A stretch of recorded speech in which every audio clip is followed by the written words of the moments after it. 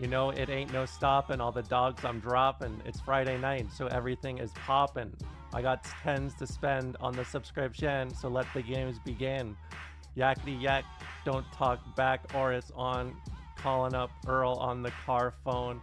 Mac 10 just got out of court. Rolling through Twitch TV in his super sport, bumping too short. 18's got the rear view mirrors vibrating in deep dish Dayton's. You know how we do it. Ain't nothing to it but the flaws, overcrowding Harrison Ross. Cause if you fuck with ours, we leave scars. Out of G-ride cars, living like stars. Might hit the highway on the Vegas run, fool, cause it's Friday. Oh yeah, throw your neighborhood in the air if you don't care. Oh yeah, throw your neighborhood in the air if you don't care. Standing outside on a Friday, living on the edge, cause we got all them hard heads. It seems like we are all waiting for a drive-by, playing tag with Satan, but we chillin'. Yeah, we ready and willin'. You hear about the latest West Side killin'? 40 slippin', set trippin', for dippin', pistol grippin', never slippin'. BG's trying to hang out, but OG's saying take your little ass in the house. My big homie just got out. Used to be down, now he's just cracked out. He's bout hard as Darth Vader in his sweatshirt, khakis, and Chuck Taylors.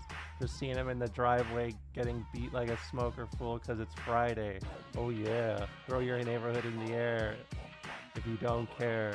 Oh yeah, throw your neighborhood in the air if you don't care, fool.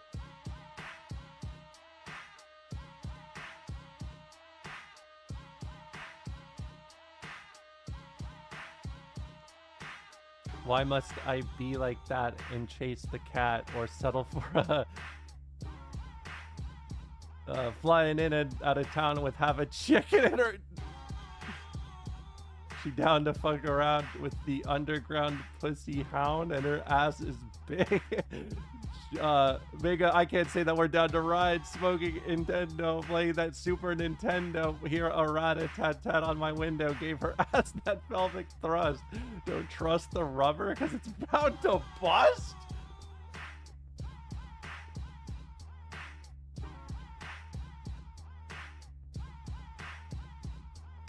Cause it's Friday, throw your neighborhood in the air if you don't care.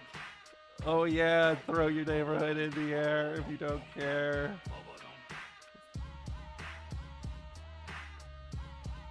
Throw the Romola side in the air. Throw the east side in the air. Throw the south side in the air. Throw the actual Romola side in the air, north side, I mean, oh yeah.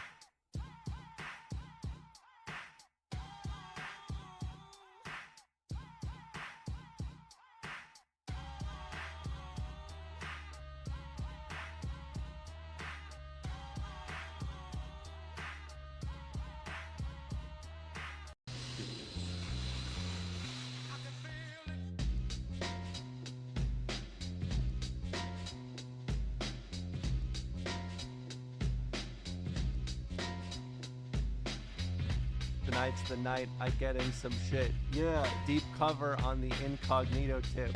Killing motherfuckers if I have to. Peeling caps too, cause I can't say that word, no, I'm coming at you. I guess that's just part of the game, but I feel for the I can't say that word who think that he's just gonna come and change things with the swiftness, so get it right with the quickness and let me handle my business. I'm on a mission and my mission won't stop until I get the I can't say that word maxing at the top. I hope you get his ass before he drops. Kingpin kicking back while his workers slang his rocks. Coming up like a fat rat. Big money, big cars, big bodyguards on his back, so it's difficult. But I got the hookup with somebody who doesn't get any contact on him. Hit him like this and like that. Let him know that I'm looking for a big fat dope sack with ends to spend, so let's rush it. If you want to handle it tonight, we'll discuss it. On I can't say that word time and at I can't say that word place. Take my strap just in case one of his boys recognize my face. Cause he's a shiesty motherfucker, but I give a fuck cause I'm going deep cover. Cause it's 187 on the undercover. Yeah! Cause it's 187 on the undercover. Yeah! Creep with me as I crawl through the hood. Maniac lunatic, call him Snoop Eastwood. Kicking dust as I bust. Fuck peace and the motherfucking punk police. You already know I gives a fuck about a cop, so why in the fuck would you think that it would stop? Plot, yeah, that's what we're about to do. Take your ass on a mission with the boys in blue. Trey, what up, Snoop? Yo, I got the feeling. Tonight's the night, like Betty Wright, and I'm chillin', killing, feeling no remorse. Yeah, so let's go straight to the motherfucking source and see what we can find. Crooked ass cops that be getting, can't say that word, a gang of time, and now they want to make a deal with me, scoop me up and put me on their team and chill with me and make my pockets bigger. They want to meet with me tonight at 7 o'clock. So what's up? Can't say that word. What you want to do? I got the gauge and Uzi and my motherfucking 22. So if you want to blast, can't say that word, we can buck him. If we stick him, then we stuck him. Yeah, and you don't stop. Cause it's 187 on the undercover. Yeah! Cop. Yeah, and you don't stop. Cause it's Yeah! 187 on the undercover cop. 6:05 was the time on the clock when me and my homie fell in the parking lot. The scene looked strange and it felt like a setup. Oh, here they come from the back and they axe. I'm checking from the gats they strap. So what's up, Black? Chill, let's hear the deal. If it ain't up to what you feel, then grab your steel. Right, so what you motherfuckers gonna come at me with? Hope you ain't wanting none of my grip, cause you can save that shit. Guess what they told me? We give you 20 G's if you snitch on your homie. We'll put you in a home and make your life plush. Oh yeah, but you gotta sell dope for us. Let me think about it. Turned my back and grabbed my gat, and guess what I told him before I shot him? If you don't quit, yeah.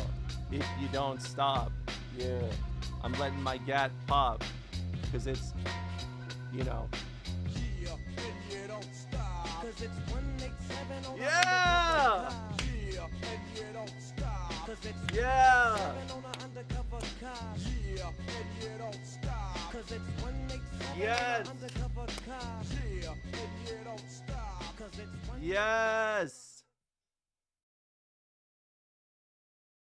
Hello, hello, hello. Hope everyone's having a nice Friday, doing well the usual. Hello, Chad. I'm back. Hope you had a nice Thursday night. I'm alive. Bog dog. You know, the usual. Streamer, it's time. It's Ramola. Hey, what up, Seven Chakras? Hope you guys are having a nice morning. You know, last night I was thinking, what can I offer you guys for today? Like, what's a good Friday? What's Friday content for the Ramola stream? Like, what is Friday? Starmer is so embarrassing, bro.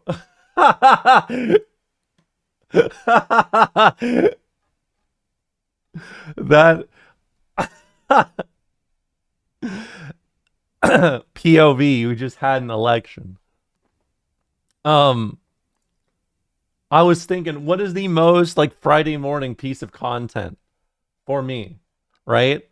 And I think I have the answer. It's wrestling promos, right?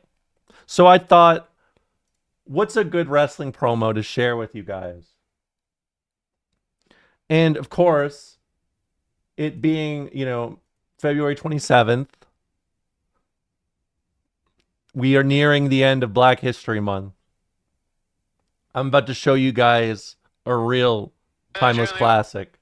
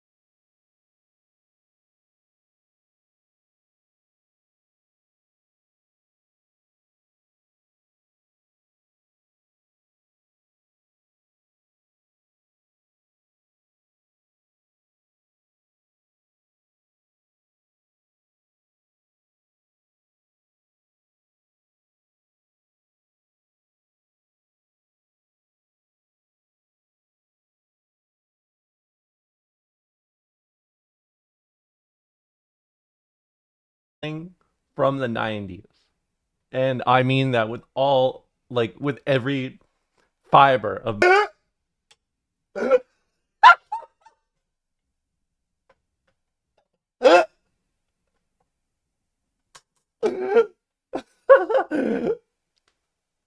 Oh, God.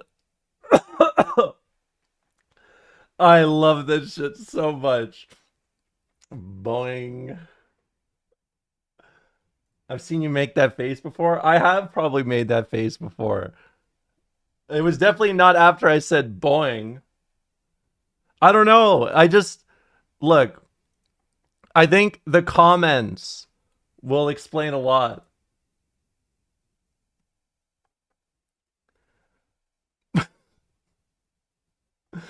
Mustafa out there high on pencil shavings and shit. You could have your Dusty Rhodes and Ric Flair's for me. The Gangsters were the king of promos. New Jack the Mouth. Mustafa, the intimidating physique with the crazy facials. Picture perfect promo. I love ECW Gangsters promos. They're timeless. What is this one? Oh, I mean, if we're watching like New Jack's bumps, dude, I miss the like the G Funk. What's the word? I mean, I'm pretty sure you guys already know what I mean just by me pausing here and being like the G Funk.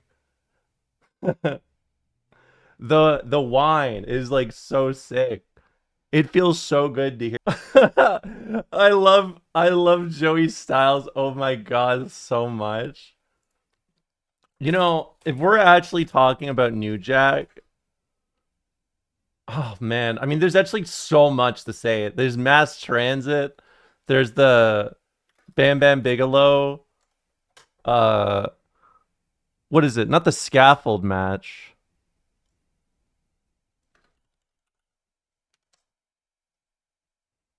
Oh my god.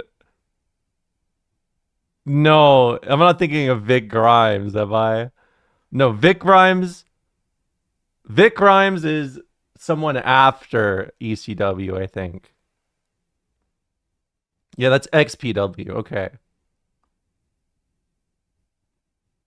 Oh my god. Jesus, I forget so much about how fucked up wrestling was in the early 2000s. I'm just going to summarize. So New Jack uh fantastic performer. Unfortunately many issues with doing too much cocaine before wrestling.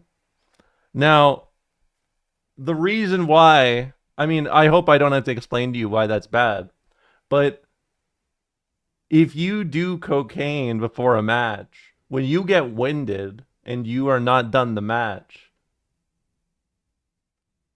I mean, you're in trouble. You're in big trouble. When I think of New Jack, I think of uh the one pay-per-view where he is on three tables and he's on top of a scaffold. Oh, ECW Living Dangerously 2000. That was it. Oh, it was Vic Grimes. I don't even know if I want to show you this because it's bad. It's basically like they're like 20 feet in the air and New Jack, like the guy that he's wrestling, it becomes too like nervous to commit to the bump, right? And New Jack is like already up there and he's fucking mad and he's gassed from I mean being on cocaine and wrestling for like 10 minutes. Uh and he drags him off the scaffolding through three tables and it gives him like he legitimately suffers brain damage Yes, I know, I know, I know. You need to understand. It was a different time. It's like it is one of the craziest falls I've ever seen. And I mean, I showed you guys the like Mick Foley like Hell in the Cell one. This one is even worse, and it's 10 times worse. How do you know this about cocaine? I have never done cocaine. However, I know many stories of wrestlers who have done cocaine before they wrestle, and they are always, without a shadow of a doubt, the most psychotic motherfuckers when they're wrestling. And it always means when it hits to 10 to 15 minutes, right? 10 to 15 minutes, you're done. You are gassed out. You cannot do shit. And it's not even something you need to like talk about to understand. You can just see it. Like when you hear this person took cocaine before this match and you watch them wrestle, it is not hard to tell. It's like the Jeff Hardy what is it? Jeff Hardy Sting match from that's TNA. What is it? Victory Road 2011. You can't run from Destiny, so we're gonna take the quizzes. What quizzes? The Canadian Encyclopedia English quiz, Black History in Canada. I'll watch that, or I'll take that quiz. There's so many like fucked up like just completely ignored dudes doing hard drugs and like had drug issues at the time that like I cannot overstate enough how visible it is, okay? I'm going to give you a small example with Jeff Hardy's like thing with Sting. That kind of rhymed, huh? Thing with Sting.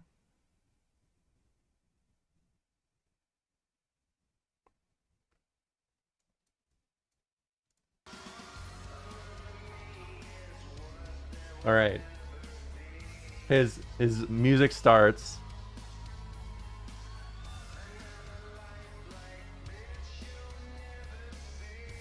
I'm going to skip 5 seconds. He's still not out. I skip 5 seconds. He's still not out. I skipped another 5 seconds. He's still not out. I have skipped another 5 seconds. He's finally out.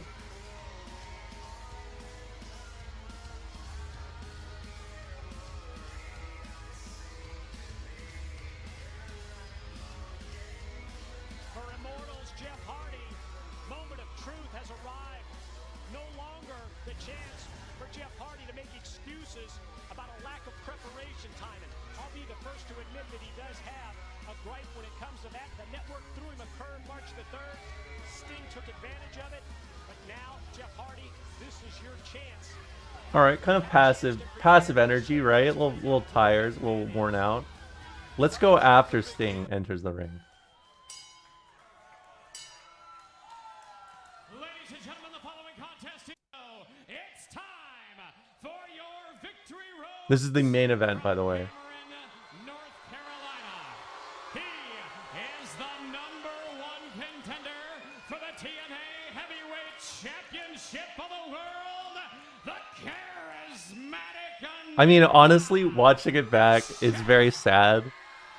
But it just shows you like how little of a fuck these corporations gave about the well-being of these dudes. Jeff Hardy got kicked out of WWE in like 2004 for not wanting to go to rehab, just for context. And comes to us from Venice Beach, California. He is the current reigning and defending TNA. So when they start the match, they notice Jeff is a little off, right? Eric Bischoff comes out and this is completely unplanned. He is telling them, he is basically gonna say like, okay, well, we know Jeff's fucked up. We're gonna change the finish.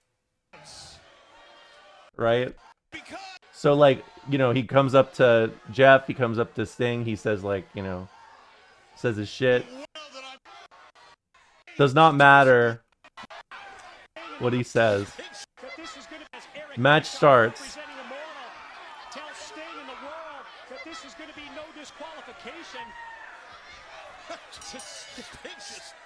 think takes care of the messenger, doesn't he?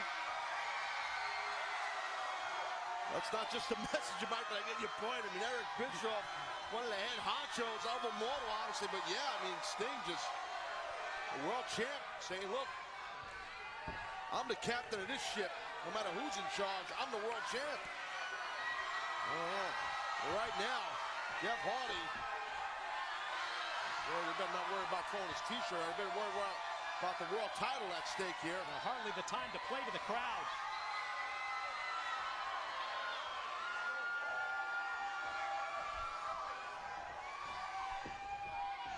He is like, lock up with me, do something with me. Sting decides that he's had enough with whatever Jeff Hardy is trying to accomplish and gets right in his chest. What the hell is Jeff Hardy doing here? He's messing with the crowd at Victory Road, declines to throw the shirt, and now decides he better focus on the task at hand, and that's trying to win back the TNA World Heavyweight Championship, not just for himself, but also for Eric Bischoff, Hulk Hogan, and everyone aligned with Immortal. Yo, right now, Wow, right off the bat, Scorpion Death Drop. He's not playing games. Got him. He holds Jeff down while he's still trying to kick out because he knows he's too fucked up to actually do a wrestling match. You can literally see him kicking out at 2. See, do you see like the push? That was his cue to you know, get out of that.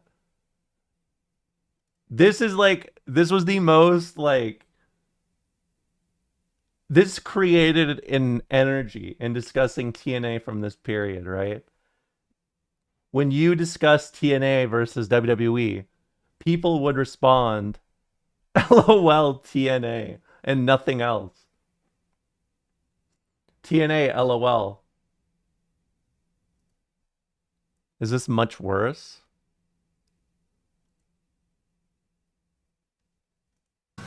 Oh, this is 2009. I don't even think I know this one.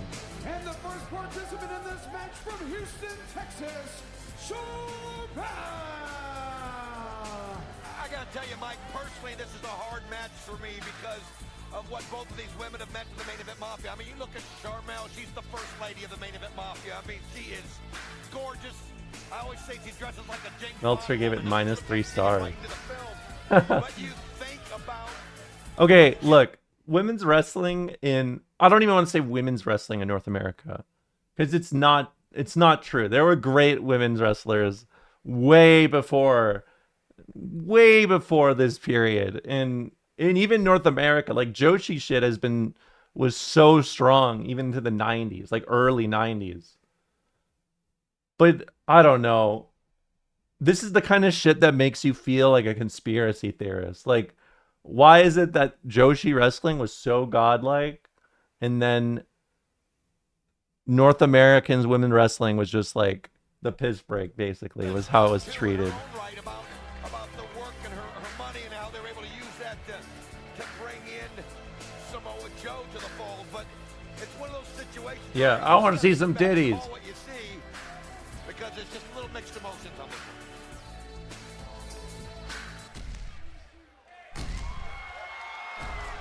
Thanks, Duke. Hope you're doing well too. Representing the corner of Jenna this match, she is Awesome Kong. Shout out to Awesome Kong. The former TNA Knockout Champion. Yeah, she is. I mean, she's awesome. Making her way down to ringside. Jenna Maraska's got all those millions from both her investments as well as the Survivor Amazon TV show. And she got the dominant force when it comes to the knockouts to work with her, to train her, and to be in her corner in anticipation of this Main Event Mafia versus Main Event Mafia match. Well, I need to see.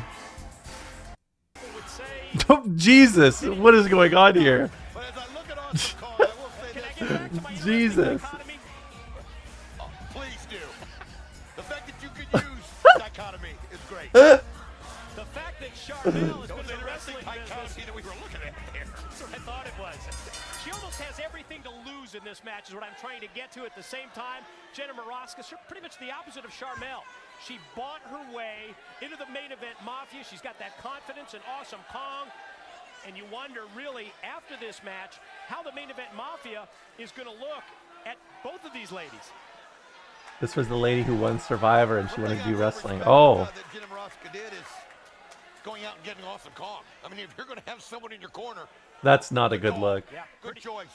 Pretty tough to do better than Awesome Kong. And Oh God. Oh no, she can't lock up. Oh no. right in the midsection. You know, on a serious note here, Mike, and I mean this, one thing that's missing out here when you look at Charmel, one person that you know wants to be out here more than anybody in the world, and that's Booker T. And that shows you how important those tag team titles are to Booker T and Scott Steiner, because he has no choice but to be back in the back, concentrating on what's coming. Oh, I'm sure they gave her training. Okay, look, they would give you like they would do women's like training like for wrestling. And for a long time, in fact, it was like women's wrestling there were like dedicated women's like wrestling trainers, right? Like in the 80s in North America, most North American wrestler women wrestlers would be trained by the amazing Moolah, who apparently, I don't know how true this is. I don't know the legitimacy of this, but apparently it was a it was a sex operation, basically, like it was very exploitative. Into the 90s and the 2000s, they begin to get a lot more like general wrestling trainers. And yes, Majestic's correct, actually. Finley, he's a Belfast Bruiser, like old school hardcore wrestler dude. Very famous in Europe. Very loved for just like his fundamentals, basically. Even though he could be quite stiff sometimes. He trained like a lot of the divas from the mid 2000s. Early 2000s, and that's when like it kind of shifts in North America. But I mean, like there had been great Joshi wrestlers, like I said, way before this. This could be their last night in TNA. Think about that. That shows you how important it is because of the law that was laid down by Kurt Angle earlier. Well, speaking of Booker T, Charmel obviously showing what she's learned from being married to a man who's held so many championships. And she's taking control of this match here from the start. I like how she comes out here in the dress, too. I mean, that's class. That's exotic. That's Charmel. I'm not That's rooting for exotic. anybody here. I'm just saying. Pretty cool.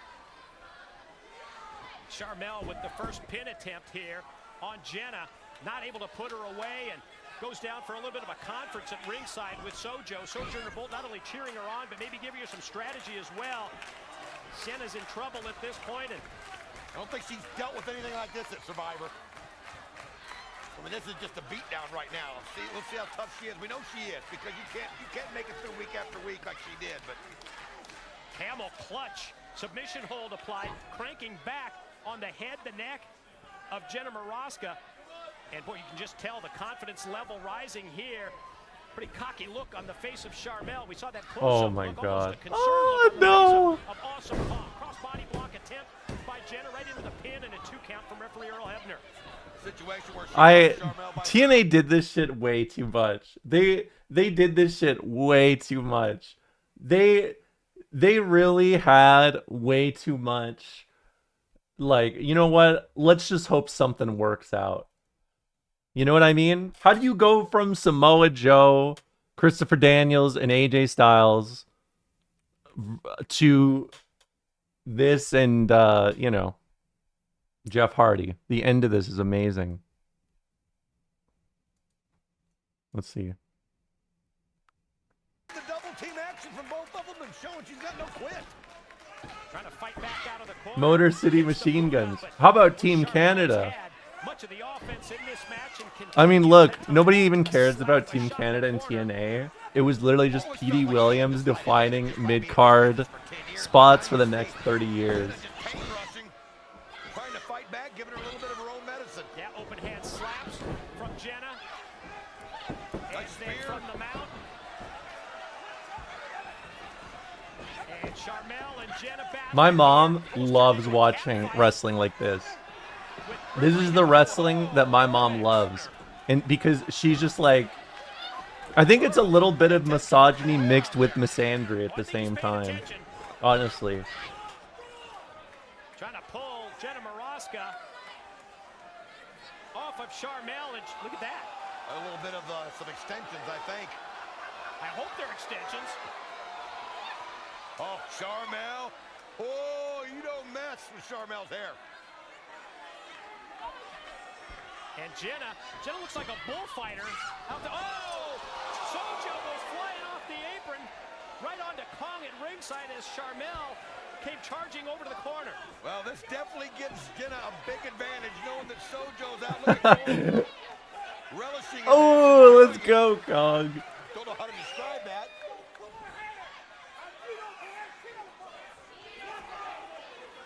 Charmel wants it back. Oh! Wow! Kong from outside with the knockout blow potentially here. And is Jenna going to go for the cover and the pin? Well, I think she better take advantage of it while she's got it. Here it is. About the pin. Someone get the video camera.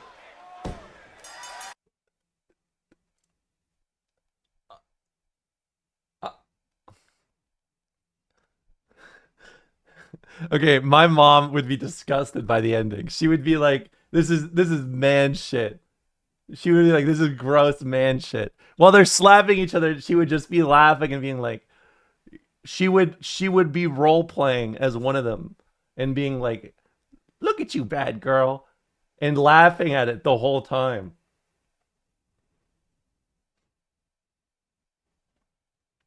Once again, you can understand why I am the way I am.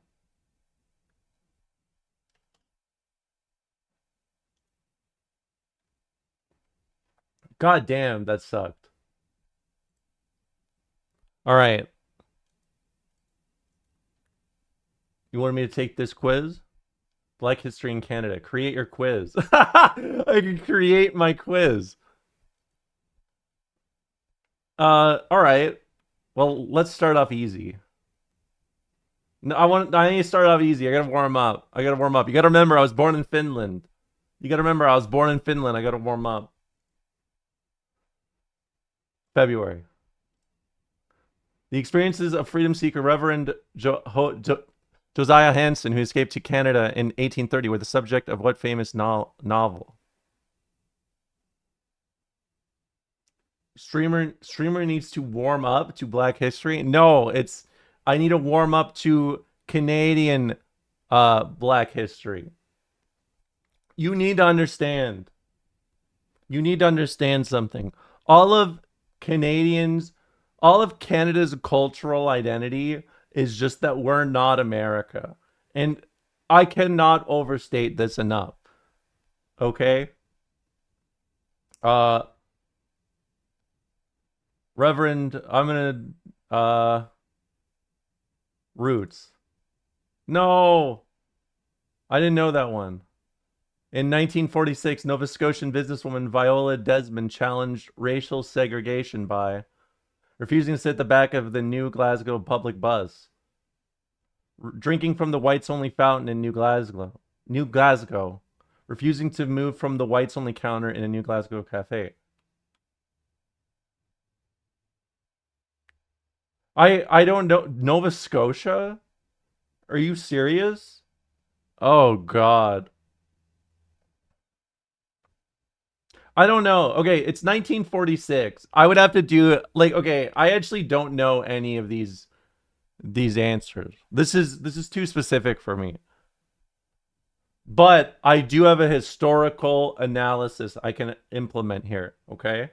Here's what I think. Because in the 1940s, the UK, I mean, look, Canada was still the Dominion of Canada, right? They did not whatsoever. And I mean, look, back then, they still thought, at least we're not America. Period. I think a lot of the more. I do not think that. I don't know. It's Nova Scotia. I don't. Isn't Nova Scotia kind of hog? It's kind of hoggy. I would assume.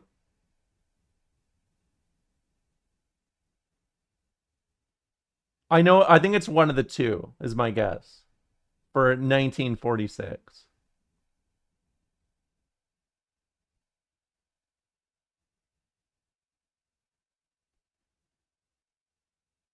I knew someone from Nova Scotia who was a hog.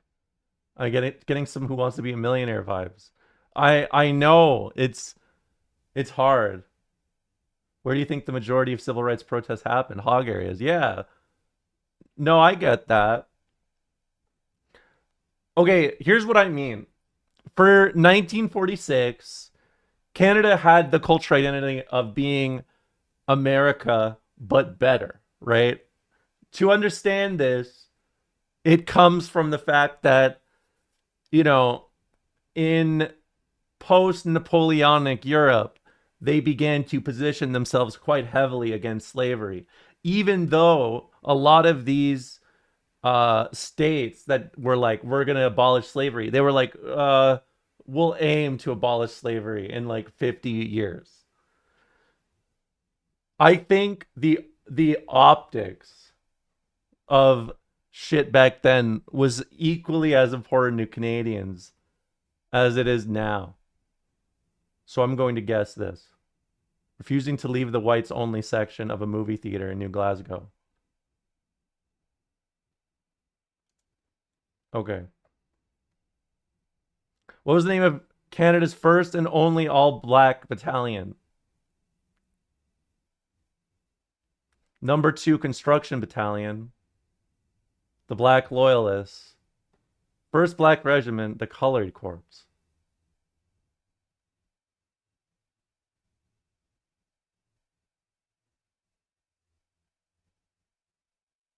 I have heard Black Loyalists before, but I don't know where I've heard that.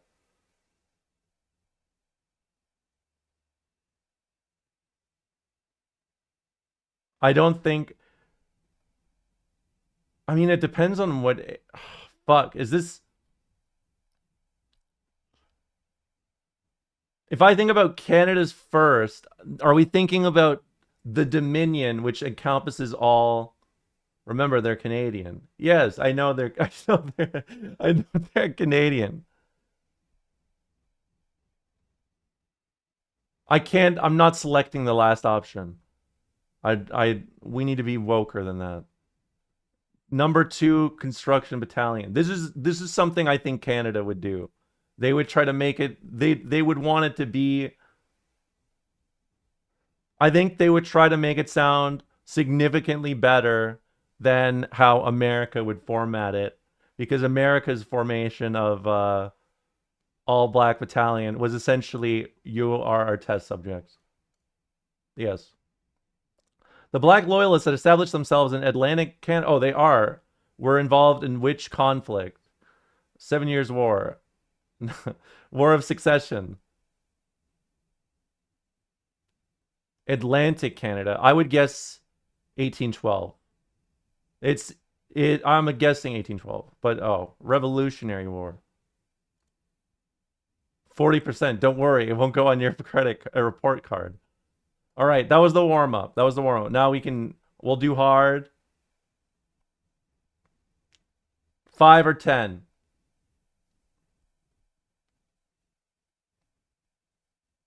10. All right, let's go. William Hall, the first black Canadian recipient of the Victoria Cross, received the honor for his bravery in which conflict? The Victoria Cross. I don't think it would be before the 19th century, before 1900. So it's either the first or second war. I lean towards the first, but I do not know. I don't know enough about the Dominion of Canada under while it was a part of the Commonwealth, officially integrated, because I don't know how much. I don't understand the political system as well, so I'm going to guess First World War. Oh, it was the Indian Rebellion, 1857, 1858. I guess for the Victoria Cross, that does imply it would be the 18th century.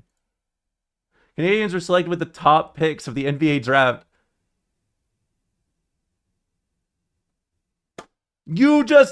This is sports. This isn't history. This is sports. Canadians were selected with the top picks of the NBA draft in both 2013 and 2014. Both Anthony Bennett and Andrew Wiggins were originally selected by the Cleveland Cavaliers, but suited up for what team?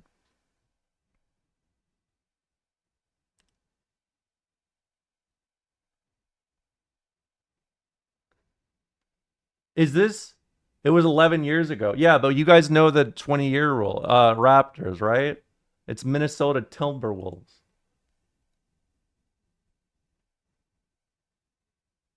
The Nazri African mythologist.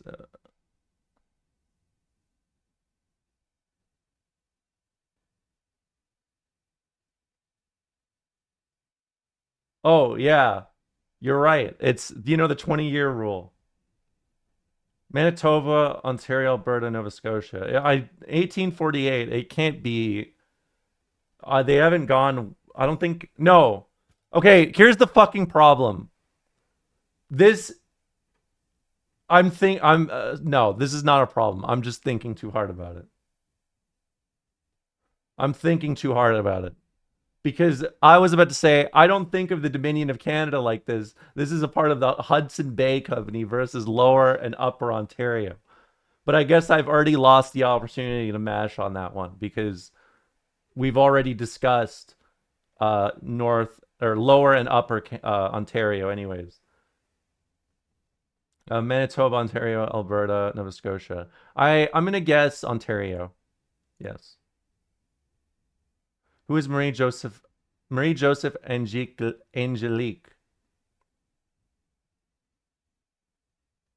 I have heard this name before.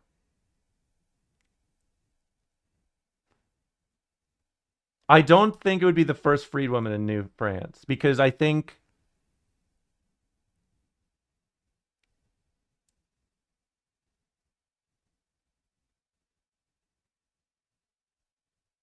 first freed woman. Again, I don't know the post. I don't know that much about the. I don't know much about Canada from it being the Dominion. But I do know that England supposedly outlawed slavery in 1815. Supposedly. Or committed to it. That was it. They committed to it. That was when they committed to it. And then it took them, what, 40 to 50 years. So I think I'm guessing one of the last two here.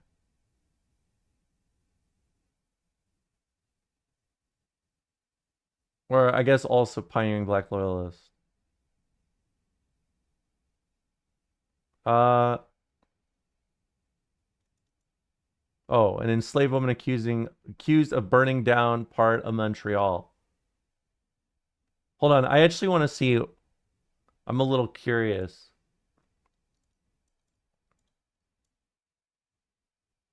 I want to learn a little more about her. Oh, this is 1700.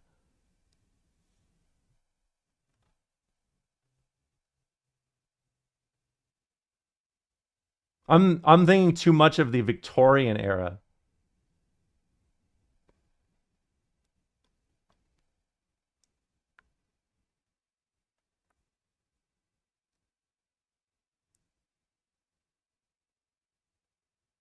All right, I'm ready.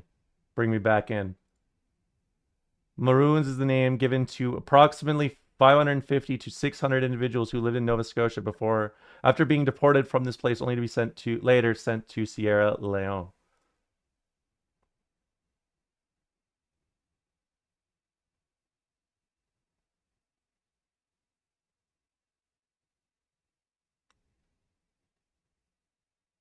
And they said American education doesn't teach us about POC history.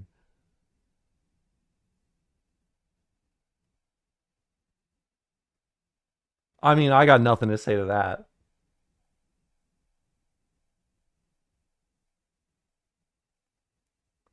Uh,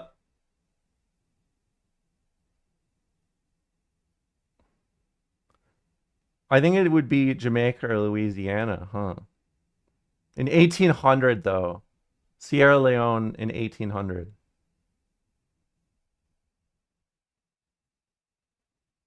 I do not know enough about pre I don't know enough about pre 1800 Cuba. I'm going to guess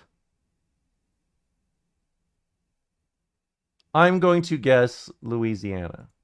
Oh, it's Jamaica. I do know Jamaica and Canada, or yes, Jamaica and Canada have a very close relationship, but a lot of it is essentially micromanaging colonialism. Sir James Douglas, a Hudson Bay's Company officer and governor, referred to as Scotch West Indian, as his mother was Creole and he was born in Demerara, now part of Guyana, was also known as.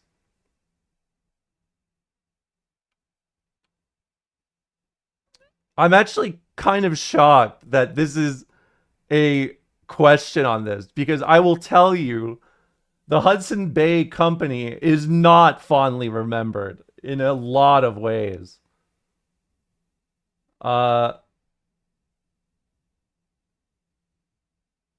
But I don't know. This is too far back for me.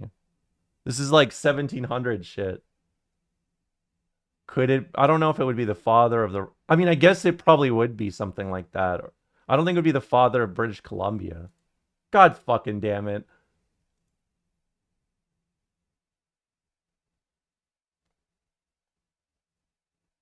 Marianne Shadd was the first black woman to publish a newspaper in Canada, to be a teacher, to run for office. All of these options. I bet it was all of them. To publish a newspaper. Which black Canadian politician became the first black federal member of parliament for 1968? Lincoln Alexander. The only name I recognize is Rosemary Brown here. Which black Canadian was the first black parliamentarian in Canada, serving as a member of the Ontario legislature from 1963 to 1975?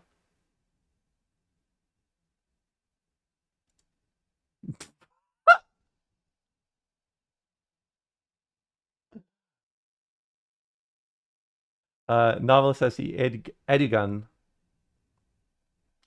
explores themes of race and belonging in her book. Sisters, Brothers, A Complicated Kindness, We All Long For, Half-Blood Blues.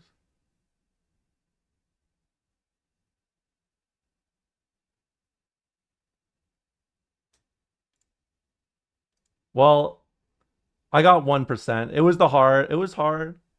It was hard. I don't know most of this either. They do not teach you this in school. But also, let's be honest, it does not even matter, because at the end of the day, I know that the system is already fucked up. I don't need to hear or correct perspectives from other white people about why this system is fucked up for minorities. I'm just saying.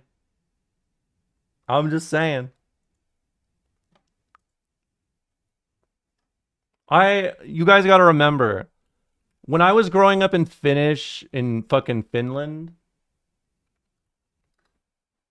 do you know what I was learning about?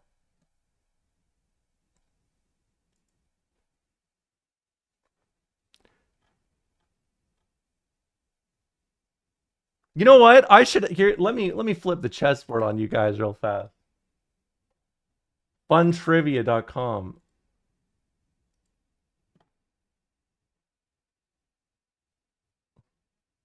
This is about Rob Ford. I was alive.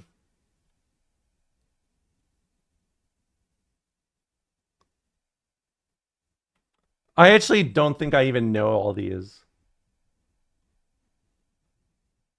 Toronto. Completed his political science degree at Carleton University. I don't believe that. During Rob Ford's election campaign, he stopped the gravy train platform as bid to get elected. Gravy train. I would assume this is about excessive government spending. High school football coach for his beloved Don Bosco Eagles. He became embroiled in a lawsuit after accepting donations. I don't even know this. He, fuck. I mean, conflict of interest probably. Ford Nation. Ford family. Video service Rob Ford smoking an illegal substance. What was he inhaling? Crack. Project Traveler / Project Brazen was a police investigation targeting illegal drugs and guns in Toronto. During subsequent arrests of gang members, it was discovered that Rob Ford may have been involved with those in the narcotics trade. Oh, yeah. Okay, I actually do know this. Or no, I don't know this. His brother would sell drugs.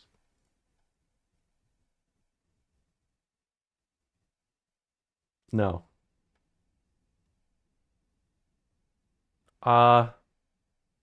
Norm Kelly, I think.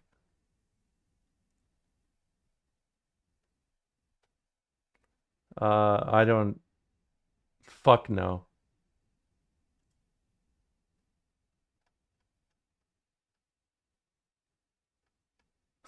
I got 8 out of 10. But look, you guys are literally asking me questions. You guys are asking me questions about my home fucking town. You're asking me questions about where I fucking live, and versus like, oh, what did the asshole white guy do in 1700? I don't know what he did. I don't know what he did in specific. I'll tell you what he was doing though: racism.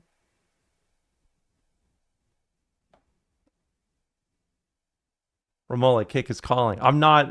No, no, no, no. When I was growing up, I was caring. You know, I was growing up in a place called Finland. Instead, well, yes, I did invoke the 20-year rule earlier. That is true. But that just means I was alive and conscious for it. Do the Finnish Black History quiz. You're not going to like it. And I'll be honest, it's probably not good.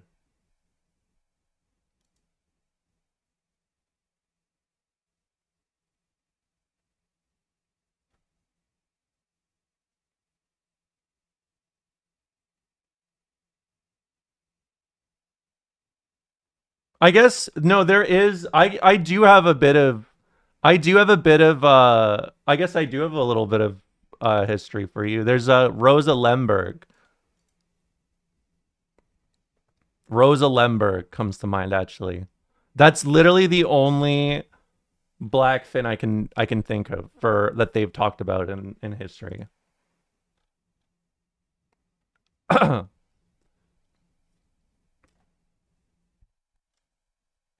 uh Look, when I was, you know what? When I was growing up, the big topic in Finland was the Same, right? Because Finland was so detached from the rest of everyone else. They didn't do colonialism like that. Instead, they were like, we got an indigenous community at home we can just shit on all the time. In fact, if you look at a map of Finland, The identifier for the region where the Sami live is a slur, basically, where it used to be a slur. That was their version of it. When I got to Canada,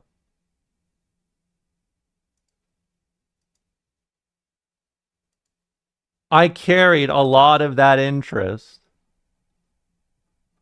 and it definitely influenced my morality around, I mean, in general, just around treating people equally. And I feel like, especially in North America, it's fascinating how history is told about monumental black figures, because in Finland they discuss a lot of these figures. There's a lot of words to say you just didn't get it. About Sami people? Are you fucking serious? Oh my god, dude, don't do this. Oh, about Black History Month. Yeah, of course, dude. I'm white and ignorant. You guys you're getting on my nerves today.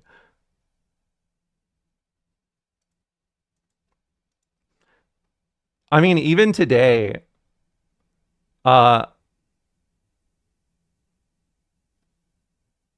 I was about to saddle up my high horse. I was about to say, you know, I was about to start bringing out the big guns. I was about to start alting or the semi alt, like the spell that has a high cooldown but is not your alt, but is very critical for the function of your character. I was about to hit that.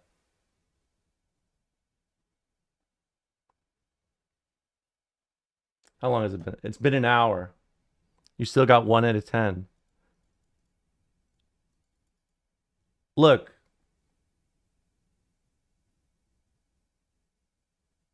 look. Uh, I mean, it's all aesthetic shit. It's all aesthetic shit. It's empty aesthetic shit. It's literally just all they've changed with their interactions with the Same community is literally they changed the name on the fucking map, and that's it. It's just that.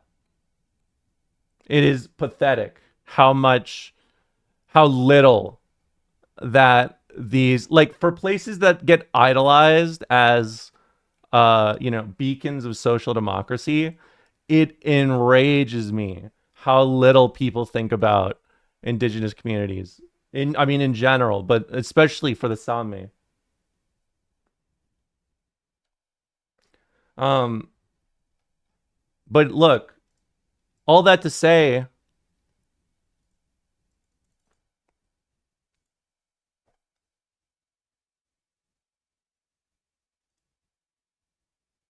when I do a test about black history, I could get 1, I could get 2, I could get 3, I could get 4, I could even get 5. But no matter what, I can always sit back in my chair and say, at least I didn't do 0. In Australia, we've been awful to the indigenous Australians. Yeah, I mean, it's everywhere. It's literally everywhere. It's literally everywhere. Like I definitely, like, I mean, just how I discuss just how I discuss uh like, even back when I was playing fighting games, how I would focus on mostly indigenous communities is because there's so few. The way that people think about indigenous communities is just so shit. Like, I've told this story before, but like, we still don't even have clean drinking water for all these indigenous communities in Canada. Like, it's why that frustration for me, like, it's like a by design result that indigenous people get left out of understanding what happens within these countries. I mean, it is.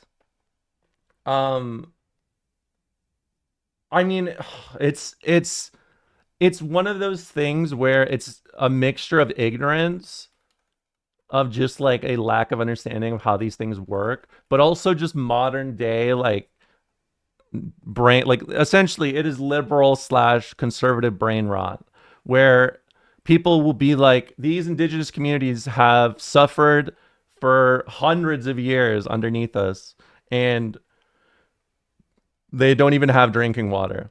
And then people will be like, well, how much does it cost? How much does it cost? I don't know. I don't really want to pay for like people to start drinking clean water. I don't know. It's kind of weird.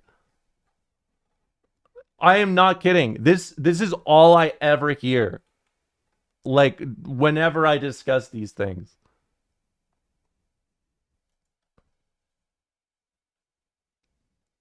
So like all of this to say,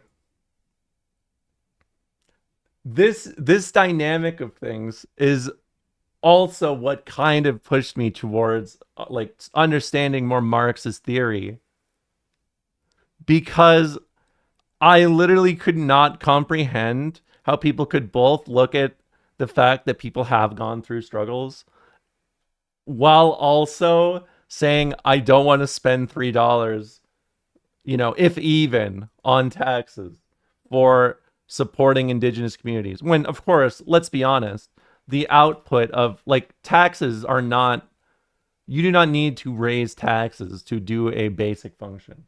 It is financial laziness and greed. But uh all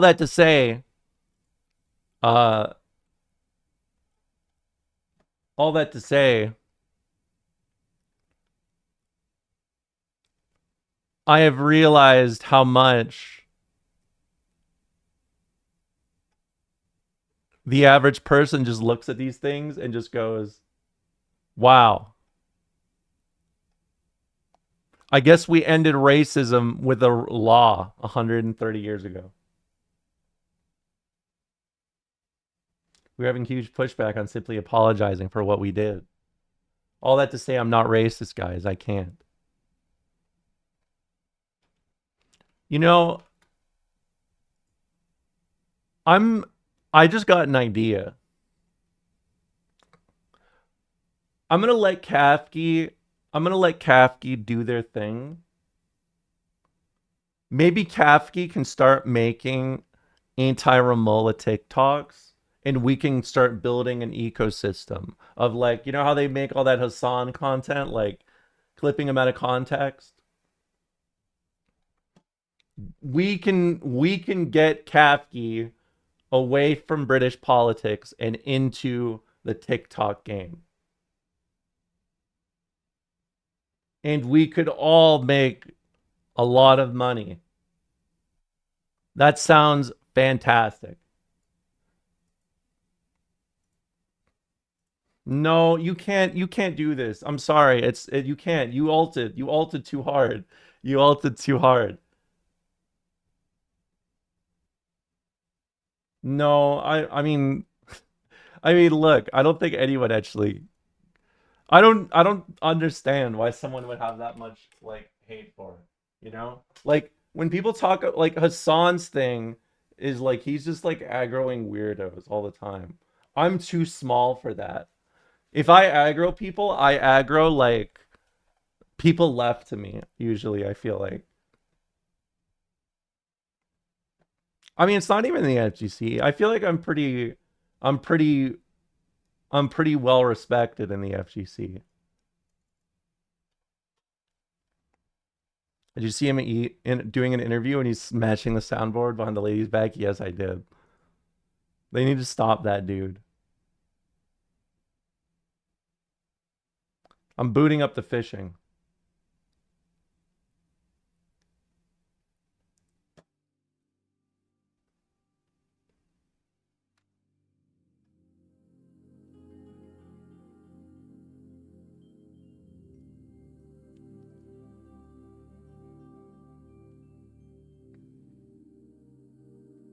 What? What is that?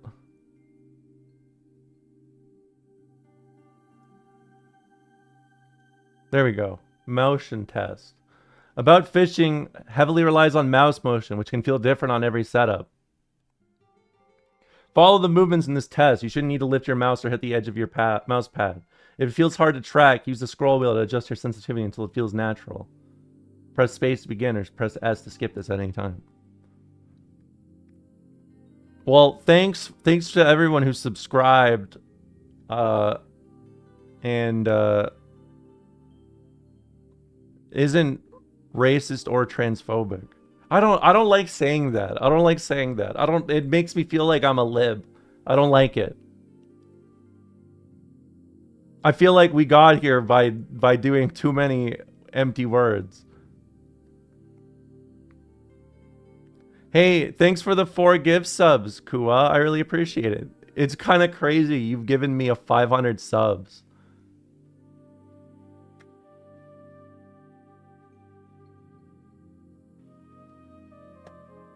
Thank you for your allyship.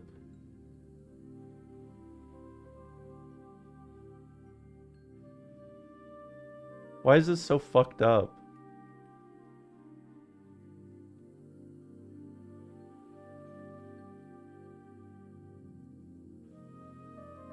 Am I supposed to play this? I'm not supposed to play this on mouse, am I?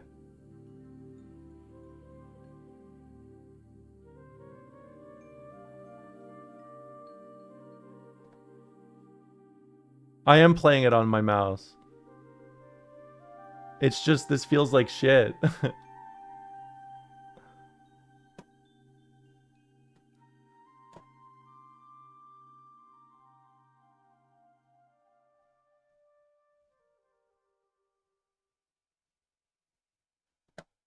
It's a calibration test that's going too fast. Adjust the sensitivity. I don't think I can, is the problem. Like, that thing over there, I don't know how I reach for it. I just dangles. Oh, it's the scroll wheel. Thank you.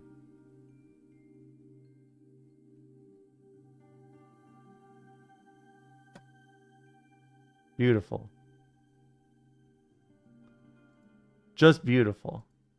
If fish still feel too hard to rotate, you can change your sensitivity at any time in the settings. Again, beautiful. I've been offsetting your ignorance by dropping Black History Month classics. I'm glad. See, this is why you gotta just be an underachiever. You gotta just... people expect too much out of you when you start learning, like, I don't know, the ABCs of pyramids and shit like that. I gotta... no more history from me.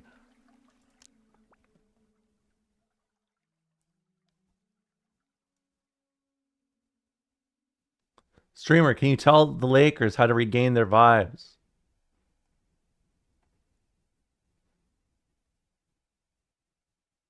Maybe go fishing.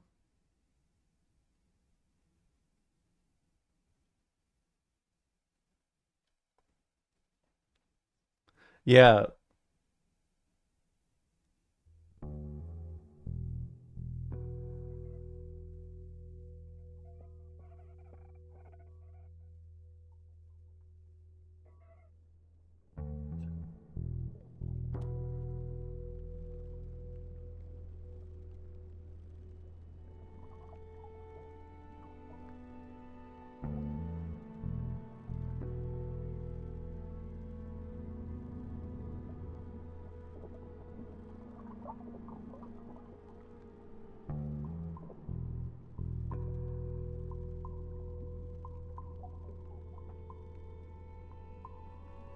Bye-bye, Scruntley. Bye-bye.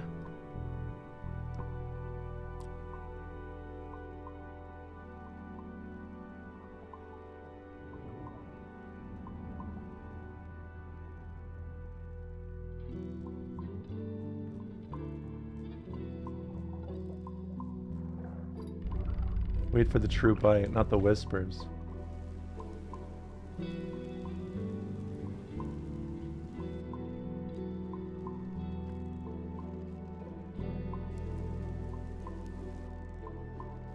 I got you. Rotate the fish forwards. Towards yourself. This is a little jarring for me.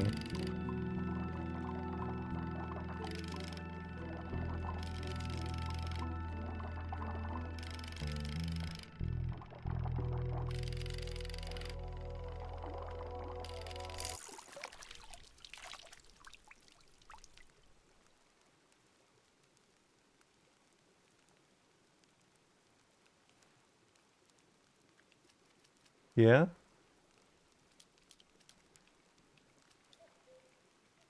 What?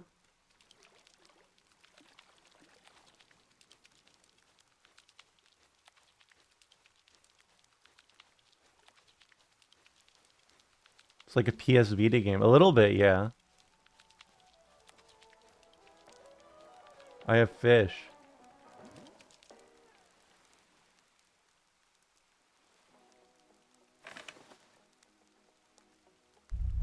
That fish in your hand.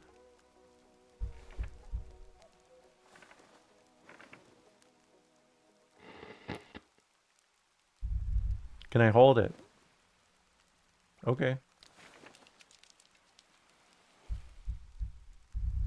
The butterfly of the sea. Amazing. These little fellas don't usually care about hooks. I've lost whole afternoons just trying to get one just to look at me. Oh, not me. My hook. Old buddy of mine, though, he couldn't catch anything else. Ever. Drove him crazy. Started just swallowing these guys whole. Said it saved him time.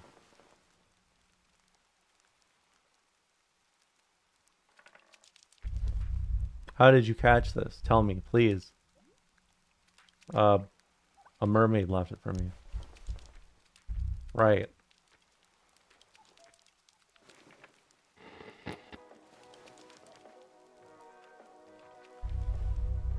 Would you like a curly fry? Ruined my appetite. These are the best kind. I love the ones that with that slight orange hue. Would you like one? No. Not right now. You do. They are the kind with the slight orange hue. Our hands are a bit ripe with fish at the moment. So why don't you put it away in my tackle box here? Then go out and catch a few more. Alright. Okay. Once it's all filled, we can wrap up on here. Maybe wash our hands. Then eat these curly fries. I love that. I could go for some... I mean, this, you know, this does make me think of a Vita game. That is such a good way to describe it.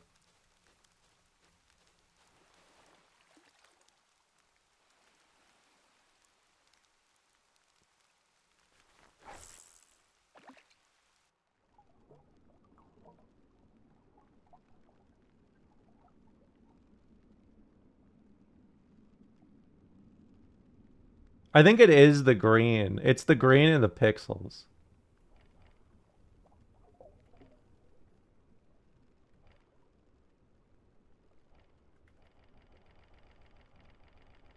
All right. Now go up. I want to look for some other fishing spots.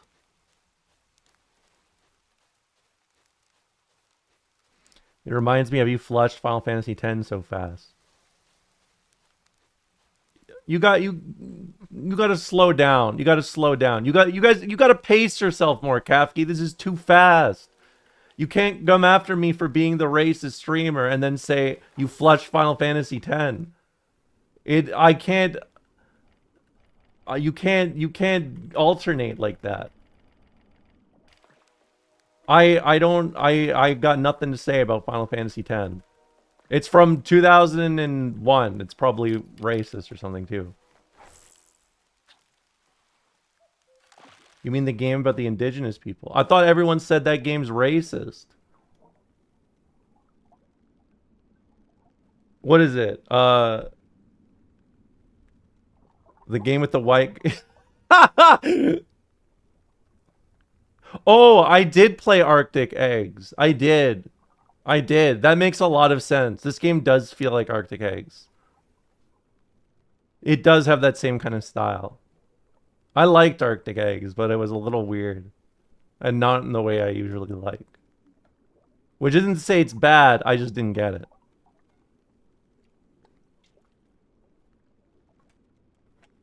Who said that? What, Final Fantasy X is racist? I don't know. I've never played it.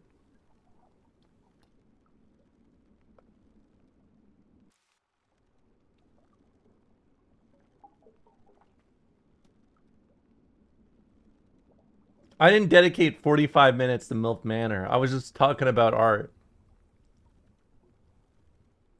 I don't know. Cooking cigarettes, it makes me think too much of the homeland. You know?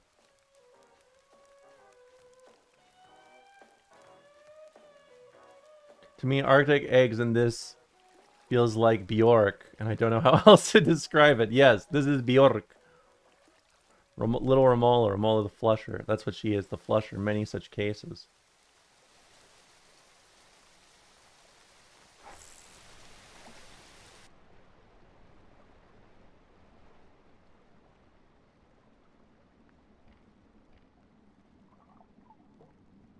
Come on.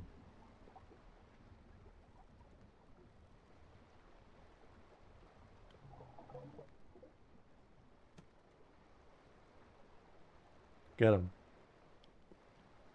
You love worms. You love worms.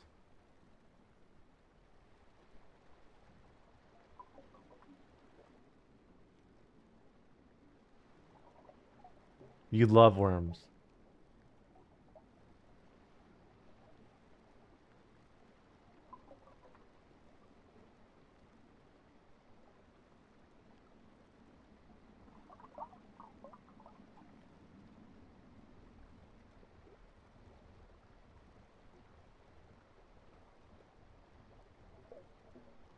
This reminds me of actually fishing.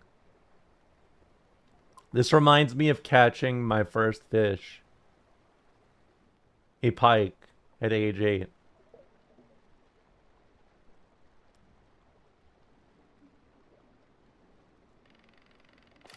Hold on, I'm going around. Are those the ones with teeth? Yes.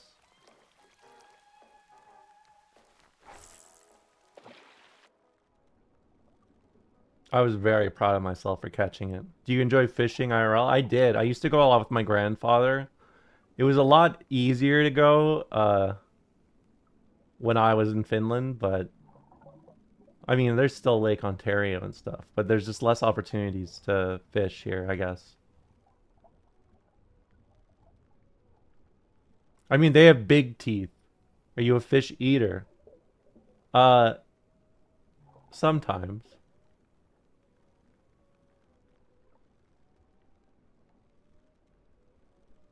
Yeah, they have like I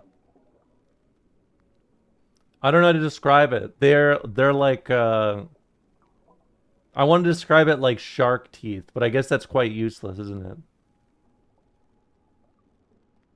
I want that big fat fish over there. Yes, they're very sharp. Exactly.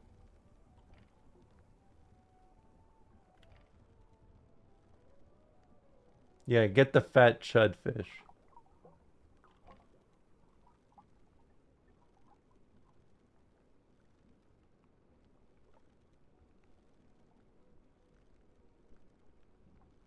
Come on.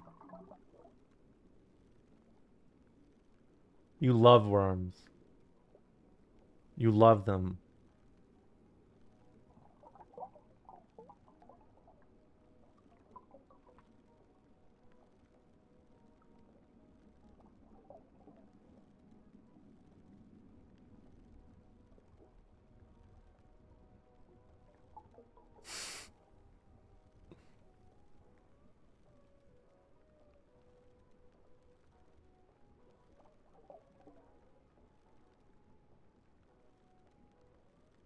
This guy's a real asshole.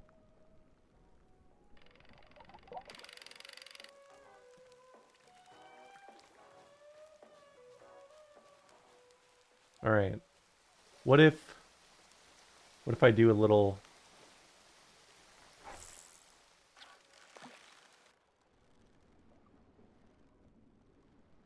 Will they get baited?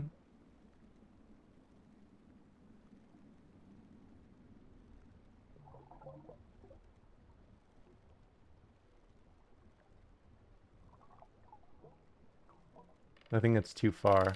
I'm getting a good estimate on how far this worm needs to be. What if RFK catches the worm? May God save our soul.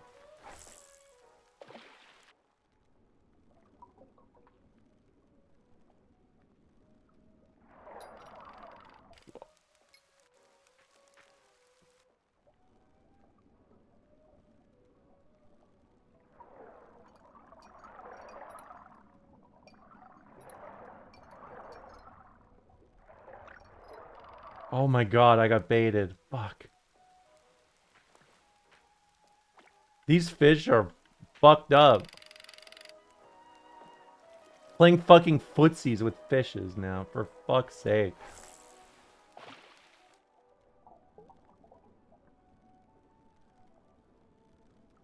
I was thinking yesterday about how earthworms are invasive in North America. Yeah, just like, I was gonna say gyms, but I don't know. I guess gym carries a new...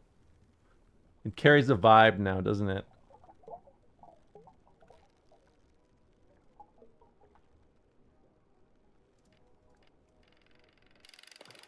Oh my God.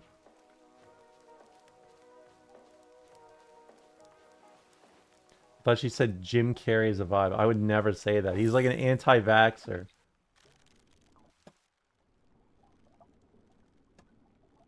I'm not talking up any anti-vaxxers when they're like threatening to do create a virus, like character creation for like new fucking diseases and shit.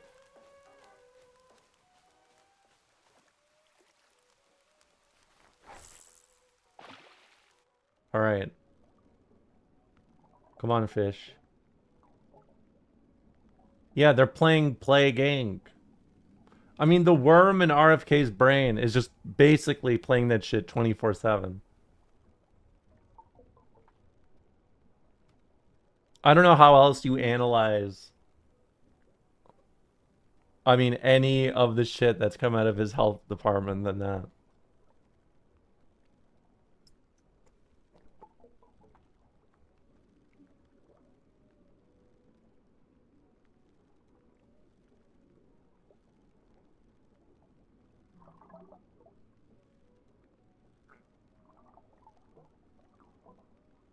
Come on, fishes.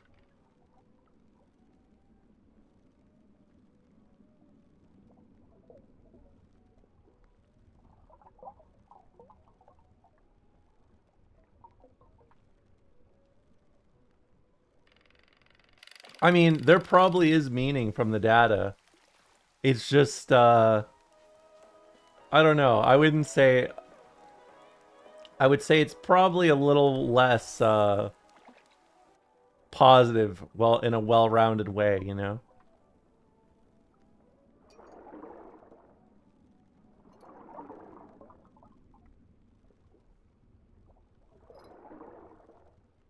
Come on.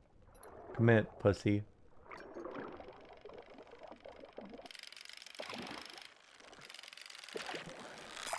Fuck! Oh, sorry about that. Forgot to tell you. When fighting these bigger fish, be mindful of your line.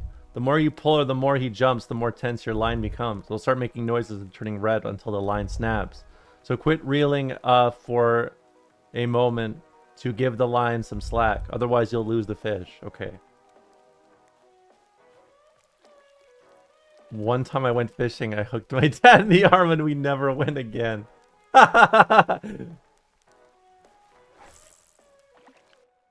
That's family life right there, isn't it? Just eat the fish, man.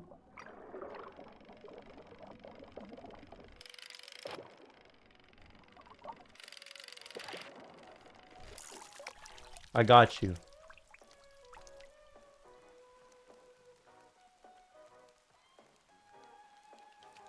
Yep, the chud fish has been gained.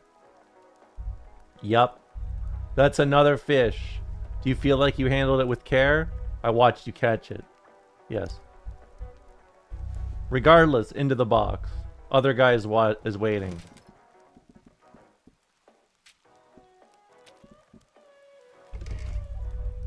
Do you believe fish feel pain? I do. Honestly, I am not sure. One fish closer.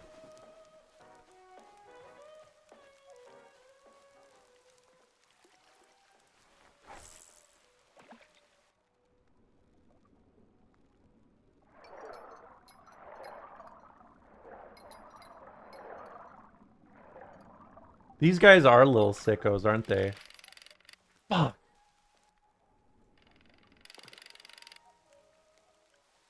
Hold on. I want to go out on that pier a little bit.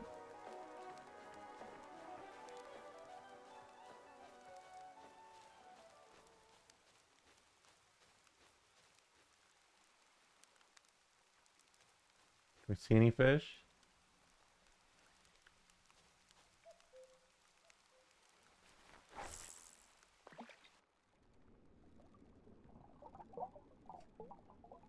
I like this guy. Can you get in the water? No, I don't think so.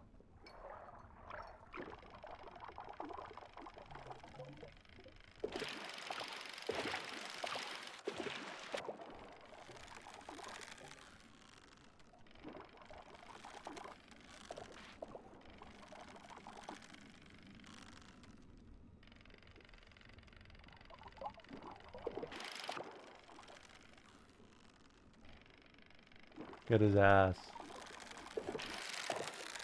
No greed. No greed. Slow, slow, slow, slow, steady.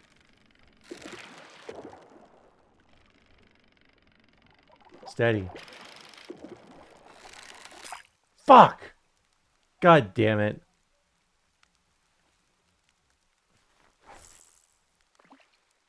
Alright. One more time. Turn around. Look at the worm. Look at the worm. Thank you.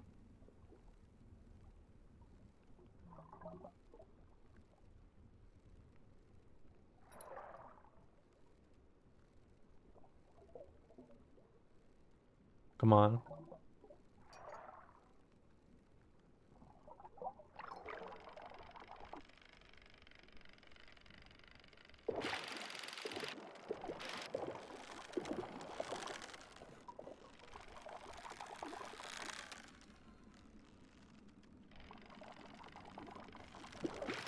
No, no, no, no. This guy's a sicko. Stop that.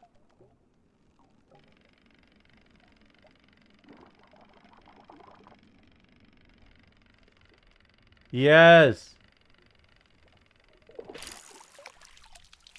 I got you.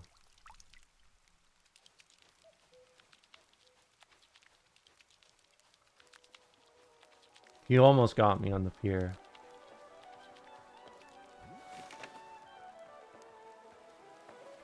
Another one. Feels like the fish are coming to you now. Ha! Like they want to tell you something. Yeah. Hold on, I gotta put the... I don't have enough space. Why must I do capitalism?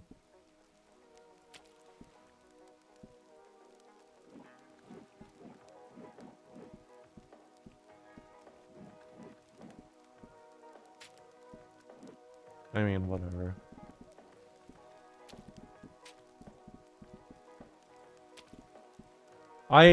Look, it's not difficult to understand the rotations. I'm just obsessive about small details. So I have to make it all line up. I can't let them get too out of the box. Not letting you eat these curly fries until the box is full. I'm under attack today. The ADHD's under attack. The OCD's under attack. I don't know what's next. Enough about me. Let's talk about you.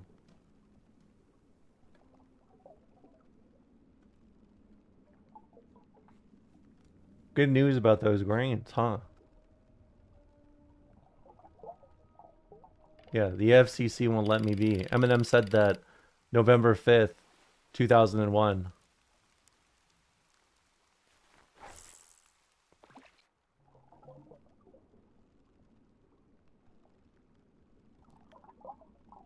What do you want to know? I don't know. I don't need to know anything more. I'm content. I'm in my tranquil mode right now. How do you know that date? I'm just guessing. I don't remember details. Okay, I need you to understand how my mind works. I don't remember details. I remember vibes.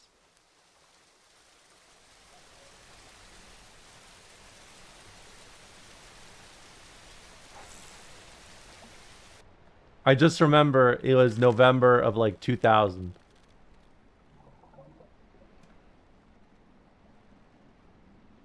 Come on, fish.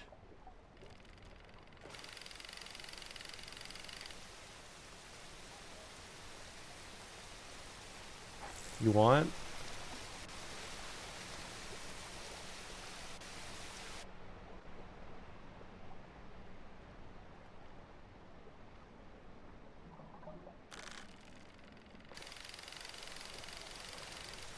You're a real sicko.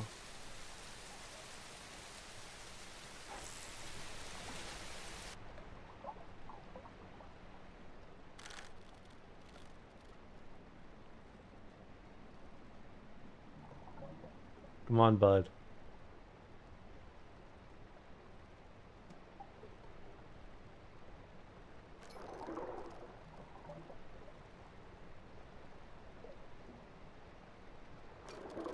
Why are the fish blinking at me?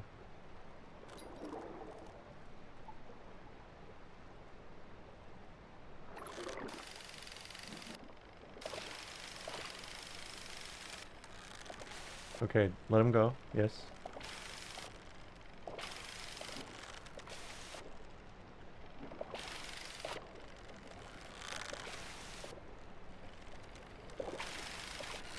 Fuck! Oh my god.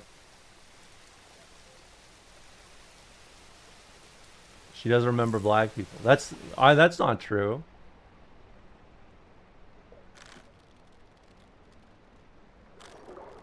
I mean, let's be honest. For someone that is a white leftist, I have to absolutely be in the top 10 for people who have mentioned Kwame Ture, like by quantity, for white leftists. That's gotta be top 10. Come on. You know these motherfuckers don't read a book if it's not a white guy with a gigantic mustache on it.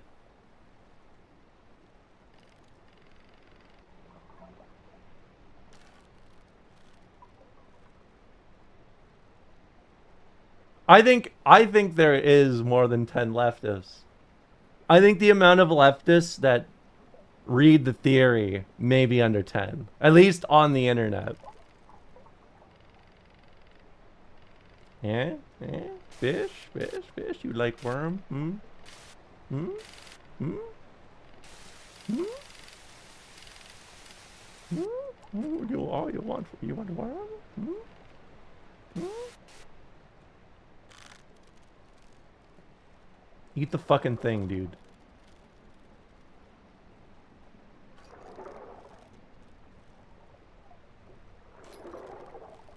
Leftist read.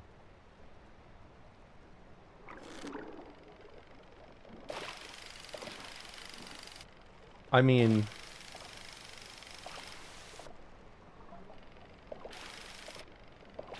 look, it is true that all the old, like, Marxist writers really were just posters, you know?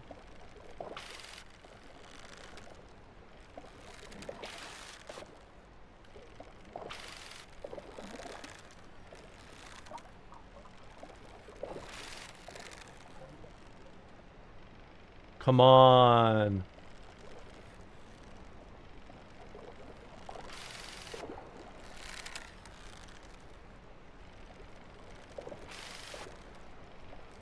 Look, I'm not like those other leftists, okay? I'm not like those other leftists. You can say you're not interested in reading the theory.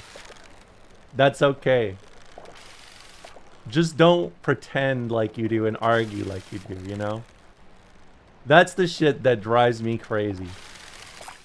Fuck. Leftist exposure to black people are mostly the communities they gentrified, so you know what, streamer, you got a point.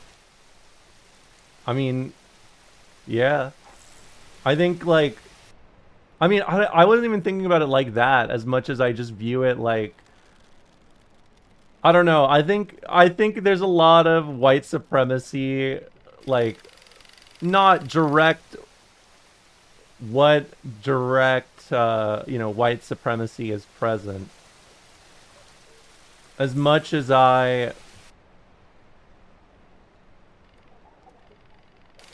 think that, I mean, this goes back to what we were talking about yesterday. This is why I'm fascinated with the cultural analysis of these things.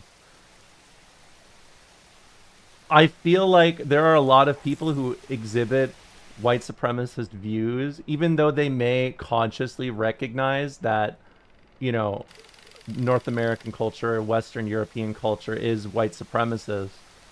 They will still exhibit those same tendencies at the same time without actually like interacting with them.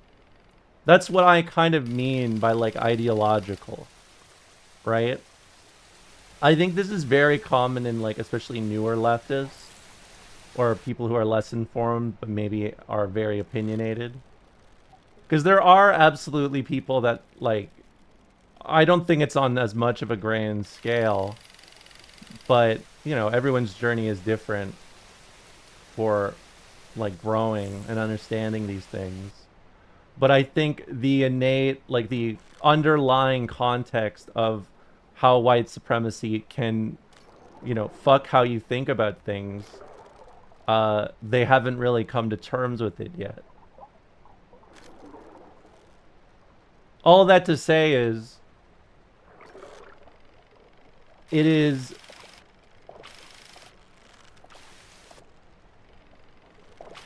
This is why I say I will sit my white ass down and listen, and I say I'm ignorant.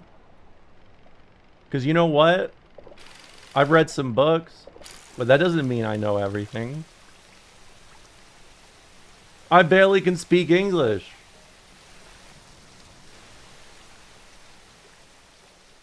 But I think there's like that innate feeling of always needing to be, you know, top dog. Ellipses. We should talk.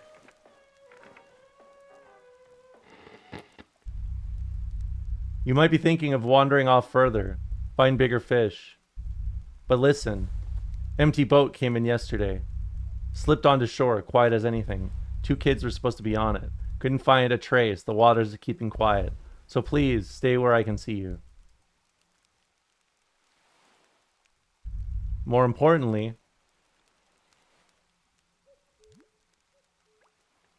can't wait.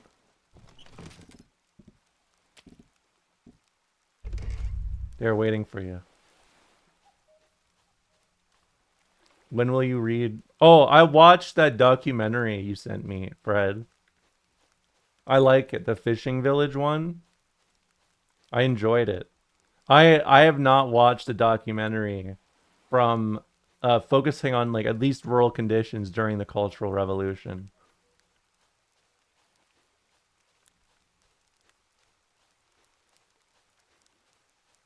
What did you rate it on Letterboxd? I don't have a Letterboxd.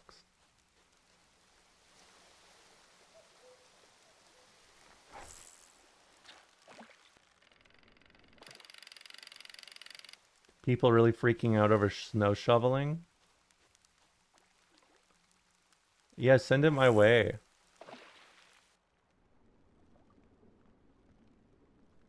I've been getting more kind of diverse in the kind of stuff I've been viewing, because I like Roman historians are very, you have a very limited window of shit you can trust from Roman historians, but all of their stuff is perfect for understanding like the vibe of the era. It's just they'll do something like, oh, economic issues are terrible, and also our emperor is gay.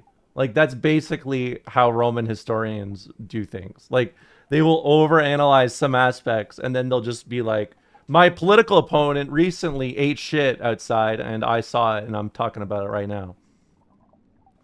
Um, I because of that, I tend to just look at the most commonly cited, or the most commonly cited works for like a lot of, oh, just random historical periods or aspects like that, and then I go from there. But I think there's a lot of value in kind of the smaller scale documentary, just reflecting the conditions in a way that is like visible to you. Do you know what I mean? That's why I like that Avi Lewis documentary about the co-op in Argentina, I think, after the NAFTA shit, because it is sometimes easy to forget the extent of these things. And I don't know. I've been thinking a lot about the cultural impact of the internet, of like, again, the like information, the accessibility of information. I mean, that is kind of the modern problem, right? For at least the elite, the governments.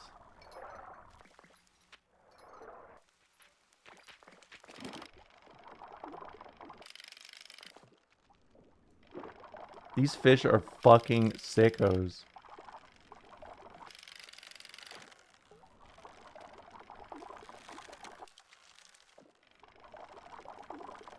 Please, would you try what I posted in stream chat? Give me a moment.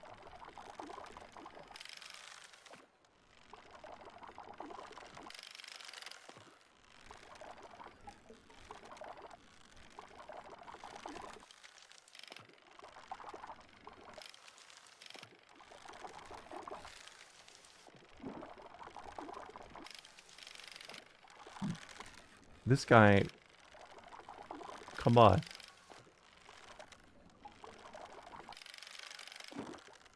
This guy is a this is a psych.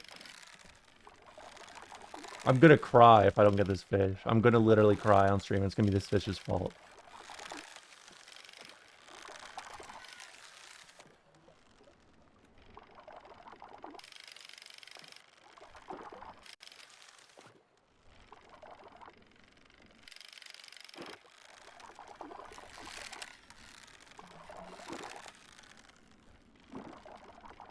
Come on.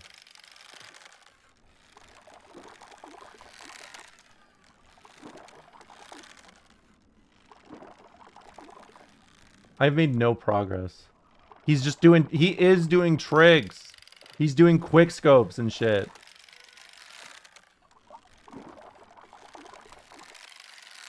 Crying over fish is really white lady of you.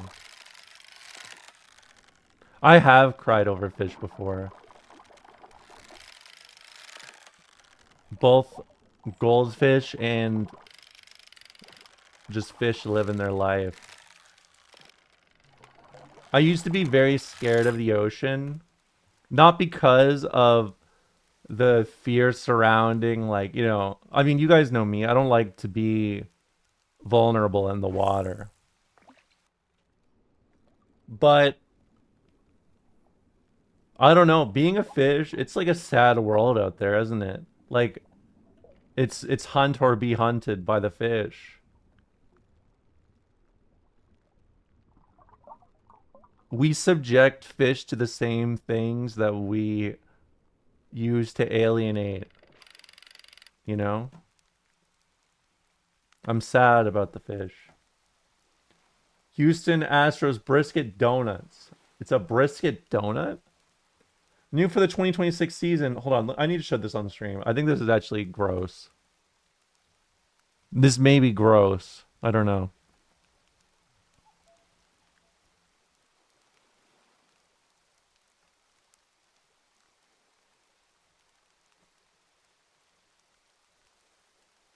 What is this? Houston Astros brisket donuts. New for the 2026 season, the Houston Astros are featuring brisket donuts at home games, which can consist of chopped brisket-shaped donut, deep fried and topped with barbecue sauce, served with mac and cheese. I don't know. I mean,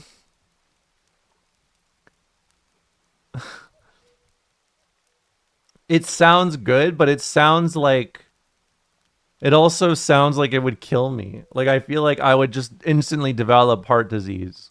Like, I would maybe spawn a new kind of heart disease from having this.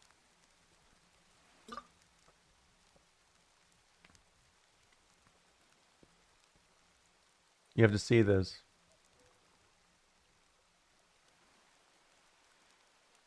These are the top 10 food items I tried at MLB ballparks in 2025. At number 10 are the peach cobbler nachos at Truist Park in Atlanta. Peach cobbler filling over cinnamon sugar tortilla chips is just as good as you think it is. At number 9 is the cinnamon bun egg roll from Citi Field in New York. The crispy egg roll somehow makes this even better than a normal cinnamon bun. This thing rocks. At number 8 is the slugger dog from Kauffman Stadium in Kansas City. This one's crazy. It's chorizo and manchego fried with tempura batter and crushed up Doritos, which sounds insane, but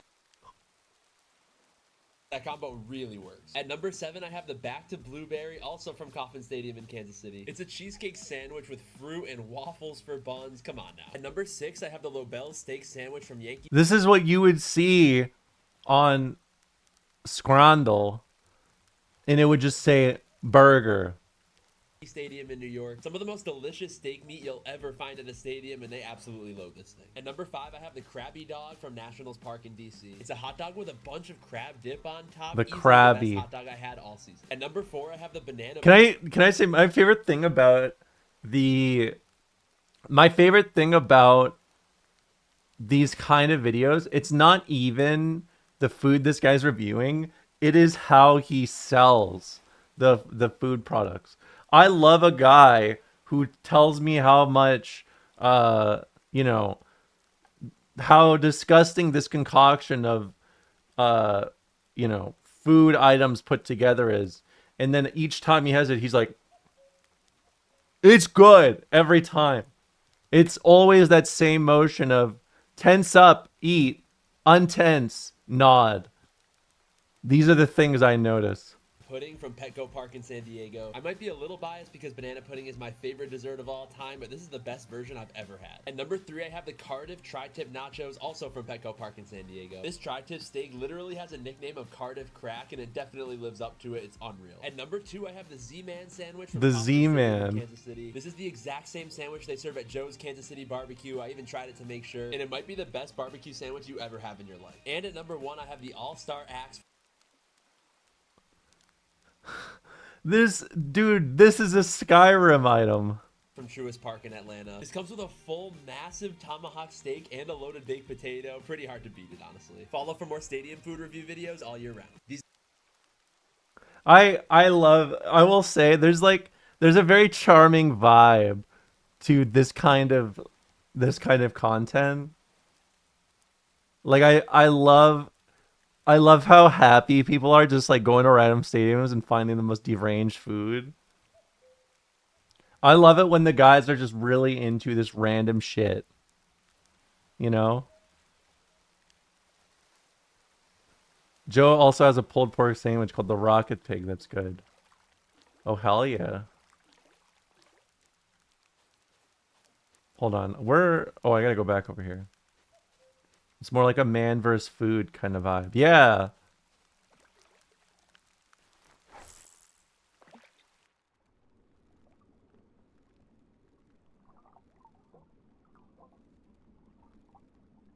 You know, I've talked about politics so much recently on stream. Perhaps... Oh, I guess I have something else to tell you before I even get to that. My manager noticed that my hours had gone up on streaming, and she was like very impressed by it. Because remember I told you guys that I my chat retention shit for streaming is like ridiculously high for Twitch stats. Like for viewers under like I don't know 1,000 concurrent viewers, the chat like the amount of chat messages in a day is like legitimately in the top 5% or in like the top 5. Um, looking at that, my I was given accusations. I won't say from where or from who, but they thought I was botting, and they thought the like immovable consistency of it was like proof that I was botting, even though the stats did not really change despite me going from like streaming for 2 hours or 6 hours, right? I know. And my manager was like, "No, it's literally the same people who show up every day," and they could not believe it.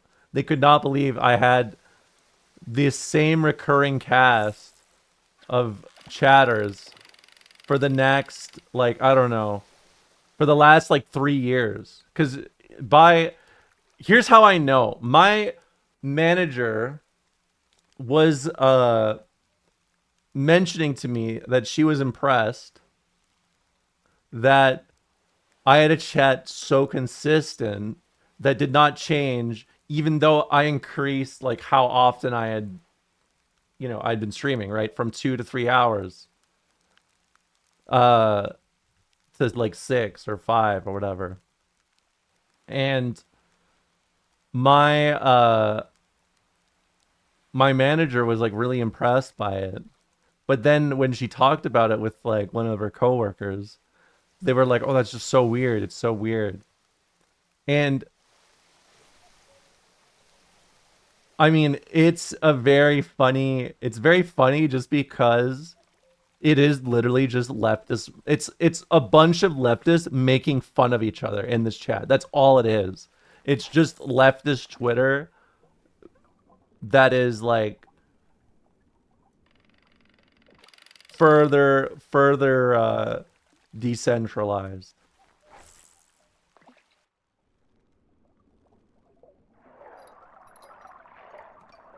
I forgot where I was going with this. Oh, it was just my manager was impressed that I went from streaming like this, or like from having such a shift in scheduling. And she said the last time I streamed at hours like this,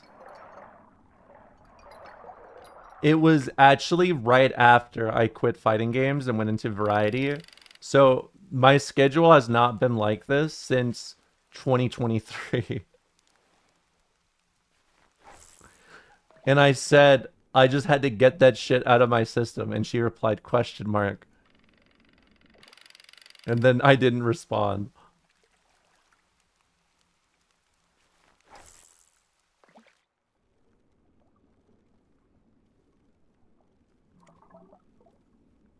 It did. It did revive me.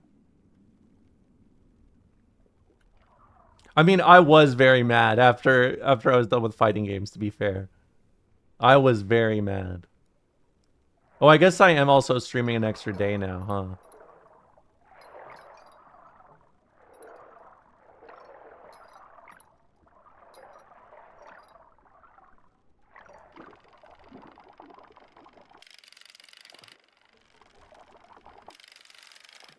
No hog archaeology today. I'm not. I just like it when streamer talks about stuff. Thank you. I love hearing stuff like that because it is easy, especially because I have like a partner manager who looks at these stats. It's easy to think about why I have recurring viewership like that, you know?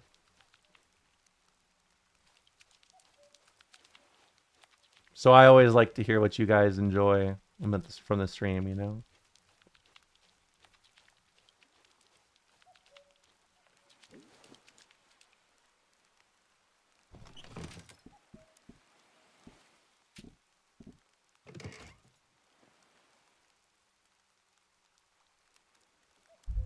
The butterflies are gathering again. Do you see them? I get the feeling that all this is not for me. You think you are ready? Maybe. Cautious, I respect that. I spend a lot of time with fish. I desperately try to get into the fish's head, feel what they feel. And I can say for certain that once caught, fish actually get pretty depressed. They seek guidance from anyone or anything. If you are earnest, they will listen. I'm giving you the tackle box. Open it with tab. I want you to look inside, but this time, look for a fish you are willing to lose. Right click to remove him from the box. Use that fish to find whatever it is these tangs want to show us, and then wrap your line around it to bring it back. What? Here, what if I use a trout?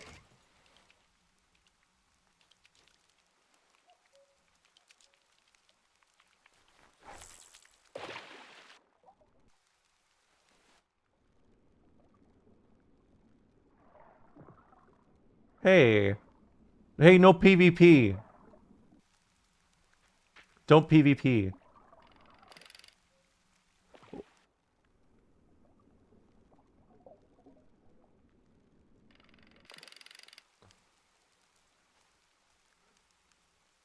I'm not I can't go in there for the I can't go into game FAQs today. I'm having a nice Friday. It's a nice Friday. It's a nice relaxing Friday. I'm fishing.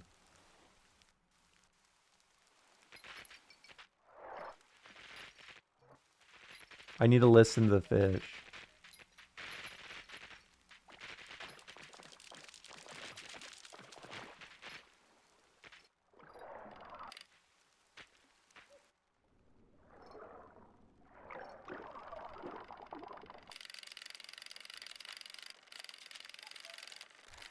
Ah!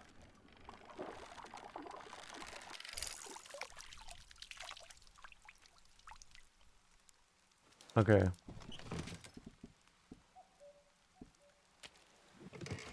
What if I'm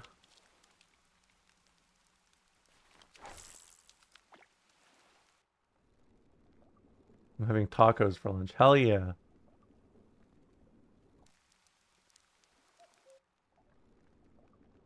This feels a little demented.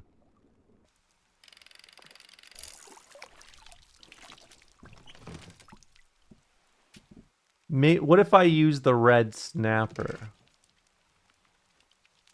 Grandpa looks like he's taking a knee for the anthem.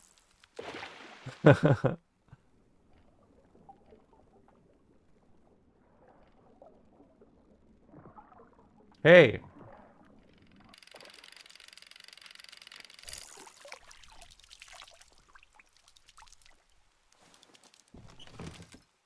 They killed him.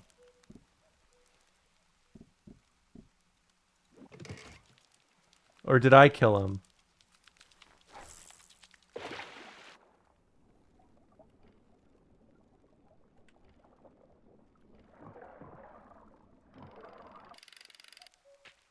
You killed the fish? They killed the fish. Look.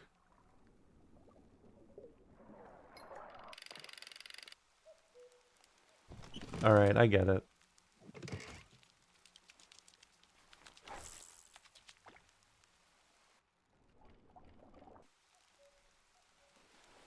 Go in there.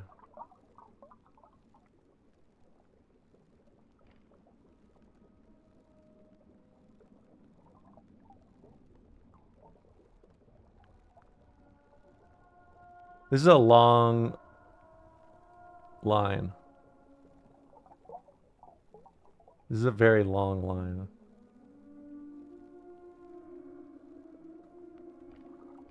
Hello.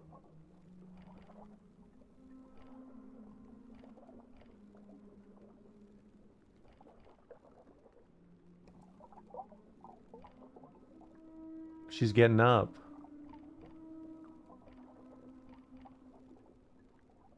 You want?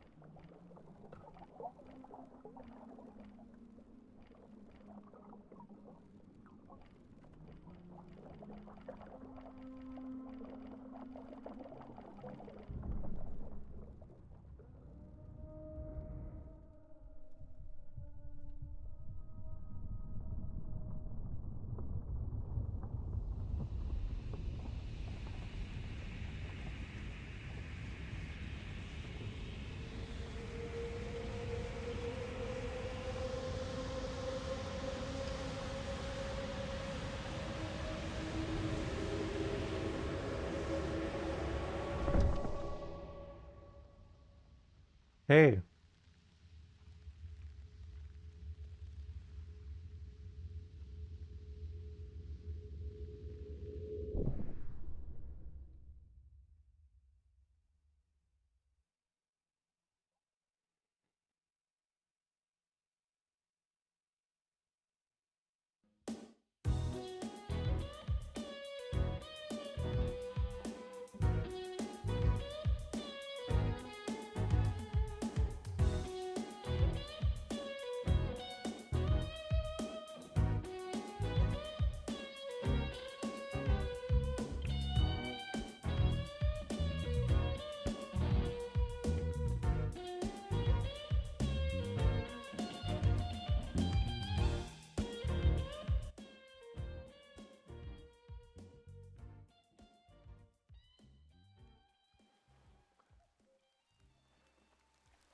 I'm a little fascinated by this.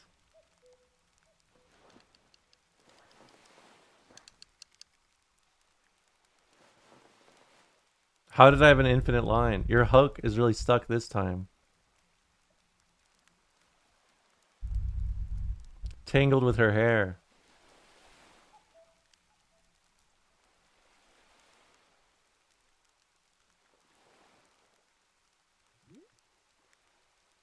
I don't know how this happened. I see. Well, I think you found one of the missing girls. How do you know? It's a safe assumption. There were two of them, siblings. Strawberry blonde. Where is the other sibling? I'm not sure. From what I understand, they were inseparable. How long have they been missing? Yes, for a while. Maybe a month. Why is she wrapped in plastic? You looking for clues? Should I go back and check for some? Are we gonna do anything?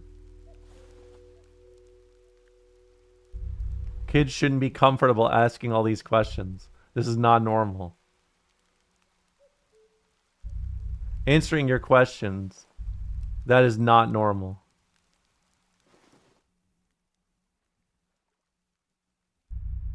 My hands are shaking. Where's Kid? Still, I'll try to cut the hook loose.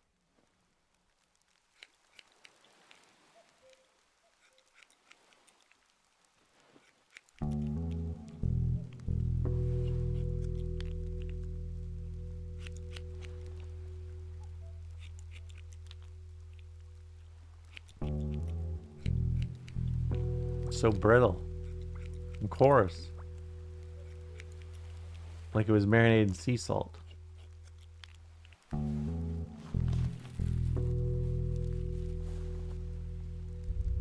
I'm gonna bring her somewhere safe. Stay here. And, well, just keep fishing. Okay. You never know. The fish around here might have been the last to witness a murder.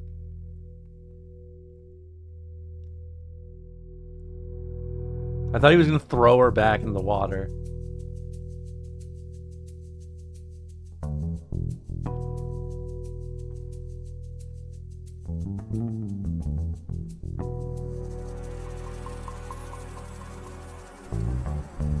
That slight orange hue.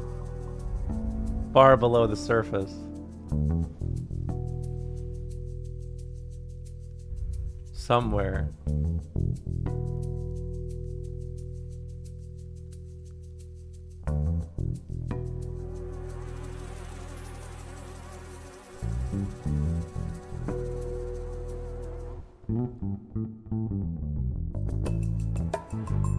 I like this game a lot. I'm intrigued.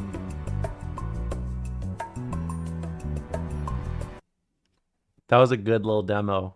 I really enjoyed that.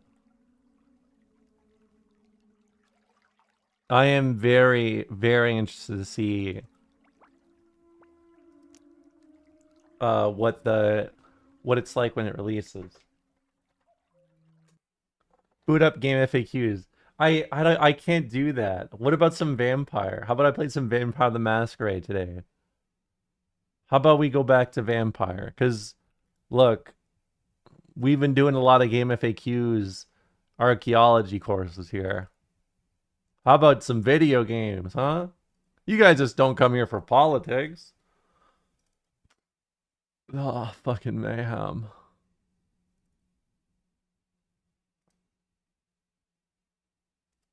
OD'd on Chud. I mean, I just think we've talked a lot about. I mean, I could play Gothos if you guys want me to play Gothos instead. That's always an option.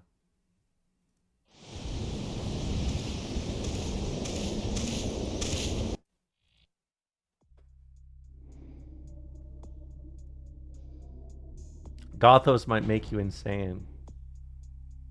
Or we could play Yakuza. One step at a time here.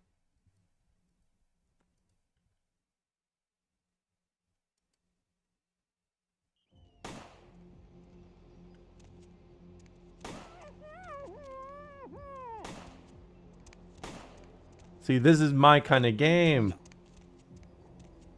This is my kind of game. I like your dress.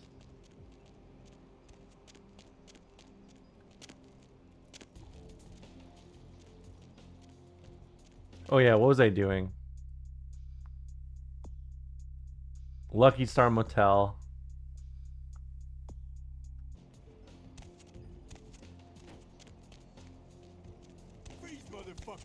What? What's going on? Oh man.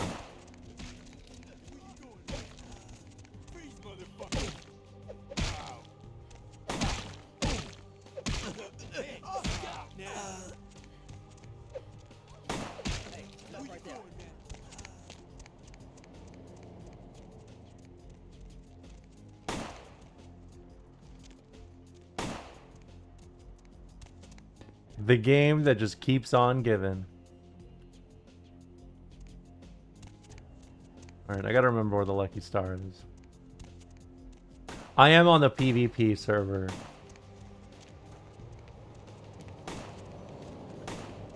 For downtown LA, there's not much traffic. I feel like even for 2003, this is not correct.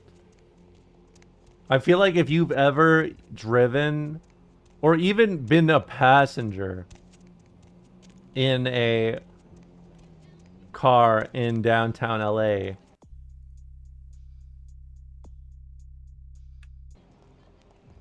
you know this is bullshit. Yes, it is an appropriate amount of street fights, for sure.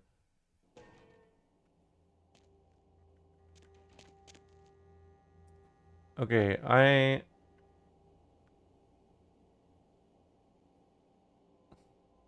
just saw Troika Games and I was like, ho ho ho.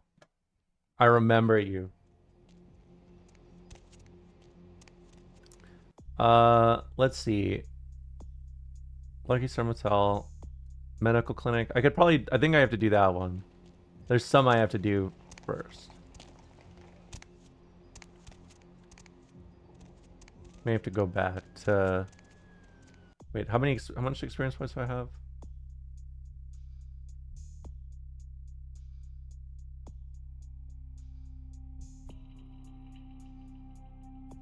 How about a little bit in stealth? LA doesn't have a New York themed hotel. That's true. But it is a big hotel.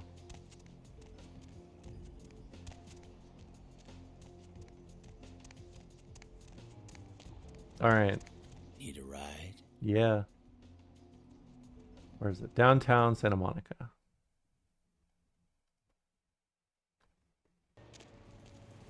What's the hops, bro? What's the hops, bro?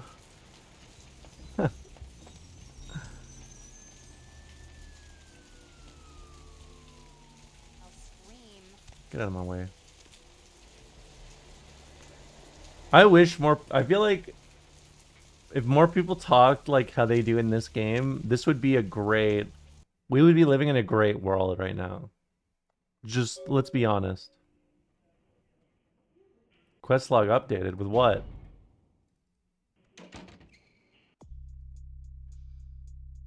The girl at the Santa Monica clinic died, and it's all your fault. I thought I gave her blood already. I thought I already did that. Why is it blaming me? Why am I being blamed? I thought I gave her blood. Oh my god. Fuck. Nurse, I told you, I will get to you. Get out of here. Okay. Are you trying to blackmail me? You don't know who my wife is. She wouldn't believe. I don't even know what this is about. Wait now. What I do don't you even want? remember this. How about give me $75? But I'm in. Nurse, I just I'll be in the I just it just blackmailed a doctor mid-surgery.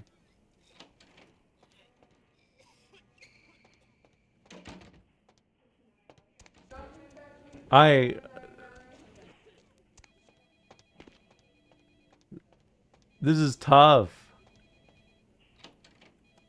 It's a tough life. Cadavers.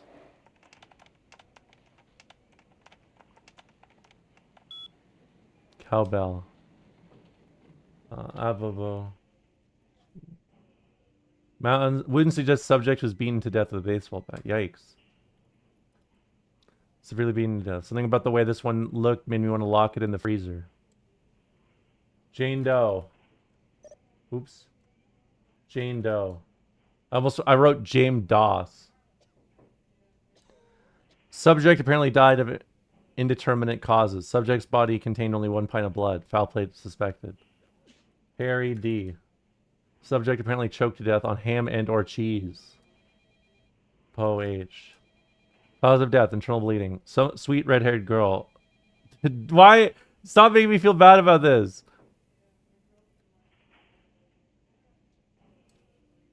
God damn it. I thought I did it already. I thought I did it. I thought I did it.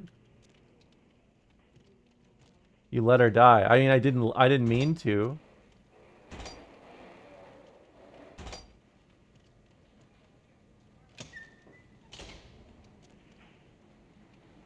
Why is this not opening?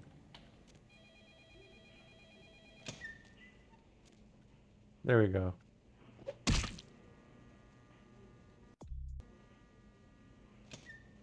Unzoom, please. Stop that.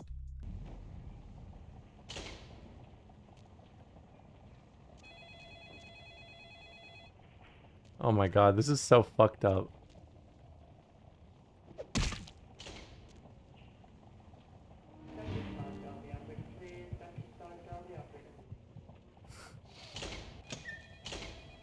Come on. Thank you.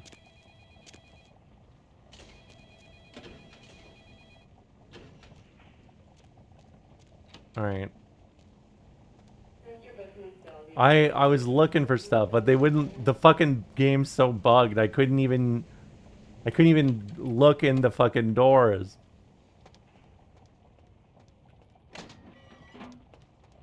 What is that? What?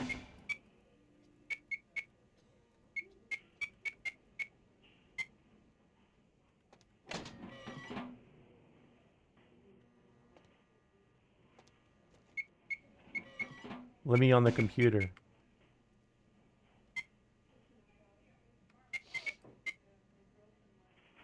I don't know. I don't even remember what this is for. Did I get a password?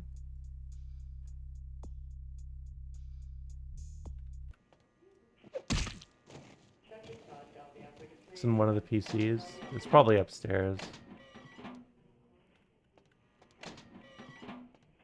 Let's go get it.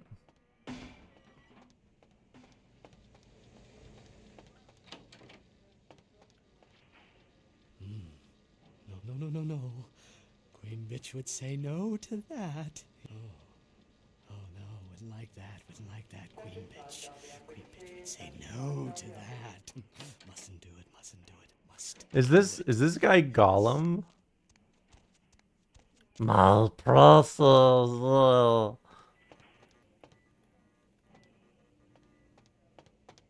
He's doing the thing. All right, email. Is it 1? Password.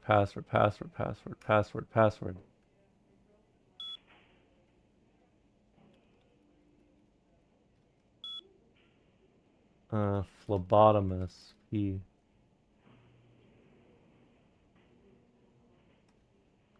Bill E. St. Martin. What?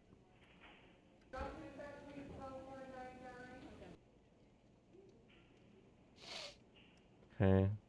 Roberts D. Has never lost a patient. No one can succeed like Dr. Roberts. Thornton K.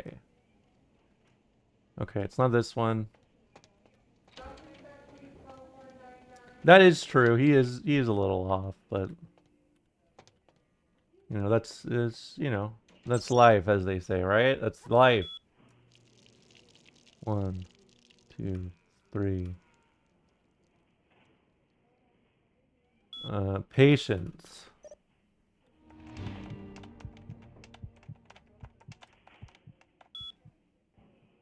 A. Kilpatrick. D. Marsh. Sex Lexia. I forgot about Sex Lexia.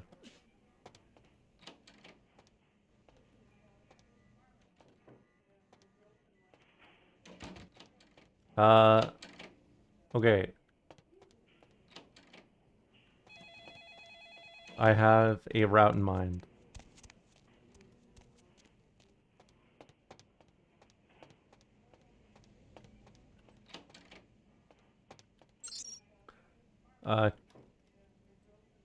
Yeah.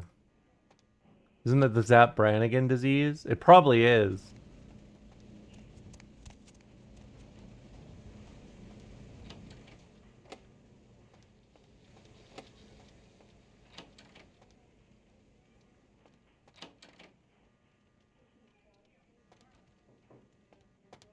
Alright. Checking here. Freezers. Well, maybe it's in here and I didn't know. Yes. Temperature. Passcode. What? Contact administrator. Fuck me.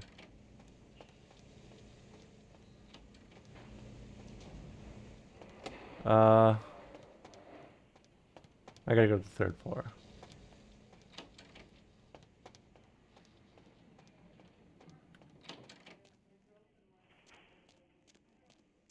I guess. When did Futurama first come out? What year was that? Was it like 2003?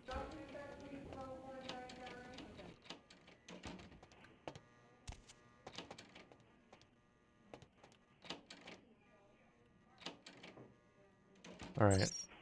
CS door.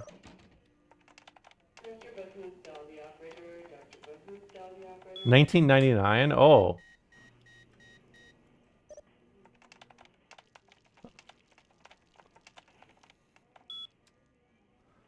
Unlock.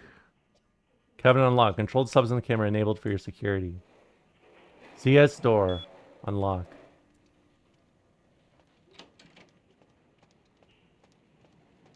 Hold on. Before I turn this corner.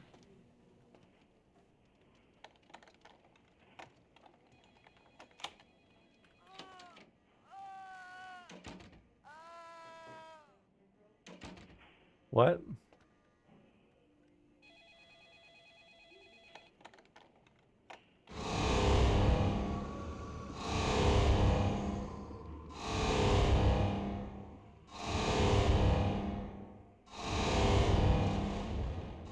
I'm alright.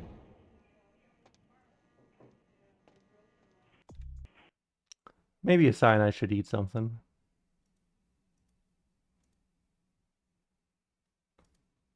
I don't have any blood packs. I better go... That's not good. You're not you when you're hungry. Yeah.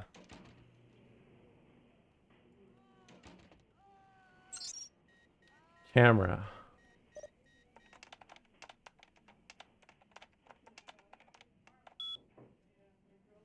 Camera 1. Oops. Controlled substances cameras disabled. For security purposes, all other cameras have been automatically enabled. Prescription storage camera disabled. For security, yeah. Alright.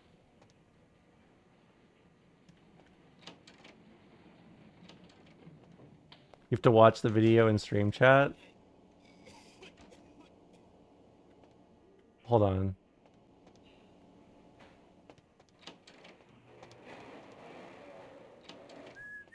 Excuse me.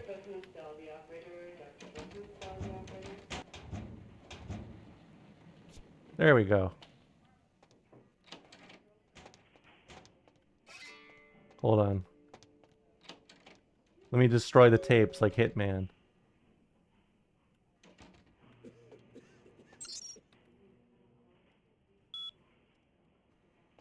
Yeah, I'm a vampire and I'm gonna drink the werewolf blood. By the way, I have played a lot of Deadlock. Let's see this. Police video shows former WWE CEO. Oh, have you? No, I'm just talking shit. Hello, everybody. No, it auto played to like Hillary Clinton. Get out of my face. All right. Westport, Connecticut. God damn.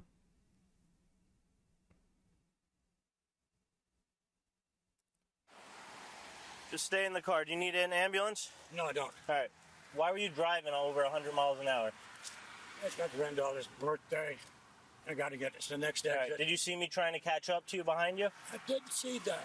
I saw lights, but it didn't look normal. All right. Yeah, I'm trying to catch up to you, and you keep taking off.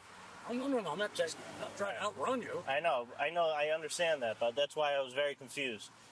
Right? Because it wasn't like you were running. It was just For someone who says I was not running from you, isn't it fascinating how it looks like he was specifically dressed up to actually run from this guy? Just hit, I think, 115 miles an hour. All right, and then you just hit someone because you weren't paying attention. Were you looking at your phone? No, trying to drive. No, I'm not looking at my phone. The person was right in front of you. There's got to be a reason you hit him. No. Reason I haven't been driving my car in God knows how long. All right. It was right in front of you. You went straight at it at 100 miles an hour.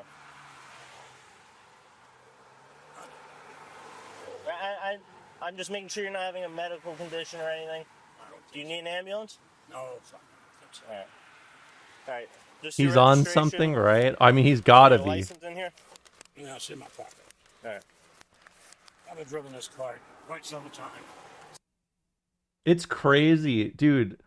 I've seen too much police brutality to not get irrationally angry at this.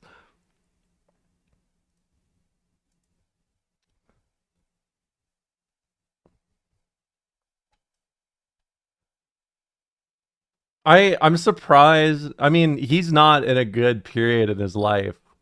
Like, I mean, he never really was, but like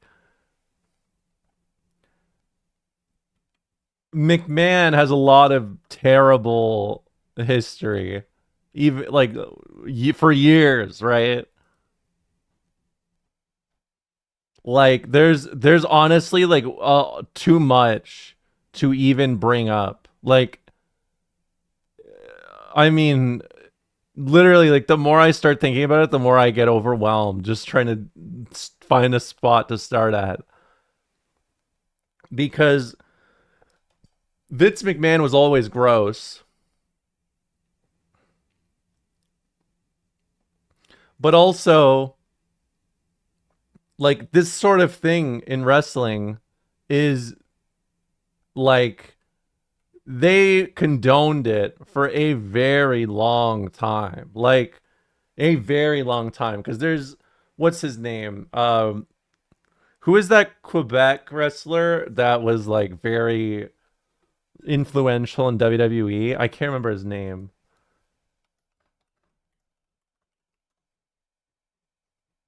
Is it Pat Patterson? It's Pat Patterson. Pat Patterson. Uh, not a lot of great history surrounding Pat Patterson,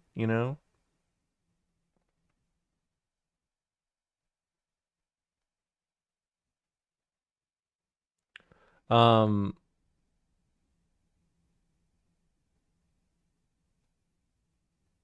and that's like, I mean, Patterson accusations go back to like the 70s or like the 80s. Like,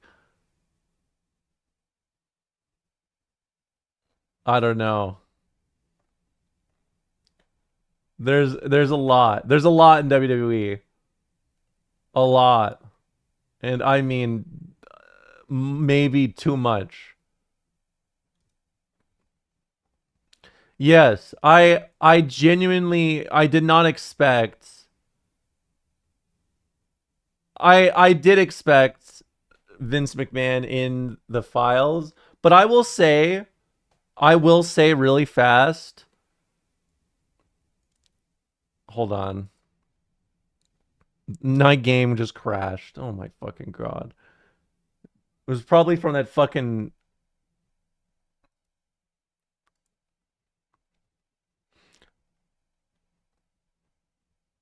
I I'm guessing. How do I describe this?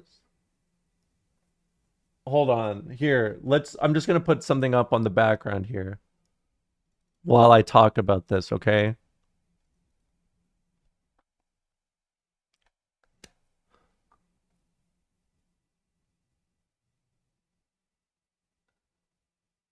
I want you to remember that the Secretary of Education is Vince McMahon's wife, right? I want to take a moment for us to remember this really fast. I think I have a feeling this is a vibe check, okay? I'm going to give you guys my rawest vibe check of the modern day because I can read the writing on the wall a little bit. I was thinking it's kind of strange that with all like the analysis of like Iran over the last even like 20, 30 years, how I feel like they've been particularly. I do not understand why America wants to attack. Well, I do understand why, but I don't understand why they're doing it now, right?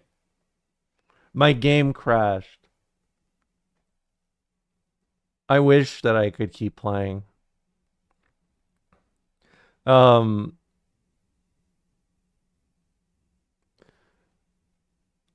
I'm not super sure as to why they're pushing like trying to go into Iran right now, because like you got to remember that I don't think. Okay, I do think that the low approval is a factor. There has always been a historical factor for politicians like failing something and then going to war, right? The thing is, this is a bit of a product of like 100 years ago, right? Like back then, I'll give you an example for Russia, right? We talked a little bit about this in my 1905 Russian Revolution discussion way back, but the Russian in Russia during the 1905 revolution, they actually start a war with Japan.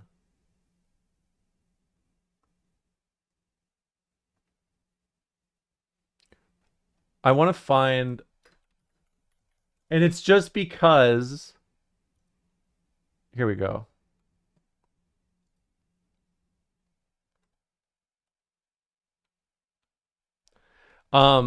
This is kind of the thing that this is the kind of thing that they want to push for, right? It is essentially a great example of it because this is the last time things like this really happened, right? This is the last time something like this was executed as blatantly as it was, right? What I mean by that is this war was essentially, they had a revolution, so they said, you know what? Why don't we go win a war, right? It wasn't about actually fighting the war. It was about just fighting a target who was much weaker than them, right? That was the whole purpose of it. It is, you attack a country you do not think is significant enough, and then you hope that I mean, it's not even hope. They're like confidently saying we'll just run them over and get more land, right? This war, Russia lost. And this is actually a bit of, here's a little bit of a lore drop. This is actually the reason why Japan had a particularly entrenched position in Korea and Manchuria. You can basically direct it to this period of it. The thing is, this was purely a matter of viewing, like, it was purely a matter of just ease, right? That's it. It's just ease. Because when they did this, it was about just like, you know, it was modernization versus non-modernization. Of course, Russia at this point was not modernized at all, and Japan had been going through modernization, right? So it didn't work out that well, and it was a disastrous, like, it was disastrous. And is also a major reason why he was like, why Nicholas was so widely contempted in Russia. It was not that he was just unpopular from a leftist perspective, but you know, the more extreme right was like, you are damaging our cause. You're a pathetic monarch. We want a better one, right? Like that sort of thing. It became kind of a national identity thing.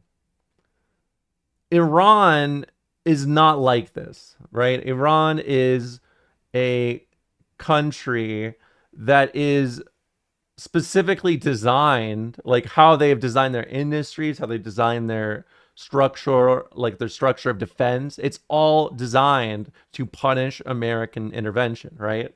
Like, here's a good example.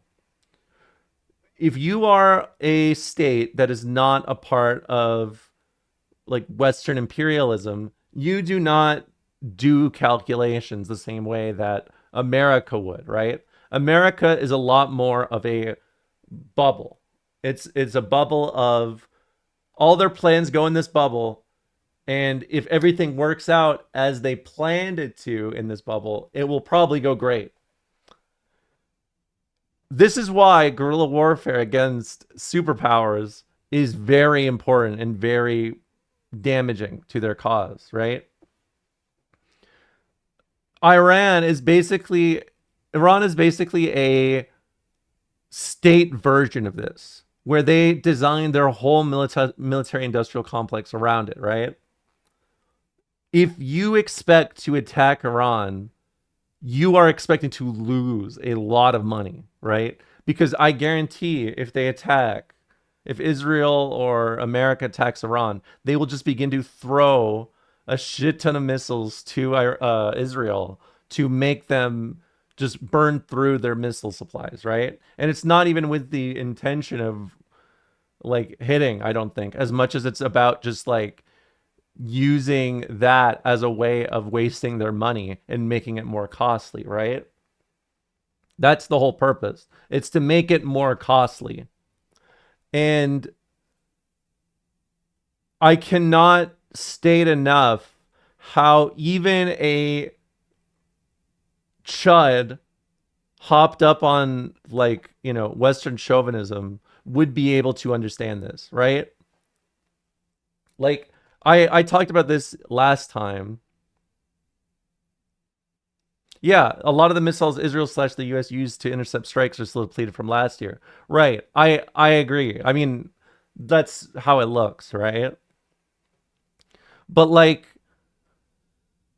so here's why it weirds me out, right? Here's why it weirds me out. There is no real reason to engage them right now, right? There's no real reason for it. I don't understand why they would do it. I mean, I know like aspirationally, right? Like Israel and does not like Iran, of course, right? It's easy to see. But like to force this kind of thing through, like here's how I expect very little from my hogs, all right? I expect very little from my hogs. I do. But what I mean is like the way that these countries maintain their control over their population is by having a common enemy to point at and a sort of like, you know, having a protective enough, you know, being able to protect them enough to make them feel safe, right? And this is kind of important to understand why like Israel they would take down videos or footage of Iran actually doing direct hits to them during the, what do they call that shit now? The fucking 12-day war. I hate that they use that. I hate it. I hate it so much. I hate it so much. There's like very little I can justifiably, there's very little I can say positively about any of this, but just forcing a name on a war you instigate is maybe the most annoying thing I could experience as an enjoyer of history. I'll just say that right now. But because of this, right, I do not understand why they would do this, because they clearly understand the dynamic of like the public opinion contrast, right? And maybe they think they could just kind of like shove it under the rug or like, you know, hide it. But the timing of it, like the timing is what really confuses me, because I would not say the 12-day war was a success at all, right? And the only time they've done things like this where they're like, they clearly commit way more money and way more time into doing something bigger and then they just settle for like a small like optics kind of thing. Like I think of like Vietnam and shit like that, right? Like that's what comes to mind for me. Um it it almost feels like there is a time limit that they are conscious of, like a timing restriction. And I'm sure it's a bit of like they just want Trump in power to do it because he's probably the most likely to actually commit to these things. But I don't know, it's really weird.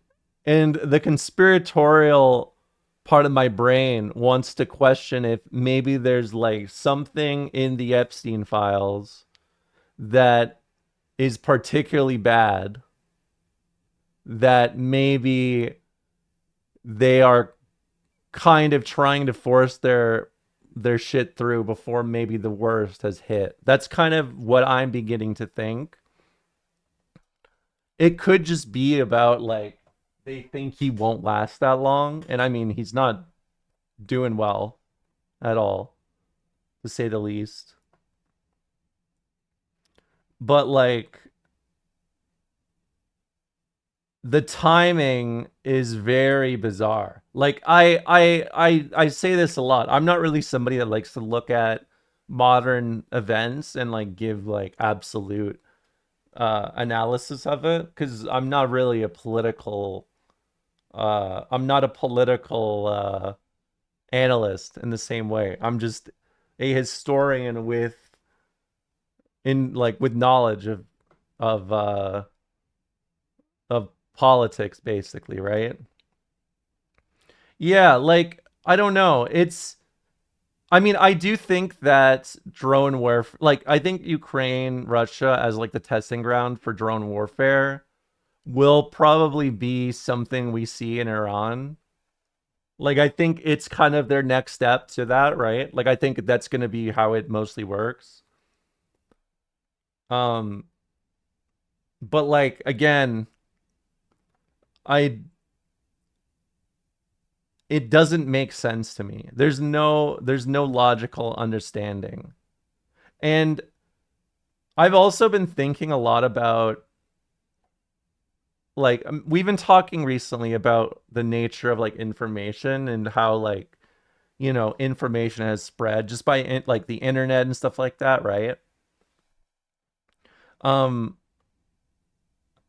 I've been beginning to think that like Bannon and stuff. Bannon has talked a lot about like muzzle velocity and how like the right wing tries to just like throw shit at the wall to try to overwhelm you. And I think that is true to an extent. But I think it's also maybe it feels a bit like trying to take ownership of something that they also kind of fear, because the way that like governments have been moving around like censorship in like on the internet, like not just like age verification, but even just how they've been motioning towards wanting to be in control of all aspects of the internet that they have control over. um it feels a lot more like fear to me. It doesn't necessarily feel like a controlled thing. I think it's maybe something they're knowledge like they're aware of, and that they are kind of trying to circumvent. And I think maybe overloading right wing kind of talking points and stuff like that out there is a process or a dynamic of it. But I've been feeling like they I've been kind of seeing a lot more of the fragility of the bourgeois at this point, the ruling classes. And I think I feel like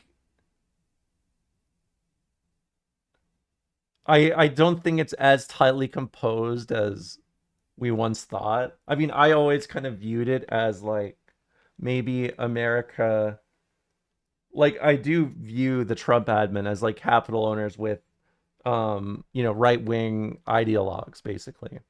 But that's kind of my point and why this is weird, because even though uh the Trump admin externally has always seemed kind of unified at its core, I do not think that the capital owners in the same way would look at this and want to willingly engage unless it's explicitly they are a face of the military industrial complex. Because, I mean, they do obviously benefit from selling, you know, weaponry to Israel effectively, or giving it to Israel in any case. But I don't know. I just my conclusion from watching politics, especially over the last few months, I've realized the right wing is not as stable as they would even like to kind of posture about. And like I have been focusing a lot on the accessibility surrounding information through things like the internet. And I feel like my understanding of this is that they are kind of beginning to lean in a direction of like, yeah, I don't know, something does not feel right to me. And I do not think that I think there's a lot more out of panic and stress out of just as opposed to just being like, I don't think they're idiots for the sake of being idiots as much as I think they feel like their back's against the wall and they need to do stuff, right? That's kind of what I think. Hold on, let me add this emote.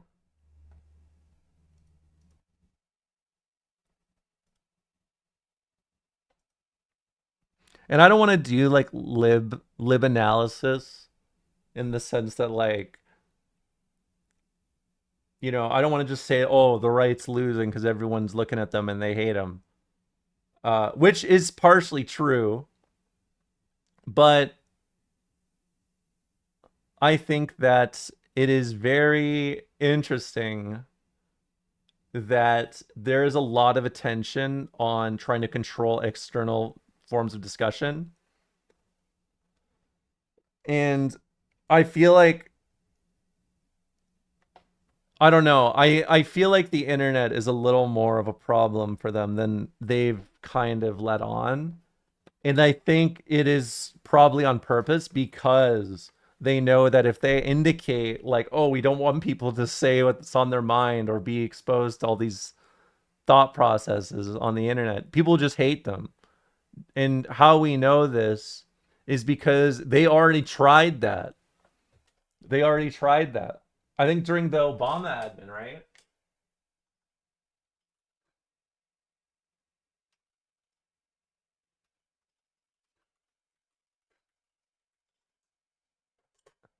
Yes.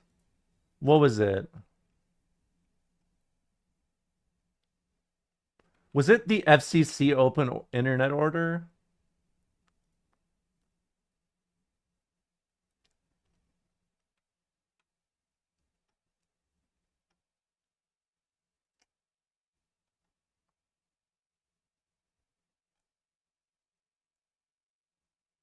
What was it?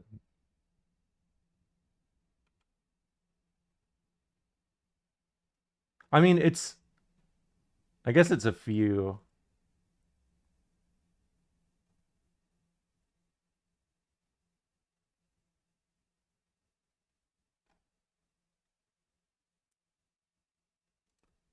I don't, oh, there's too many of these, but basically like during the, uh, I do remember when he was relevant, but I mean, it's around that era, like when he's working on shit like that, right?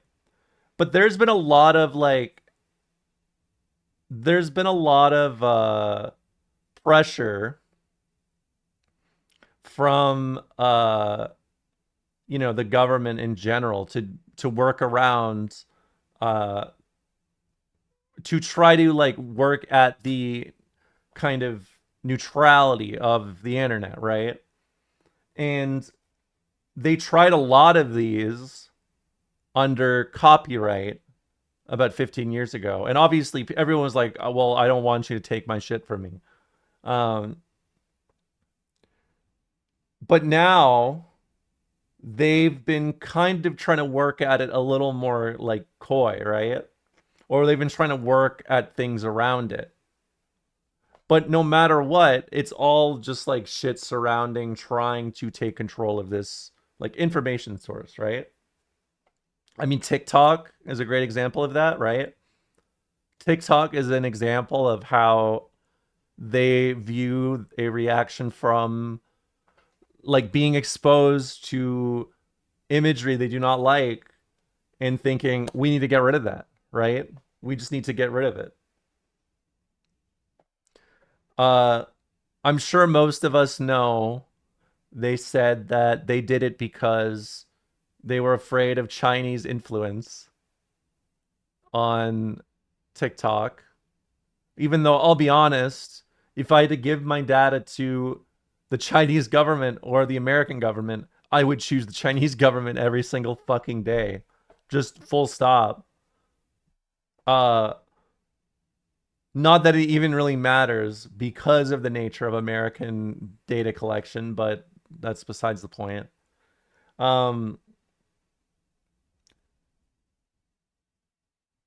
Like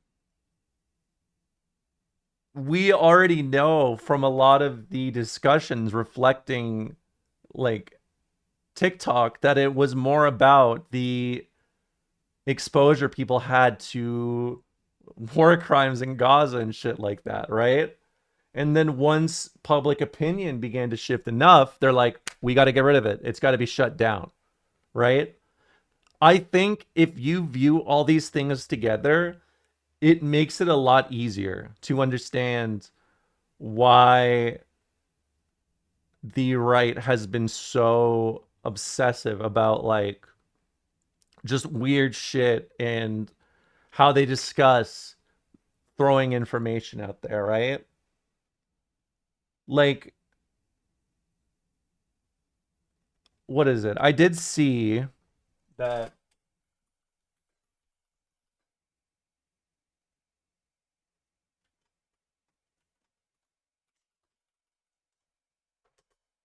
Yes.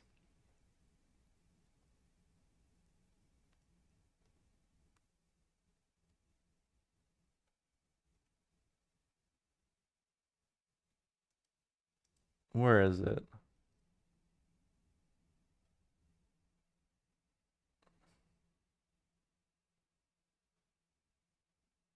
Yeah, I guess it was under Obama. Or not Obama, sorry, Biden, huh? Yeah, because it's funny. I feel like I did not hear that much about this at the time. Yes, no, I am talking about the TikTok ban. But I was thinking about the net neutrality shit. Because they did try to restore aspects of net neutrality, right? And then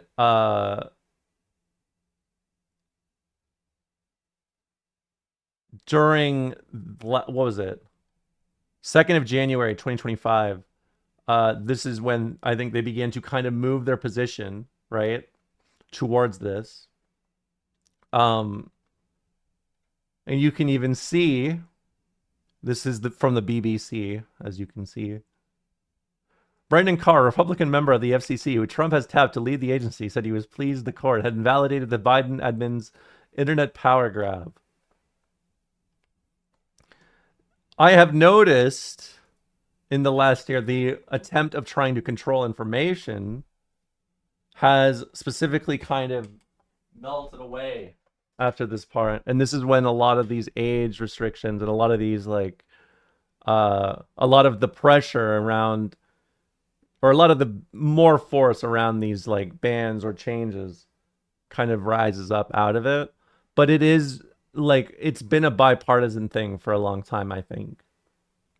All that to say, I think that the ruling class is a lot more anxious and nervous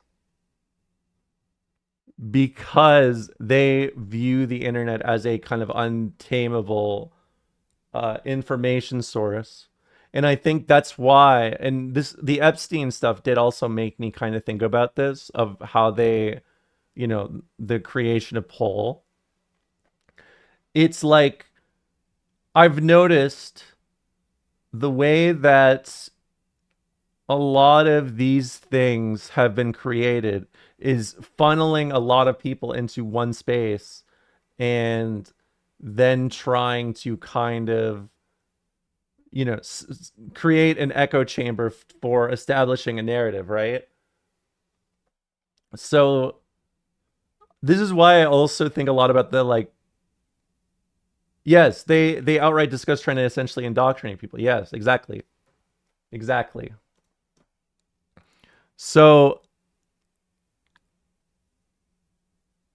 I think that what I'm saying is, I think there's a lot more desperation and panic out of the admin that is a lot more born out of, like, common feelings, right? Common feelings surrounding this, like, this kind of big sphere. Because I want to remind you, uh, in the past, when there were mainstream, like, there was mainstream interest around socialism, or, you know, advocates pushing towards a more egalitarian kind of system, they would just die all of a sudden, right? They would just get killed. And it's not entirely lost on me that the most consistent, like, anti, there has been a lot of anti leftist regulations, Reagan. We can go back to Reagan, but honestly, it's even further back. Like, we're getting to the 50s, right? Like the 50s and the 60s. This, like, this level of kind of, like, exposure for leftists in this way has never existed before. Not since, like, literally World War II, right? There have been monumental figures that advocated for socialism and aspects of socialism, right? But they have always been kind of, like, ostracized, right? And they've always been able to kind of control that narrative. I mean, I think even just us talking about MLK, right? We It's like, again, that Kwame Ture speech or discussion he has, where he mentions nobody talks about the content of what Martin Luther King was saying. They talk about nonviolence versus violence, right? And that's not entirely lost on me from how the shift of these things have gone, right? It's not entirely lost on me that we went from an era of, like, if you were an open leftist in a space, you were putting yourself out there and you were probably going to be subject to harassment and all these other things just by nature of, these capitalist systems that want to prioritize these things, right? So seeing something like the internet that has maintained its own independence all this time, I think it probably chaps their ass way more than they want to say.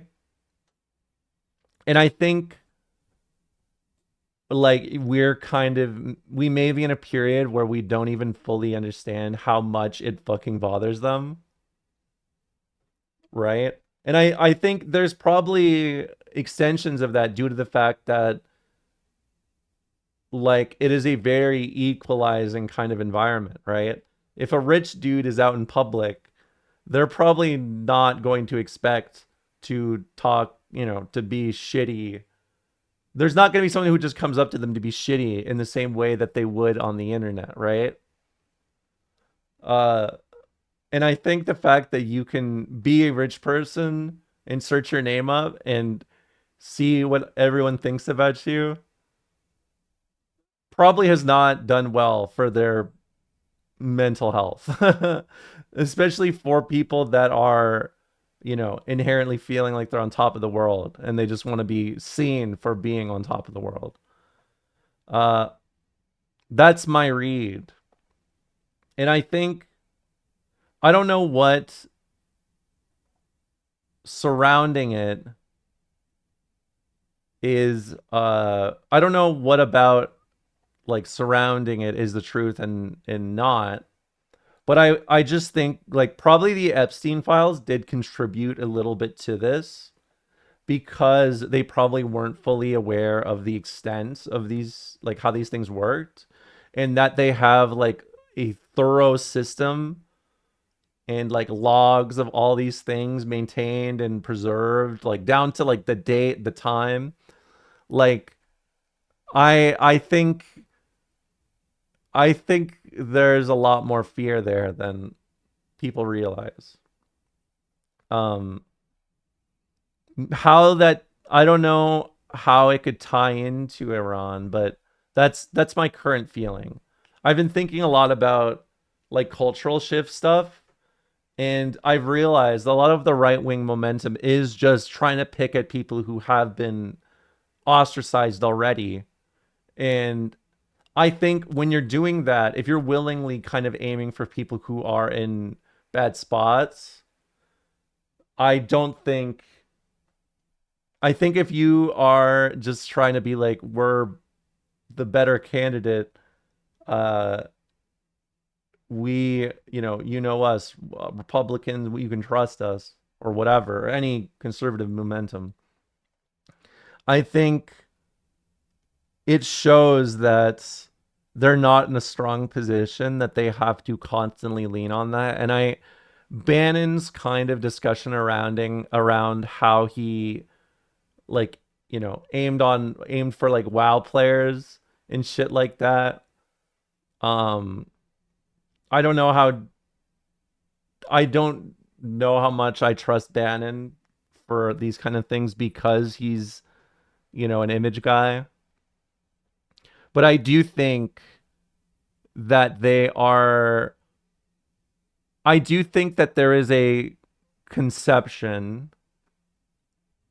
I think there's a fear of the internet that they don't really want to address because it would like announce that as a important target to protect, right? And it's already like you will have libertarians advocate against censorship on the internet, but I think that's why they have aimed towards a more partisan, like disconnected from reality kind of thing, like methodology or approach, because if you are trying to get at libertarians with these things, you're like, it's, think of it like this. Libertarians, if you ask them, would you accept my censorship for your media just on principle, they would say like probably not.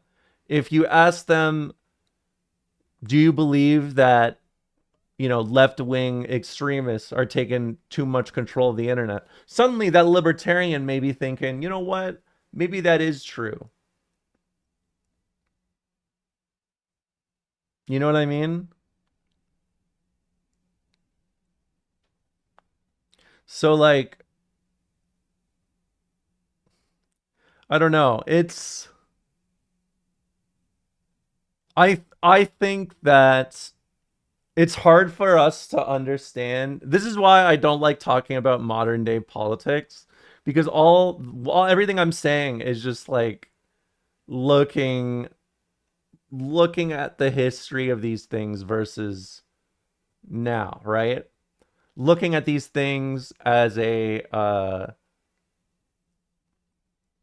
looking at these things as they are said, but like, how did they impact, how did these things happen in the past, right? It is I don't know. There's definitely something very odd about the stuff with Iran, especially because they're so unapologetically willing, like showing they are committing to it, right?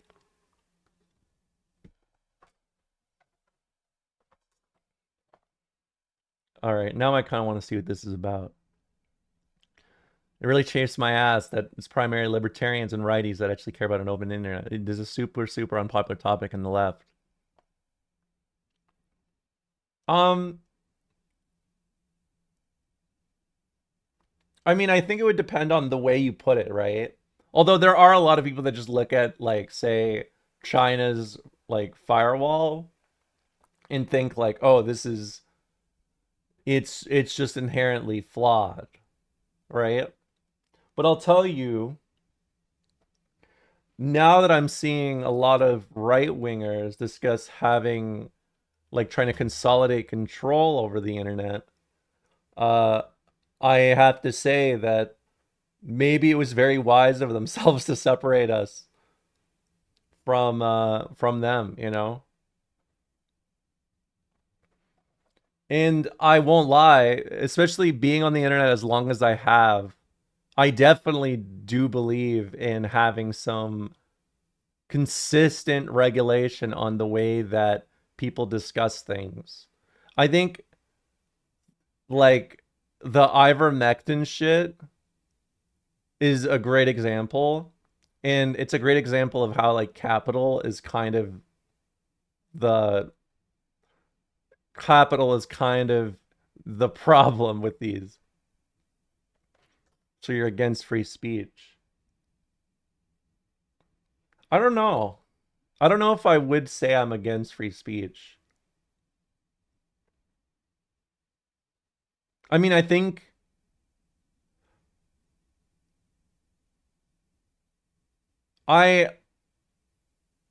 I don't know.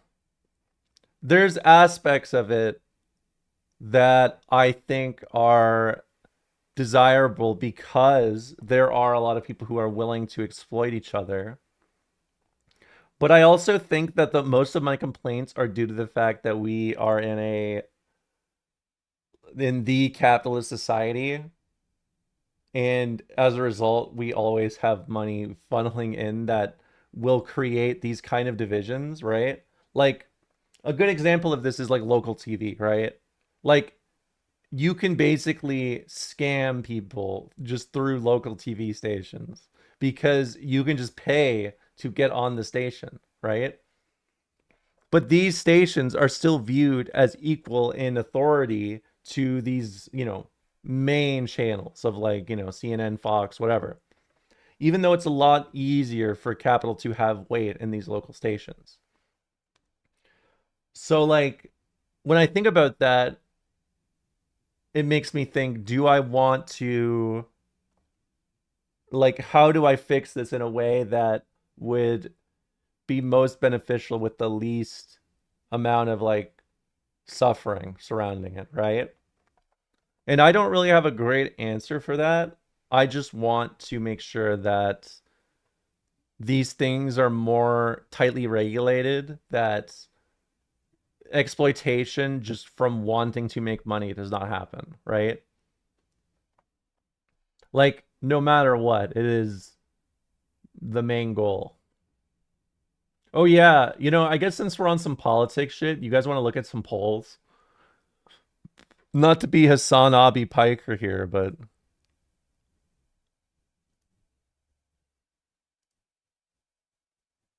I saw this today.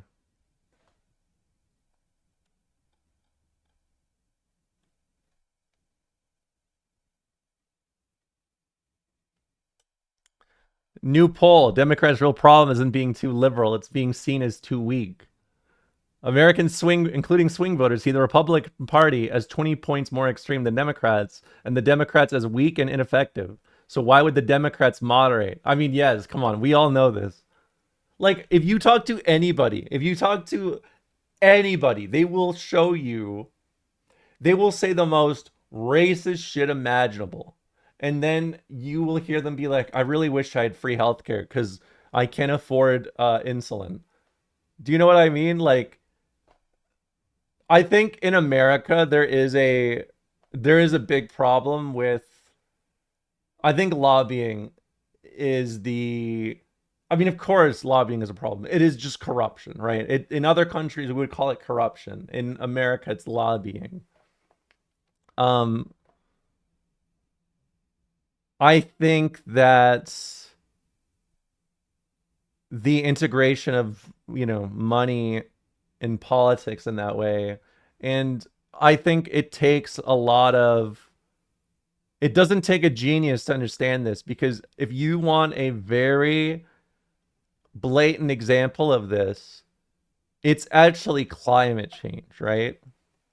Because when my dad was a teenager, he told me that the consensus among like viewing uh global uh global war global warming or climate change, uh it was just a consensus. Everyone just believed it basically, right? And a lot of money from oil industries began to kind of pour into this, right? And then over time, it became a lot more of a partisan issue, right? Now it's just purely partisanship. And I feel like the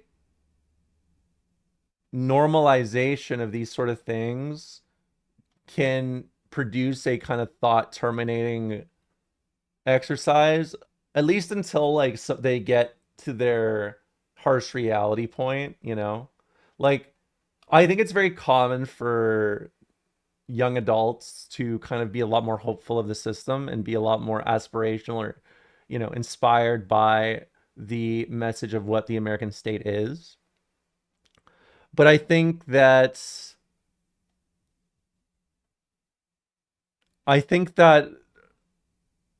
as you get exposed to the nature of this system and the ways they are, like, things are immovable, you are kind of getting to the point where people are not really thinking about it. They're thinking about their party affiliation, right? At least in I mean, I think this kind of happens all around the world. It's it's kind of clear that you can see this, not just in hogs either. Like if you ask, uh I think a good example of this is like 2016 woke shit, right? Like in the rad lib tendencies, right? There's not necessarily an ideological connection. In this case, obviously, it's a lot more like, it's just, you could view it more moral, right? Just like a egalitarian morality, I guess. But like when I was going through the motions in 2016, I definitely had no understanding of any of this. Like I did not comprehend it. I was just viewing it purely partisan, right? It was that I trusted a policy or two, and then by trusting these policies, I just assumed that they would be equally beneficial or positive. And that's not, it's not how it works, right? Um and I think if you look at a map of how these things get discussed and talked about, right? Of If you look at how climate change is discussed, it is still kind of like laughed about from the right. And yet their foreign policy is still massively surrounding the fact that global warming is happening, right? That climate change is real. But because they just got a bunch of money, I mean, from what, the 90s on, it kind of, I don't know, it's just a partisan issue now, even though clearly the people at the top are aware there's kind of more going on there, right? I think that it's a great example to kind of show you this dichotomy and why putting money into these industries, or sorry, these industries putting money into campaigns is not great. Um, the thing is, North America, I mean, all capitalist states, like the extent of their exploitation is often just, it boils down to like how much money they can get out of it, right? Like you can almost view it, a lot of people tend to view it from like the elite won't really, the ruling class will not just, they will try to get away with as much as they can, right? But they will still be mindful of, the working class. I think it's a little of the opposite of, they do things more out of fear and out of like a general class consciousness in that way, right? Um and I think that's why you see that disconnect in American politics now, because if you are taking this money, you are not, you're locking yourself, and it doesn't change the vibes on the ground. You're just changing your own money. I very long-winded to say, um I care a lot about the regulations around these things because I think that there is an untapped well of exploitation that they will absolutely lean into if these things are not present. And I think you're seeing the outcome of that by the establishment of this American administration, of how they've cut even basic care and basic like regulations, because it is about shifting the financial, it's about shifting the financial gain of these companies and corporations. I'm sure there's a small bit of ideological commitment, especially for RFK, because look, he's got a worm in his brain. But it's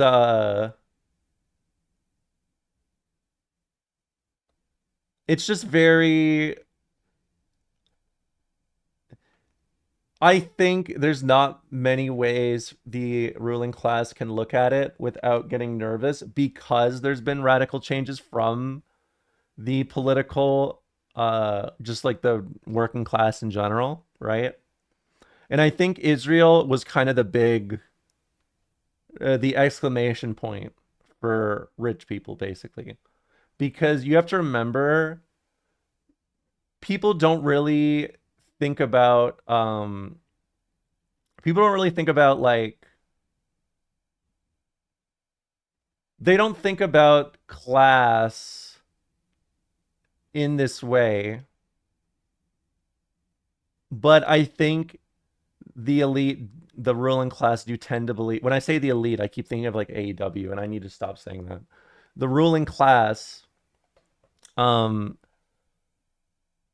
I think they kind of coasted by thinking that, oh, there's no like consistent alternative that they can point at and like push back against, because China is very like isolated to themselves and typically focuses on either people discussing the like Chinese cultural identity or China in general.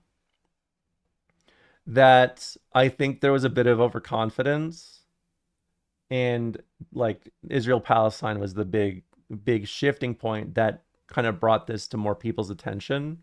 And I'm sure politically it is the case because APAC is such a supporter in North American politics. Less so Canada, but even in Canada, there is an equivalent of APAC, right?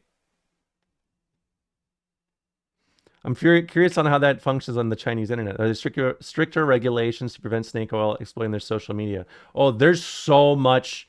There's so much. I cannot even begin to tell you how much more brutal the Chinese government is to people that are exploitative in this way.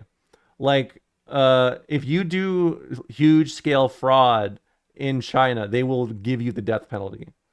Like, just so you understand what kind of dynamic there is.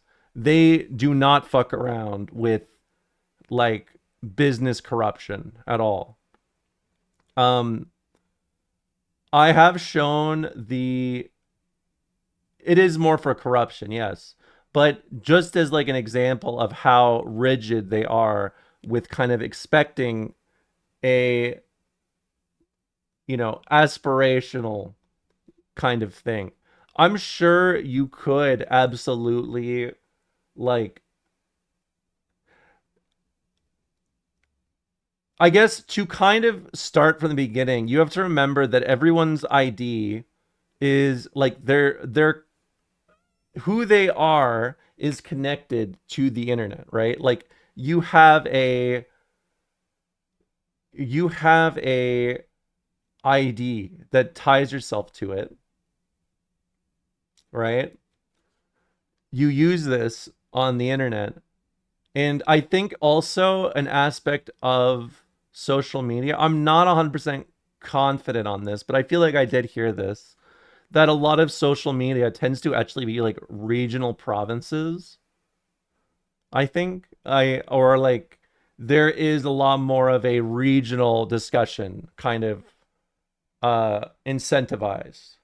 So like even just trying to put yourself out there to do a scam, I don't think it's the same way as it is in like America, right? But I don't know the specifics on how much that does contribute because I do know there is obviously like a Chinese traditional medicine market, but I don't know enough about like how it's viewed in China and what the general vibe is surrounding it. But I just know that one, I think TCM is not considered legally fraudulent, but neither is, yeah. Well, what I kind of mean is one, if you need to make a lot of money, like the amount of money you can make from doing this, it's like it just kind of clashes with the rest of the system, right? Because think of it like this, there are limitations on your like ability, like the amount of money you take in, right? There are limitations on things like, I mean, the more regulations surrounding uh you know how much money you need in the first place and making how much you need to actually survive, right? And I think when we start to get over there, that's when we kind of begin to clash against how we view these things in North America. Because even if we view these things in a capitalist system, like just the system itself, right? We have access to systems like Finland's, where we know that even just changing these institutions that you are punished in or you are supported out of, it does change the level of crime or how they engage with the system in general, right? Just as an example, let's go get this Finnish study. I guess we can look at the homelessness one, but we can also look at the prison system.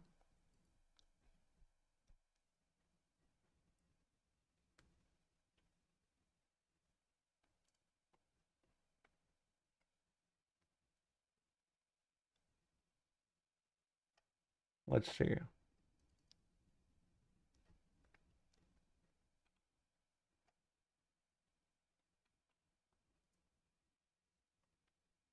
Okay, this is from the municipalities.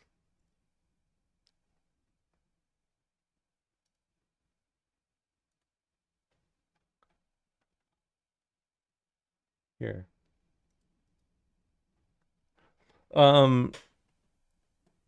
So just so you understand how Finland does this is if you are without permanent housing, you get a apartment from the state, basically. Like you are given an apartment that is, I believe, free or is subsidized. You get a therapist or a psychiatrist to work with, like weekly. And essentially, it works more on like reforming these things, right? The reason why I'm bringing this up is because it actually is kind of the root of a lot of these like Marxist thought processes, right? Like it is the more accessibility there is to people's like well-being, the more likely they are to just like they'll just work basically and be chill, you know? So just for let's look at 2013 to 2018. Okay, they're using this. So let's see here. According to housing market survey conducted by the Housing Finance and Development Center of Finland, at the end of 2013, there were 420 homeless families and 7,500 single homeless people in Finland. So 116 mainland Finland municipalities. The most homeless people live in Helsinki, 6.7 homeless for every 1,000 inhabitants. So, not that one. Let's just look at 2024. Looks like 2024 was the first time they actually had to spike up again since they began to implement this. There were total 3,806 homeless people living alone in Finland, which is 377 more than in 2023. So even in how long? 11 years, they cut that down by about half, right? What's fascinating about this is if you look at the crime rate in Finland, where is poliisi?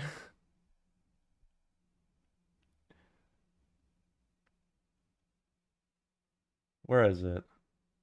Oh, it's only in Finnish. Fuck. But it's also in a file I can't use, but here, let me find I want to find one in English so you can trust me.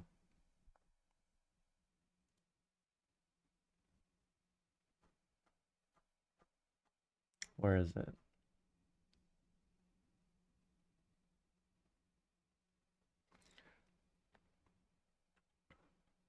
Tell me if you've heard this story before. In Finland, homicide decreased from the early 1990s until recently. Interesting date, by the way, the early 1990s. The level dropped out. Drop leveled out in 2020 to 2022, with 2023 showing a low rate. While the role of alcohol has decreased, homicide remains dominated by marginalized male alcoholics and drinking group conflicts. Among young victims 15 to 29, homicide is linked to drugs and contacts to criminal activity. Assault offenses remain stable in 2014 to 2023, a trend corroborated by victim surveys. Okay, well, the next one, I'm not even going to say, but I mean, the Epstein files. Personal and household theft victimization decreased, while theft offenses reported to the police remain stable. The divergence can reflect theft against businesses being more stable than personal victimization. Fraud and identity theft have increased. The trend is corroborated both by administrative statistics and the National Crime Victim Survey. The role in alcohol and violent offending has decreased. This has been observed in administrative statistics and youth surveys. In the age groups 15 to 17, 18 to 20, violence, theft, property destruction increased in the early part of the decade, leveling out after that. In Finland, youths under 15 years of age are not criminally culpable. However, their offenses are recorded in administrative crime statistics. In this age category, the recorded assault offense rate doubled from 2014 to 2023. Patterns such as use of sharp instruments and offenders taking videos of the crime have increased. International comparisons of violence in European and Nordic adult populations suggest that Finland has above average problems related to lethal and other violence against both men and women. I want to see some flatter stats here. Finnish self-report. No. Finnish crimes against business. Maybe Finnish crime victim survey. Here.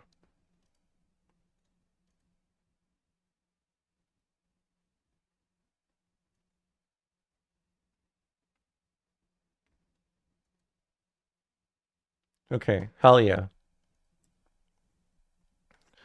Victimization survey in Finland. The National Crime Victimization Survey was conducted among 15 to 74-year-olds across the country. A total of 7,610 people responded, 43.5. The survey captured the prevalence of threats, physical violence, sexual violence, and property crimes in Finnish society.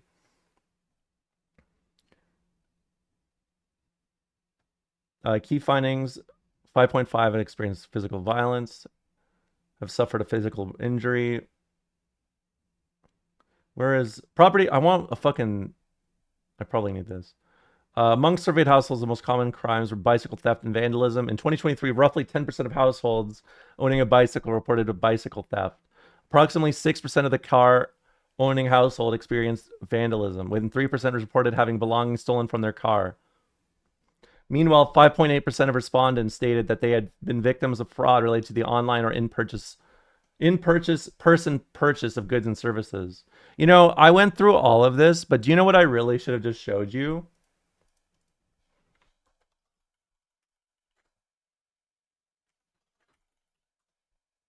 I know exactly what I should have just shown you.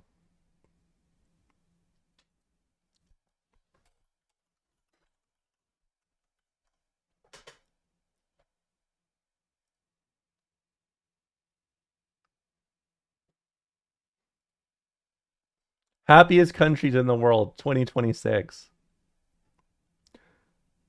Finland, I believe, has been #1 on this list for the last 20 years. Is there a... Yes, Finland is first.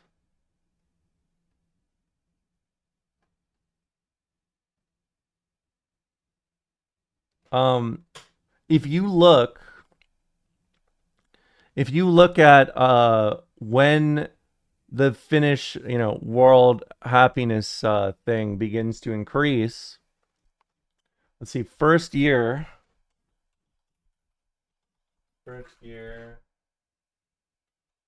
Israel's at the top 8. Well, knowing the government subsidies, it doesn't surprise me. First year, I believe it's 2012, and 2012 is actually, it's the 8th consecutive year. Sorry. Here it is from CBS News. And look, a little sports reference for you guys. Finland and the Boston Celtics have almost nothing in common besides one thing: the ability to win big 8 years in a row. For the Celts, it was 8 consecutive NBA championships from 1959 to 1966, a feat yet to be replicated. For Finland, it's been topping the world happiness charts for the last 8 years.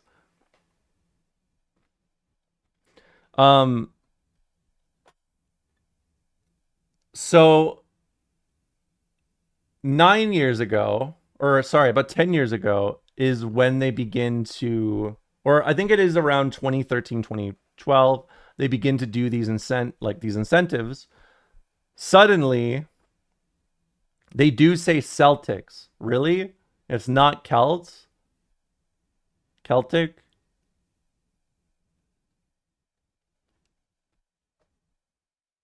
Um, I want to see what they say, just out of curiosity. People were going to the survey and trying to figure out what is wrong with the survey. Explained Frank Martella, a philosopher and professor. Martella, who this year published Stop Chasing Happiness, a pessimist's guide to a good life, believes the Finns were skeptical because of the way happiness is measured. I guess like one key reason is that they are actually measuring in this World Happiness Report. The report ranks the nation's happiness based on one question. On a scale of 0 to 10, how close is your life to the best possible life? Which is a different question than, did you experience joy today, or did you smile or laugh today? Meaningful happiness, in the case of the Finns, really comes down to contentment, which begs the question, why are Finns so content? That's awesome. The kind of society we have has been able to take care of the citizens relatively well. Odi, this place is beautiful, by the way. I want to show you this. It is such a beautiful library. It actually got made or it got finished like I think a few years ago. It's a really cool library. Also, maybe a bit of a reveal where why people are happy about Finland. Look at that infrastructure, bud. I get to see windows. The library defines itself as a living meeting place, offering traditional library services, video game spaces, digital studio spaces, 3D printing services, and more, all free and accessible to the public. The idea is to make sure everybody has the opportunity to do this kind of thing, no matter how much money you yourself have. But the higher taxes that drive a socialistic society are worth it for the Finns. I think there's more of an idea of society here, I think. People accept that if you pay taxes, you're getting something in return. Explained Tim Bird, who immigrated to Finland from the UK more than 40 years ago. Bird was also enthralled with how close he was to the outdoors in Finland. This is one of the great things about Helsinki. You're never too far from the natural environment. Another possible explanation for the country's happiness could be its citizens' relationship with temperature. Finland has more saunas per person than the US has passenger cars. That's true. Every one of my family, like every single family member I have that has a house, they have a sauna in their backyard, basically. But do you know why that is? It's because they can afford it, which is crazy, isn't it? It's crazy.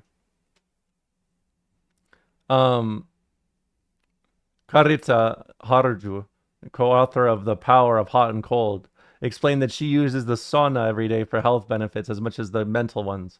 After heating up, she takes a dip in the chilly Baltic Sea. The quick temperature changes release endorphins. But for Harju, it's about relaxation. Which brings back around what happiness really means for the Finnish people and why the country has dominated world happiness charts for nearly a decade. I guess we have had been given this unique life to live, and it would be like quite sad if you only followed external pressures on doing things other people want, Martella said, like living somebody else's dream instead of our own dream.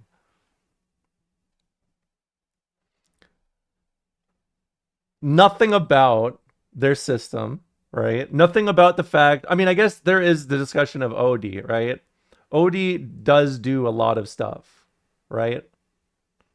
It is a wide network, and I mean a wide fucking network of shit. Like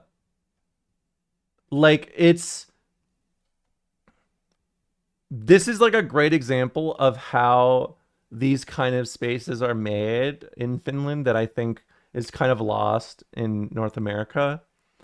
They make a lot of these spots with random people in mind, but they segment them in ways of like, number one, let's say you want a room where you can be quiet and just read, right? They make a room for you. Let's say you're someone who likes to read but talk a lot while you read, or maybe engage with other people while you read. They make a room for that, right? Like it's all about kind of meeting in the middle, because I mean they are a social democracy, right? No matter what, at the end of the day. It's just they actually just kind of react to the needs on the ground. And I have a theory that this aspect of Finnish culture is purely built out of bordering the USSR, basically. And I think that's the case for all the Nordic countries, really. Maybe less or so like Denmark, but definitely Sweden, Norway, and Finland, for sure. So all this to say, right, how they do infrastructure is different. How they do their prison systems is different, right? There is a great video about prison in Finland. Right? This one. This is 5 years ago. This man is serving a life sentence for murder. I'm sorry, I'm a little body conscious, as you can see. I've gained a few pounds.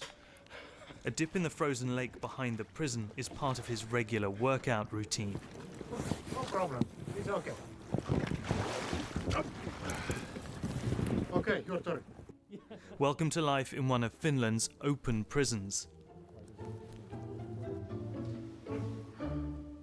No, come no on. cell blocks here, come just on, dormitories. don't. Inmates come and go in their own cars. We can't be thirsting When after the Matti Finnish isn't at the prisoner. nearby university Matti. campus, he's in his dorm room, studying Oh, for a your career dorm. in tech. Some entrepreneurship books, marketing books, user experience, all kinds of digital and You're not IT.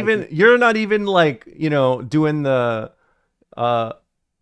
you're not even doing the like horny for dick voice. You're doing the horny for infrastructure, for social assistance. That's what you're doing. You're looking at this and you're like, I could have this. This could be me. And it could. It could, Studies. And we have this kind of normality principle that prisoners should be treated equally, even though they are prisoners, but they should have access to same services and rights as other citizens. In recent years, Finland has been named the happiest and safest country in the world. Citizens here enjoy generous public benefits, universal healthcare, subsidized daycare for children, and free college tuition. Promotional films like this, produced by Finland's Criminal Sanctions Agency, document how prisoners are eased back into society, with work opportunities and help from counsellors. And the incarceration here we go. rate here is one of... There we go. This is actually what I needed. This is exactly what I needed. Look at that. Look at those fucking stats, man. Although I'll be honest, that high 1950s incarceration rate maybe also a little bit related to the border they had. the lowest in Europe, a quarter of what it was in 1950. In Finland, only 1 in 3 former convicts ends up back in prison. Compare that to the United States, where 2 out of 3 get locked up again within 2 years of release. Within 2 years? A 2018 bill included sentencing reforms meant to reduce what is referred to as recidivism, but they only apply to inmates in federal custody.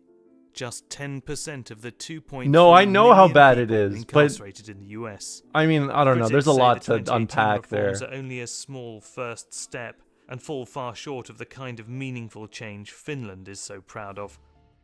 The scale, of course, is different. Today there are fewer than 3,000 in the Finnish prison system. The number of people behind bars in the US is equal to half it does of make Finland's sense. total population. A reimagining of what prison looks like. Wait. here Hold on. I need to hear this. The number of people behind bars in the US is equal to half of Finland's total population. Half of Finland? I mean, I guess it is what? 33% of the world is in, like, what is it? 1/3 the world's like prison population is just in America or something like that. There's a financial incentive to maximize prison population. Yeah.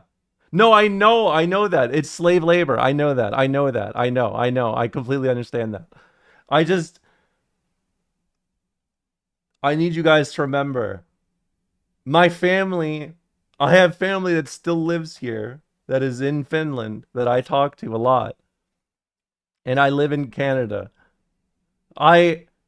Sometimes I still get culture shocked by how fucked up things are in America. A reimagining of what prison looks like here started nearly 70 years ago, when this Scandinavian nation began building one of the most humane systems in the world. In some of the latest steps, Finland's Criminal Sanctions Agency is investing heavily in technology training. The first topic is what is AI? Then the second topic, problem solving with AI.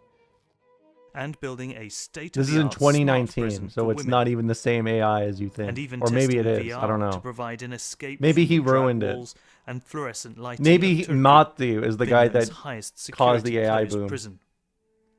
Mika, who is 10 years into a 15-year sentence, is walking through a 3D forest. We do all have the He same job, appreciates huh? the chance to interact with VR technology and learn the basics of working with computers. Sanotaan lisään vielä tämän verran, että tämmöisiä vankeja, ketä on välillä käynyt vapaana ja tullut takaisin, niin on sanonut ihan suoraan, että ei siellä pärjää, niin kuin, että siellä on niin paljon erilaista tämä kaikki. Hold on, I need to read this. I should add that there are prisoners who have been freed and came back. They've said very straight that you can't manage, that everything is so different and everything is so computerized. So it'd be good to get some teaching. We try to educate the prisoners to use digital services in a meaningful way, so that it would really help them to rehabilitate, that help them to take care of themselves, everything's computer. and take care of their daily affairs and the kind of things, the kind of skills that you need when you reintegrate back to society. Now Finland is investing in the infrastructure to support that readjustment. A €34 million prison that many hope will set the standard for the future. No bars, glass windows, an internet connection in every room. In America, for you to get this, you have to be Jeffrey Epstein. In Finland, you just get this. I want you to think about that. And small touches meant for comfort. This is our specialty is divan. Yes.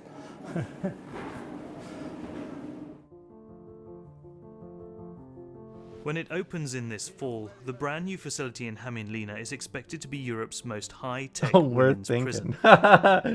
But just across the road, a reminder of the past. The old facility, built in 1972, once housed both men and women.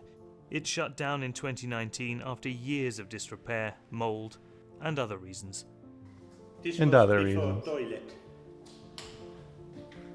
And where did they empty it? I take this and put there. The smell was terrible. And just a few minutes drive Dude, away, Finnish a people are relic so built funny. in the 19th century. I just model love on the this shit. American style of prison that is still widely in use today. My stream was delayed 2 minutes, Cell blocks huh? arranged Really? in a radial floor plan, prisoners living in solitary confinement. The Thinker. This one is a museum now, preserved to show just how hard prison life here used to be. For Matti, the road to reform has led him to a career that he would never have dreamed of before.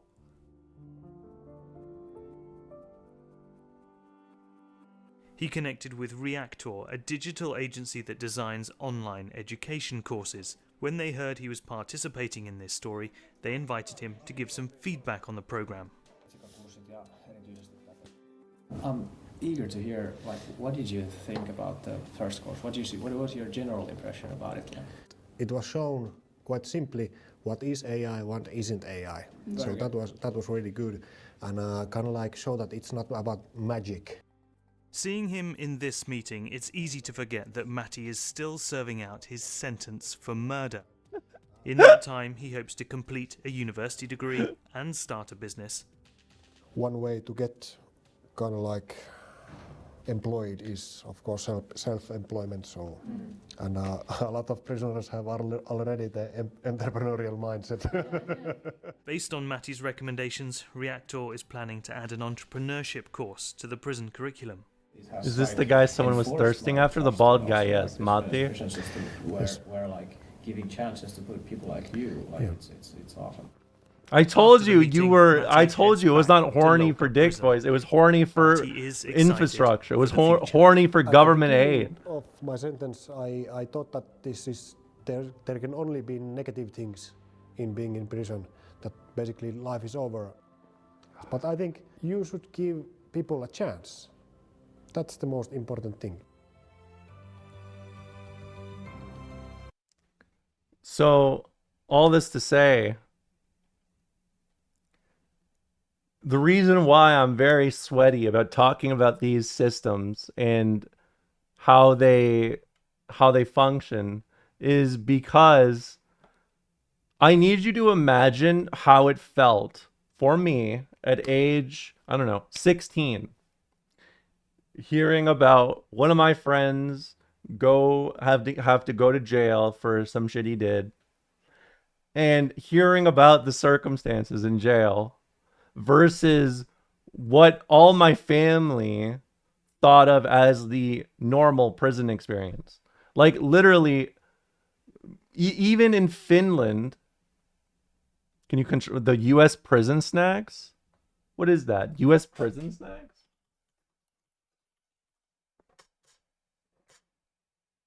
This? Did you guys know this right here is the most valuable food in prison? It's like 30 cents at any store. But in prison, they're worth literally an arm and a leg. According to this article, ramen noodles have overtaken tobacco to become the most valuable commodity in some Noodles overtook tobacco in jail? God damn! U.S. prison because it's cheap, tasty, and rich in calories. And you can literally make anything out of ramen. This is a prison pizza. Hearing this guy speak, I just want him to be like a little more Italian. Does anyone else get that vibe? I hear him talk and I'm just like, I wish he had a little bit more of an Italian accent.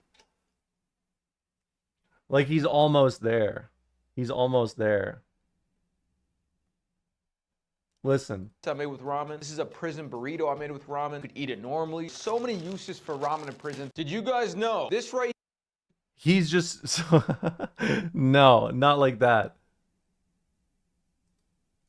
Not like that. But yes, all this to say, the American system's fucked. I mean, the Finnish system isn't perfect either.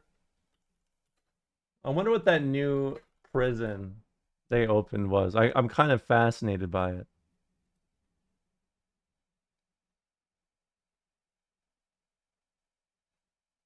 Oh, is it Oulu? Maybe it's Oulu. Pardon me.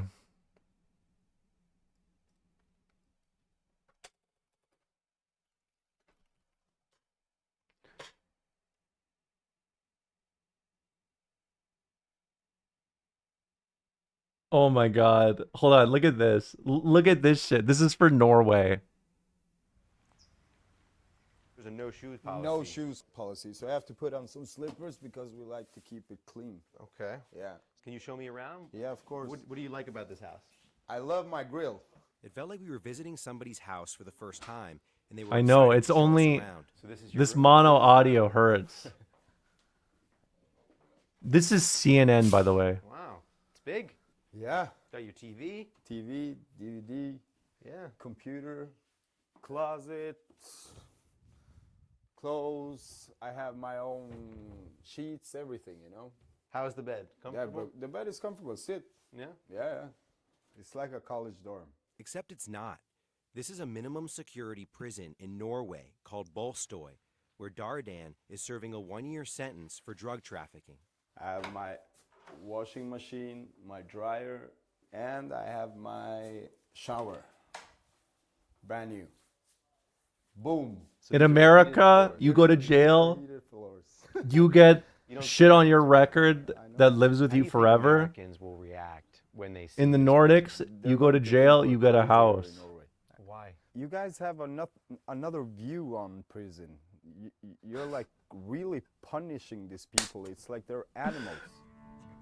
North Dakota has been implementing some of Norway's Wait, really? which boasts one of the lowest Wait, really? In North Dakota? I didn't even know that. Hold on, did I miss this? Animals. North Dakota has I need to know this. This is from 7 years ago. March 8th, 2018. I mean, I have never heard of this. I need to see this now.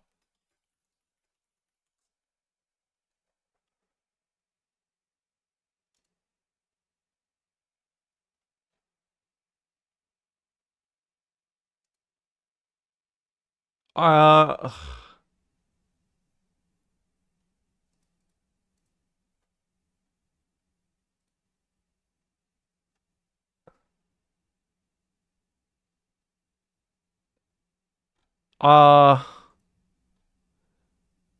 This is from 2015. I'll say there's something wrong here. North Dakota Corrections working on 4 mini prisons to relieve crowding. I don't think they're trying to do the same thing. The North Dakota Department of Corrections and Rehabilitation is working to add as many as 300 additional beds to its overburdened prison system as of last year. We're trying to lift up about, as far as I'm concerned, 4 mini prisons across the state all in the same year. The state prison system has had a population more than 200 inmates over capacity on average for the past 2 years. It was 193 male inmates over capacity. Holy shit, dude. The state expected the correction system to house up to 1,551 men and 229 women for 2023 to 2025. The legislature this year approved more than $37 million for the 2025 to 2027 budget cycle to provide immediate relief to prison overcrowding, including by building temporary shelters and contracting space from jails.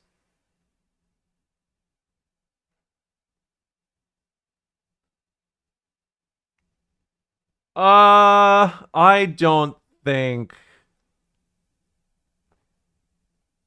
the agency got a little over $8 million to purchase man camps to provide overflow housing within the Missouri River Correctional Center. The department anticipates it to house 72 to 96 inmates.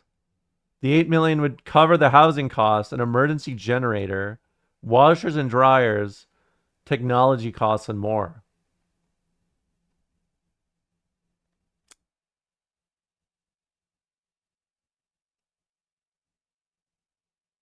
I don't know, maybe like it doesn't really discuss it, but the idea would be for the Department of Corrections and Rehabilitation to provide case management and behavioral health services, while the Brole Morton Detention Center would handle operations. Contract negotiations are still in the works for the 2 projects. The department also received $1.6 million appropriation to establish a 25-bed reentry center somewhere in Northwest Dakota. Many incarcerated North Dakotans ultimately hope to return to the area after they wrap up their sentences, but they lack reentry options close to home. Oh, so maybe it's more like they have a outgoing center kind of thing, as opposed to their whole prison system is like trying to implement the same structures. In Finland, is there also like a culturally formed understanding of using prison as reform instead of punishment? Because I think a significant part of why prisons operate the way they do here, without much pushback from the general population, is that the mindset has been chalked up to people that do bad things and break the law deserve to be treated this way. I'll be honest, that's a bit of that feels a little more like a North American. It's like capital brain, I think, because I mean, like, it's even just how that guy talked about it, right? Like here. How do you think Americans will react when they see this prison? They're going to think we're crazy here in Norway. To think we're crazy here in Norway. Why? You guys have another You guys view on have prison. another view on prison. You're like Really punishing these people. It's like they're animals. It's like they're animals. Like this is an American hegemony thing. And I mean, let's be honest. A lot of that culture is just straight up like built out of white supremacy. Like let's just say it, right? It's just white supremacist thought. And these are states that are white supremacist for sure, but they are not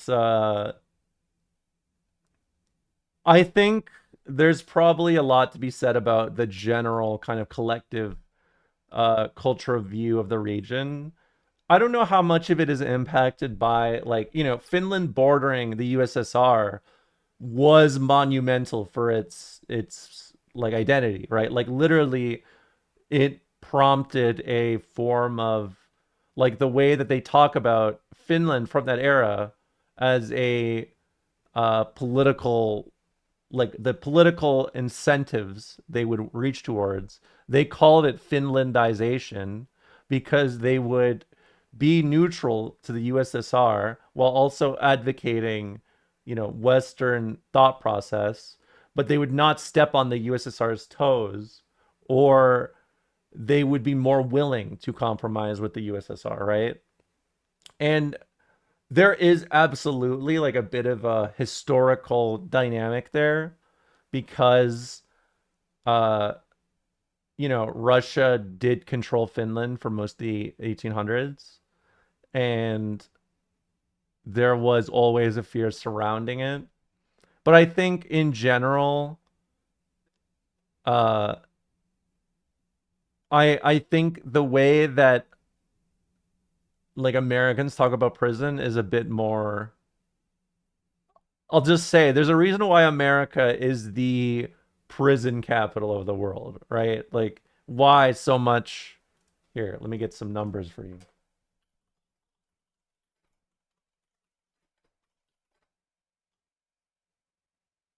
Populate.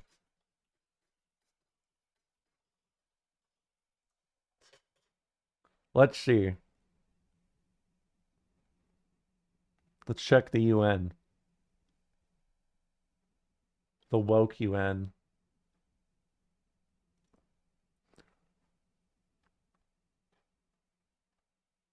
Where is it?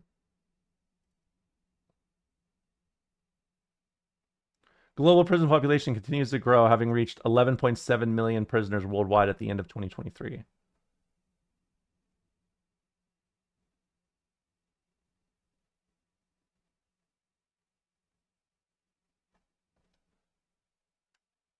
Number of persons held in prison by region and selected subregion. So Asia, 5,300. Americas, 3,844. Africa, 1,300. Europe, 1,000. Oceania, 63. Northern America, 1,800. South America, 1,400. Southeastern Asia, 1,100. Southeast Asia, 1,000. Sub-Saharan Africa, 992. Eastern Europe, 587. Western Asia, 521. Central America, 447. You can see they're top dog by far.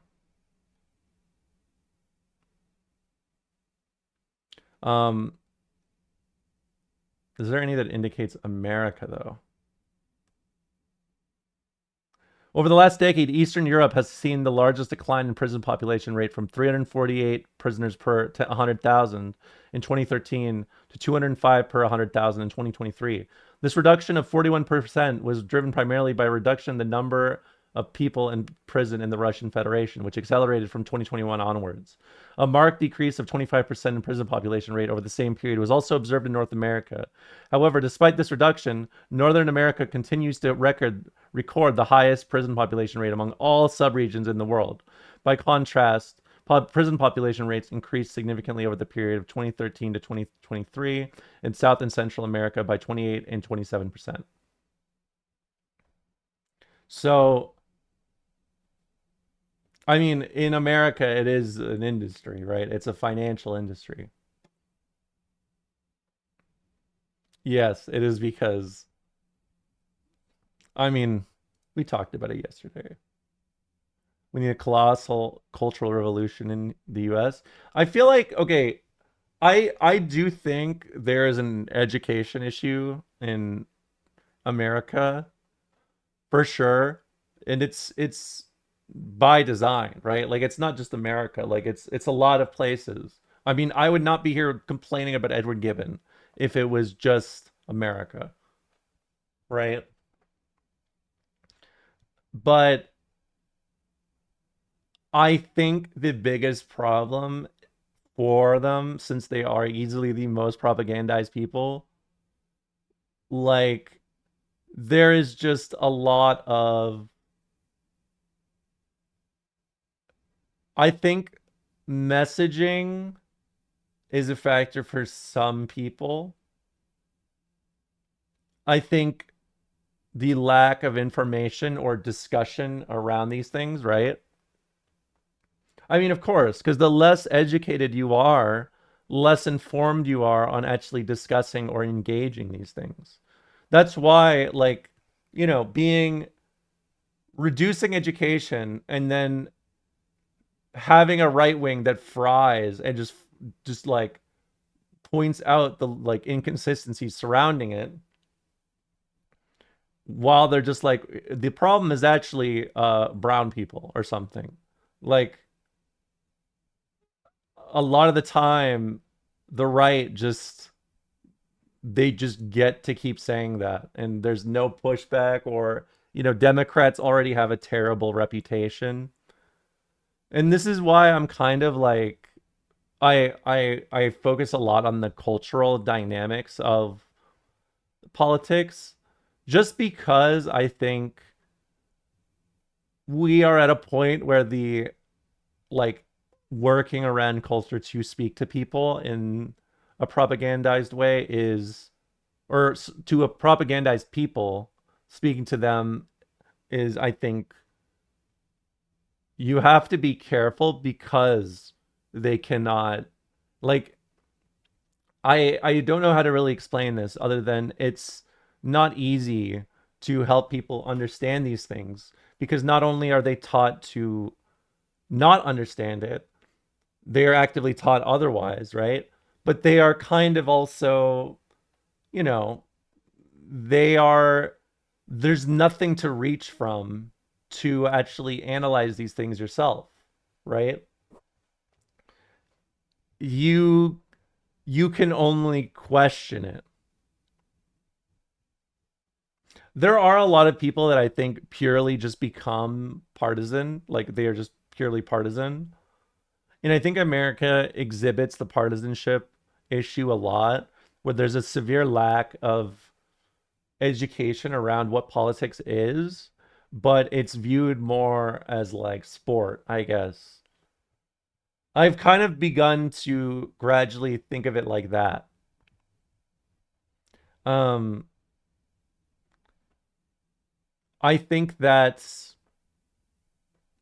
it's not easy if you are somebody who is raised in a very like conservative like household, and then you go to like, I don't know, college and city. Like it fries a lot of people's brains, and it's kind of by design, you know? But like the people that have a lot more of an entrenched like feeling or discomfort around their beliefs, I think that is the kind of person we need to think about how we discuss these things too, right? Because it's always easy for people to just be like, we can just leave asshole bigots behind and shit like that. And I mean, I am usually inclined to agree if they are truly psychotic. But there are a lot of people that I think are just viewing it as partisan politics and don't really understand any of it. And that's why I kind of think like it's a bit of a process, especially in America, because a lot of these concepts are they are played as sport usually. It is kind of just viewed as sports. But people who start out tend to be a lot more optimistic and a lot more, you know, believing in the system as a whole. It takes like an election or two for people to be like, oh, this is shit. And I think that understanding that growth and being able to jump on it is going to be probably the left's their goal for you know, the next few years. Even though I think a lot of people are just naturally beginning to shift over there, I think it's like maintaining that momentum is going to be important. And I think not just in America, but in Canada too, because Doug Ford is so unpopular. It's fucking crazy. Thank you. I think I do have a little bit of I do have a little insecurity surrounding it because I lack the formal education, but I also have spent a lot of time with academics, right? So I don't know. I don't like to sound like an authority on it. North Dakota has been implementing some of Norway's principles, which boasts one of the lowest recidivism rates in the world, while the United States has one of the highest rates of people cycling in and out of prison. In Norway, prisoners have keys to their own bedrooms, fully furnished living rooms and kitchens with sharp knives to cook with. There's 5-star cooking classes, painting, and they even have a fully equipped recording studio. Criminal records. We don't care about sports or Microsoft Windows.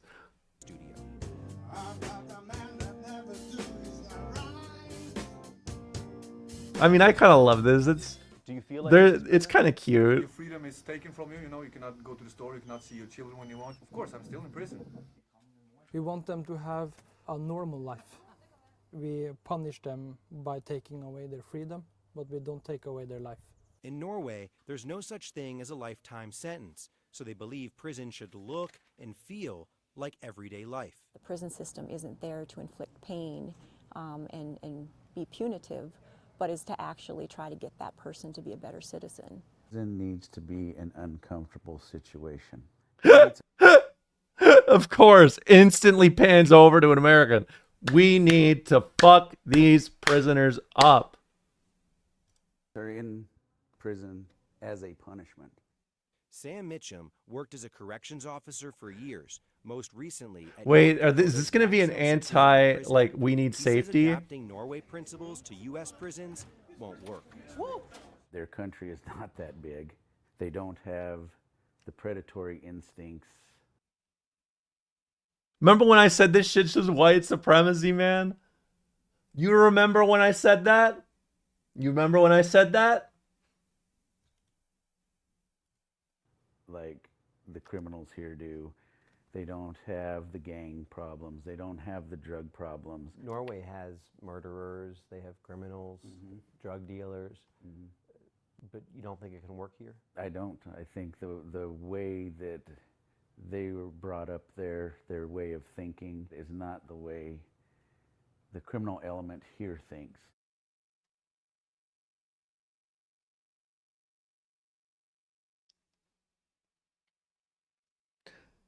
They don't got he said I don't got the instincts. How's my eyes? Are my eyes predator or prey?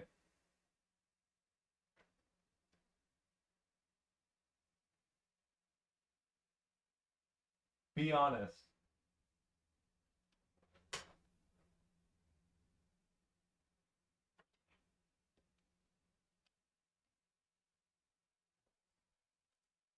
It's too soon to tell if the Norway changes are working to bring down North Dakota's recidivism rate. The new data won't be available until 2020 or later. I need to see this. I need to see this. I need to see this. I need...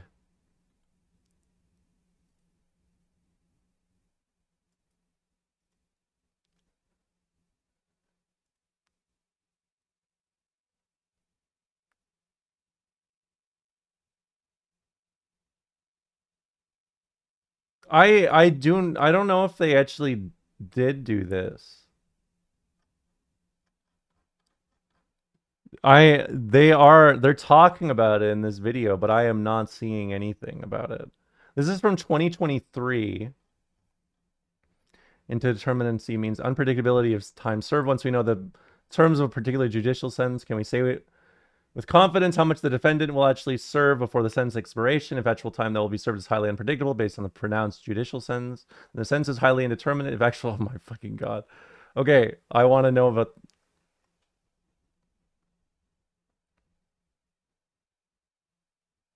Okay. To compare the degrees of indeterminacy in individual prison sentences or across the prison system, I don't think we need this.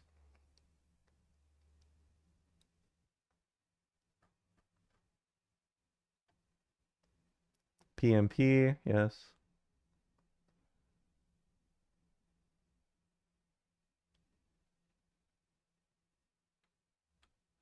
We rate North Dakota's prison sentencing system overall as one that operates with a high degree of indeterminacy within the ranking systems developed for this project. The judgment is based on two major classes of prison sentences in the state, one with a highly extreme degree of indeterminacy and another with an extremely low DOI.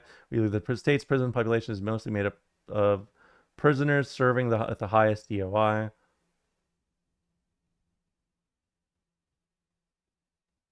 For prisoners classified as violent offenders, North Dakota is in the lowest tier of all the states with extremely low DOIs. There's little time served distinction over prisoners classified as violent offenders.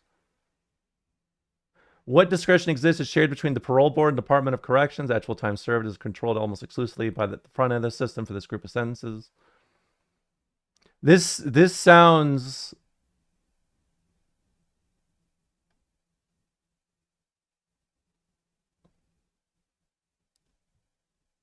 In 2020, North Dakota's prison rate was 182 per 100,000 general population with a year-end population of 1,400.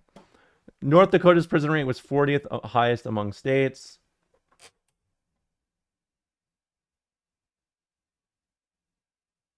I don't think this happened because it spikes in 2019. It drops in 2020, but I don't know. I think something happened then.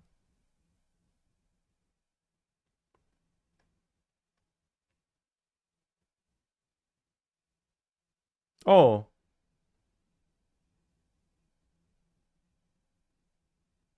Yes, COVID period.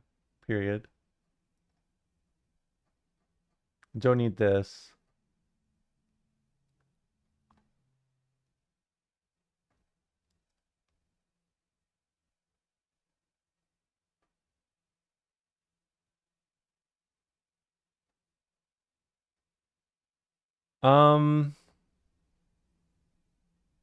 Yes, I do not think...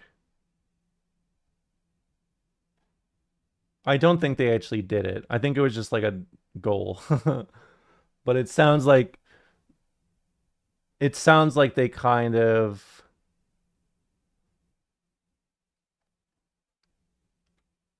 I don't know. I mean, maybe per prison. I don't know. I don't... Not on a grand scale, for sure. What happened? Oh, we were watching a video about prisons in Norway and Finland. Here's one from 5 years ago for Norway.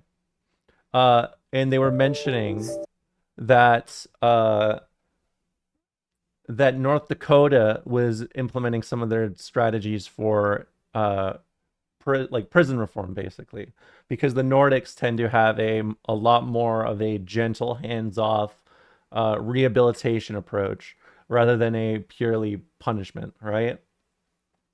So we were kind of fascinated by that. So we looked at North Dakota stats, and it looked like they maybe they were aiming to do it on a grand scale, but maybe stopped during COVID, or the plans got canceled over COVID, but it doesn't look like it really happened.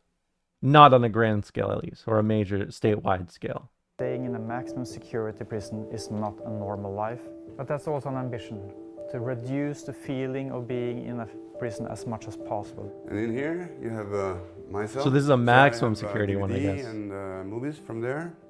The basic question that we ask ourselves in Norway, what kind of neighbor do we really want? Because they could move into my neighborhood and they could move into your neighborhood. So I think this is an important question to ask ourselves, really. That should have an influence on how we work inside prisons. Oh, thank you. The U.S. has the world's largest incarcerated population with 655 out of 100,000. That's fucking crazy. Hold on, do I still have this up? I want to see, I want to see these fucking specifics right now.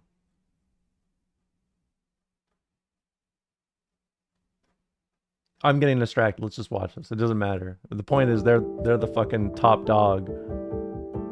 They're the bog dog, so to speak. It's not for the prison to judge or to punish.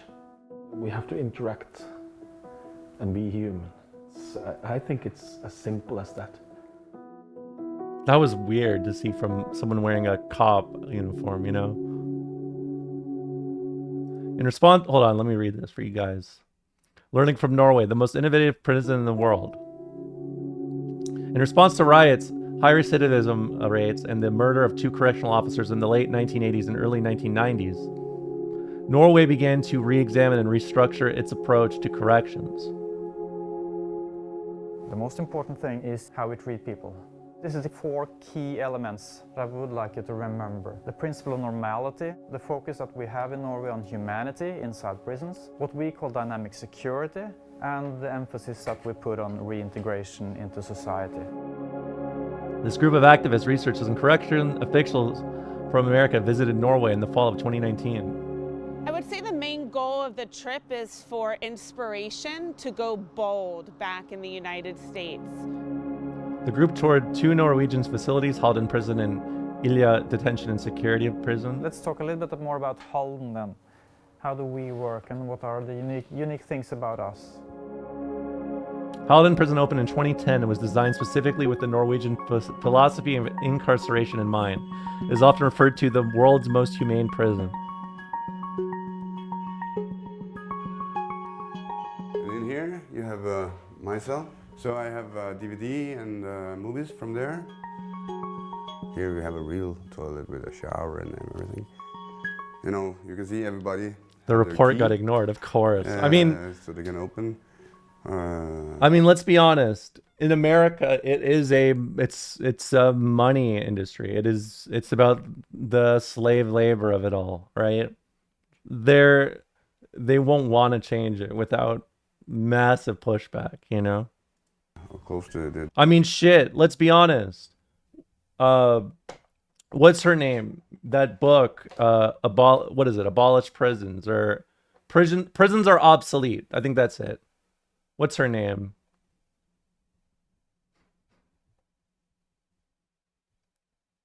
I've mentioned her before, but I can't remember her name off the top of my head. What is it? Prisons Are Obsolete. Angela Davis. There we go. This is from 2003. So doors whenever they want. Even though it's nice here, it's still not a summer camp. But I would like you to, look beyond the facilities. It's not the most important thing. So this is the cell. Every cell is similar. And here we have the kitchen. Where I used to prepare the food, you can see here, is inside here. That's a really important principle in Norway, which talks about that taking someone's liberty away and taking them away from their family, away from their community, that in of itself is the punishment. So life inside prisons should look as normal to life in the community as possible. And in here, you have this washing room. You can wash the clothes and dry it. Staying in a maximum security prison is not a normal life. And I noticed you're just wearing normal clothes. Yeah. That's allowed. You can wear whatever you want. But that's also an ambition, to reduce the feeling of being in a prison as much as possible. That's the normality principle. How you can normalize the correctional setting for individuals to transition out. Bigger challenge in our system. Nixon campaign in 1968 and the Nixon White House after that had two enemies, the anti-war left and black people. You understand what I'm saying? We knew we couldn't make it illegal to be either against the war or black, but by getting the public to associate hippies and marijuana with blacks and then heroin and blacks with heroin, then criminalizing both heavily, we could disrupt those communities. We could arrest their leaders, raid their homes, break up their meetings, and vilify them night after night on the evening news. Did we know we were lying about the drugs? Of course we did. I mean, it's one of many, But definitely something to think about. The commissary, the stores, where an individual actually gets to go to a real store and pick out commissary items. I think that's a good adds to the normalization. I am not a crook. I think this is the most important part. Dynamic security sounds like a very fancy thing, but it's really just having a normal interpersonal relations between the officers, or all staff really, and the inmates. The role of the contact officer is one of the most important aspects of dynamic security. Every inmate has a primary contact officer, and every officer had to have 2 or 3 inmates that he is the contact officer for. That was the ambition, from guard to also be a social worker. Oh, thank God. I did not like the sound of that, I will say. But Norway's contact officers participate in a 2-year full-time college education.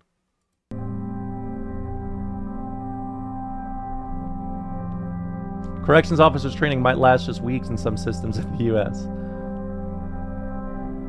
The main subjects at the academy: ethics, psychology, communication technique, criminology, law, human rights. Of course, they do learn self-defense, they do learn extraction techniques, they do learn to work as a team, but that's not the major components. It's about how do you treat people respectfully. My family always think that I just play games, because that's why I like very much to play games. So I often play cards and stuff with inmates.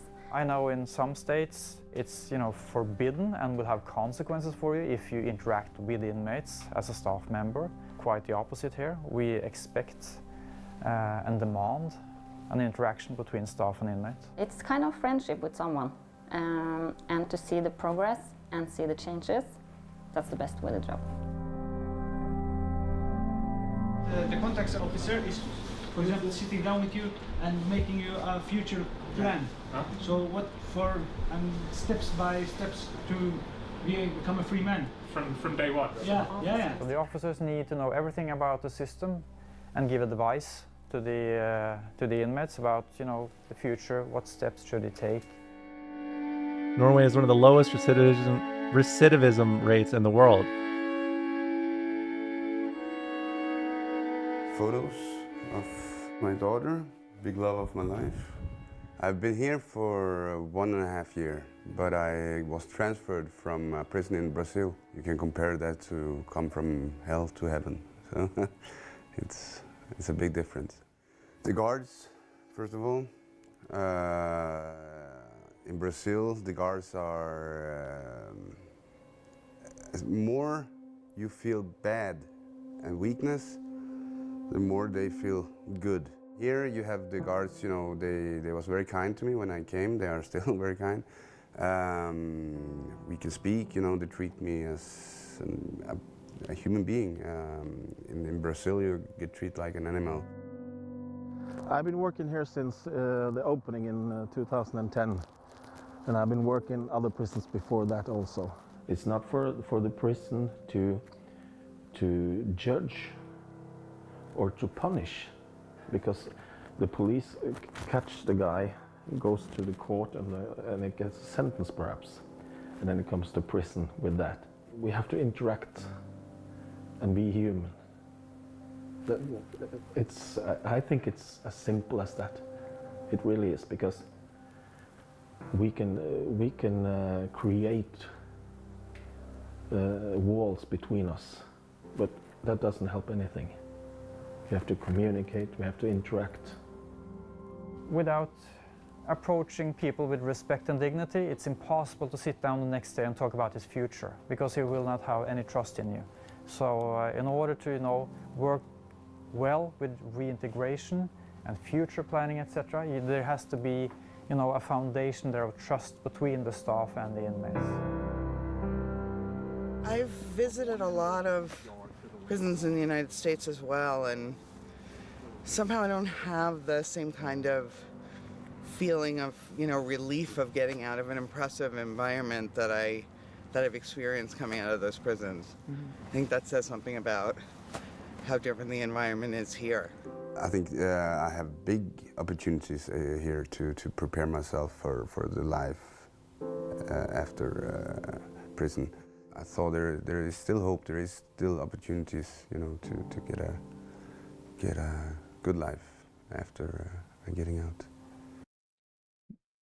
I mean, you know, another thing worth thinking about in this way. Did you guys see the what is it? The slang on Chinese internet that's like, if you live in America, you're always on 1 HP or some shit like that. Like, meaning as in if you have any, yeah, the kill line. That's it. The kill line. They literally say if you are an American, you are living on 1 HP constantly. Here we go. What is the American kill line? This term has been going viral on Chinese social media. The hottest term on Chinese social media right now is 斩杀线, the kill line. I love that they just got Hassan's clip in, because you know it's always gonna be him saying the thing in China right now is. It's basically a death sentence. The video game term is used when a player character is dangerously low on health. Once their virtual health falls below this line, it takes just a single blow to be eliminated. Chinese social media users have been using the term kill line to discuss what they see as America's terminal decline. A country where a single misfortune, perhaps a car crash, an illness, or the loss of a job, can lead to complete destitution. Chinese state media has also joined in on the trend, producing articles about the American kill line, supposedly armed with data. Some articles I love supposedly armed with data. That found over 770,000 Americans are now homeless. While homelessness is a stain on the country, it remains an extreme outcome.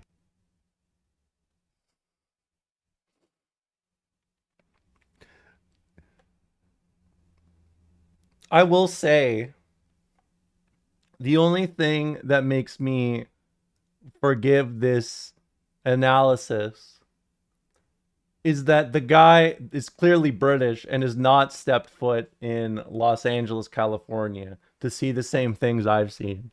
Because I'll tell you, one interaction in Los Angeles, one single underpass, and it will change your whole opinion on this. Affecting less than 0.05% of America's population on a chronic basis. On a chronic basis. Other articles also refer to a Federal Reserve report that 37% of American adults would not be able to cover a $400 emergency expense with their savings.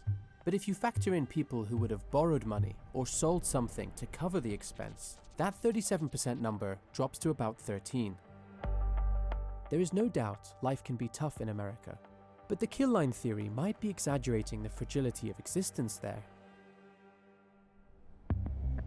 So is life any better in China than in America? Well, it depends. Well, you already know what I'm gonna get, huh?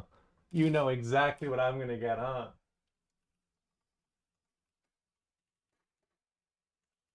You know exactly what I'm gonna get.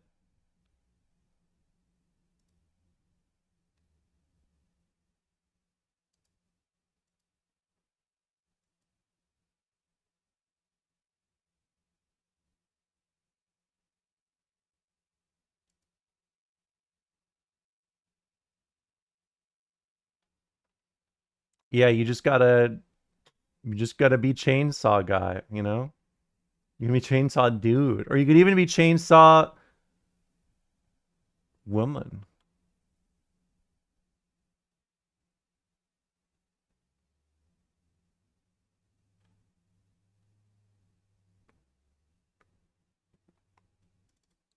All right.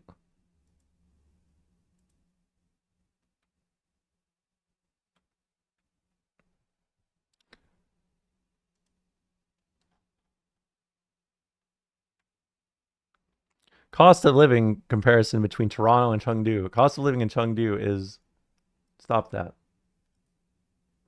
Cost of living comparison, or sorry, cost of living in Chengdu is 58.1% lower, and in Toronto, excluding rent, cost of living including rent is in Chengdu is 64.2% lower than in Toronto. Rent prices in Chengdu are 77% lower in Toronto than in Toronto, sorry. Restaurant prices in Chengdu are 69.9% lower than in Toronto. Grocery prices in Chengdu are 50.9% lower than in Toronto. To China's credit, its medical and drug costs are much lower than the sky-high charges in America. But business failures, by contrast, can be debilitating. China lacks well-developed personal bankruptcy laws, making it much harder to recover from a bad investment.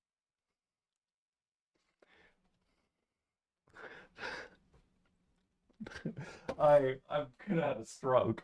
Dude, this guy said if you can afford a $400 expense, just sell something, it's fine.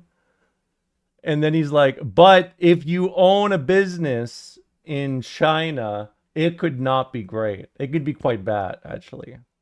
Well, good thing I don't need to run a business. I get to enjoy working. People in China have plenty else to be glum about these days. Property owners have seen the values of their homes fall by about 20% from their peak.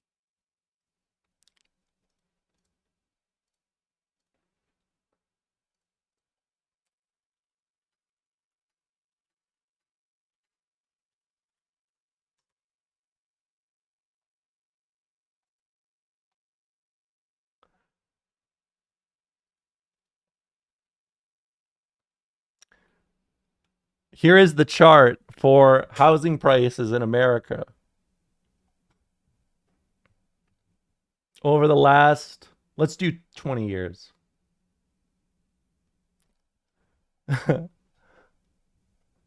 There's a lot to be sad. There's a lot to be happy about here. My house prices haven't gone down. That means I get more money. That means if I ever need to like sell a house or something, you know, like it's like, you know, there's more money here. I don't know how I'll buy a house, but you know, I'm sure it's so relevant. 5 years ago, and China's youth unemployment rate is about 17%.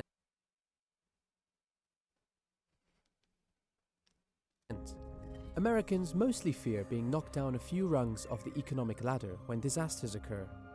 In China, many are fighting to gain a foothold in the first place. Gamers have a term for this too.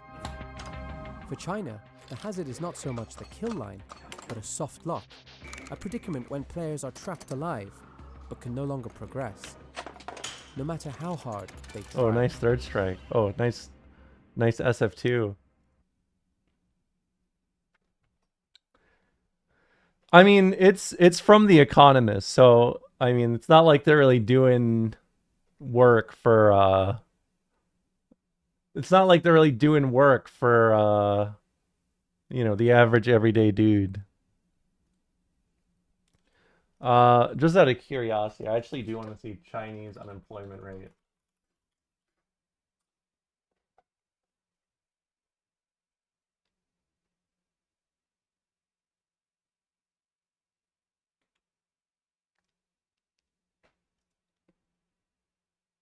Let's see, 10 years.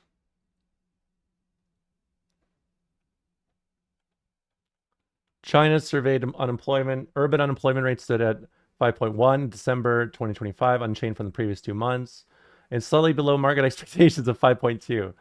Among the locally registered labor force, the unemployment rate was unchanged at 5.3, while the rate for migrant labor force also remained steady at 4.7.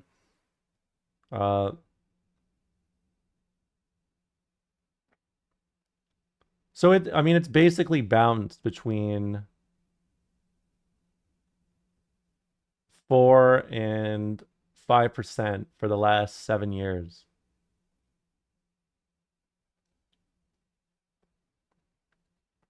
I mean, yes, like it doesn't even matter. It doesn't. I mean, it's getting into like irrelevant shit, right? My understanding is there's just not enough high-paying jobs coming out of China, out of school in China right now, but I'd still rather be graduating with 100,000 in debt and still not having got good job prospects. I mean, yeah, like the thing is these are not like equal, right? Like I want to remind you that the kind of government support in America versus in China, it's not necessarily the same thing, right? Both in terms of like, you know, healthcare costs, like both in terms of the I mean, yes, property value and shit like that it's a bit of a joke. But like again, okay, understanding this is kind of relevant to understanding what we were talking about last night, right? The socialist states are very firm in how they control their like currency, right? Like how much money it is. So usually doing these like analogies of living in America versus China is impossible on just the front of it, right? Because you are dealing with the global like currency of the world versus a isolated currency that is controlled for the benefit of, you know, the Chinese people, right? So like even being in a situation where you have less opportunities for, you know, doing work in the same way, like it just does not instantly mean that you explode in the same way. Another aspect about this that is honestly a little frustrating to talk about too, and why I get a little annoyed when I have to explain like these kind of differences, because even like whenever we talk about stuff like this, it's always talking about how China has a better system than in America. Like full stop. Let's be honest. I wholeheartedly believe that the Chinese system is much better in its implementation than the capitalist system in America, right? Whenever you say something like that, you immediately end up having to have a discussion about aspects of China that are not good. Like, it's not even about the economy or these systems in particular. It's like random shit separate from the economy. The issue with this is like, one, we do not necessarily like, how do I describe this? It is, if we look at the flat, like of just like the absolute flat and everything together Here's what I would say about China versus America. In China, when they announce a 5-year plan, they usually do stuff, right? When they say, we're going to do this in the 5-year plan, we're going to build more houses, we're going to try to build more jobs out of these houses, and building like cities where people will have, you know, like more employment, stuff like that, right? It happens on a grander scale. It does not happen as in, I'm going to place a house down here and someone bought it. Let's go. It's not like that at all, right? It is a lot more of an overall, like, top down kind of construction, but from the bottom up. It's not just like, I, as a rich person, want to put a nice thing here. It is, we are building a whole city. We're building the system that would supply this city. We are building a train system that will supply this city. We're building, you know, all these sort of, I want to say regulations, but it's not, like, you know, like filtering services, like all this shit, right? Like, they're doing all this before anyone even moves in, right? In America, you get politicians who tell you they want to do things, right? Like, even think of someone like Zoran, who is a, you know, he's definitely doing more than the average politician. He has like 2 or 3 things that he basically says like he is really aiming for and locking down in, right? And you do not get that same sort of freedom to implement these decisions in a capitalist system where there's pushback in these ways and where there's so much weight of, you know, the power of personal property in this way of private businesses, right?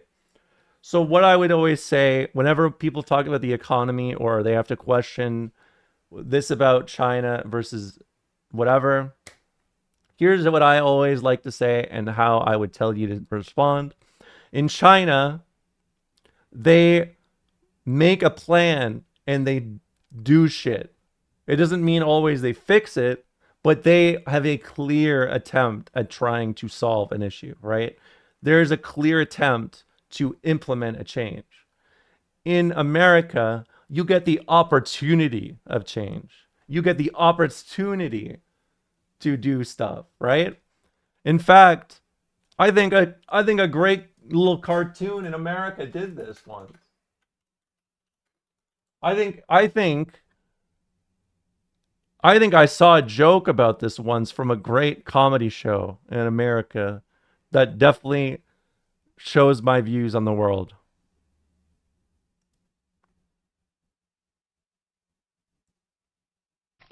Hello, Mr. and Mrs. Griffin. Now, I know you've been here all day, so if you'll just sign this contract without reading it, I'll take your blank check, and you won't not be not loving your timeshare before you know it. Well, look, Slick, we're not going to buy you last. It's got subtitles. All right?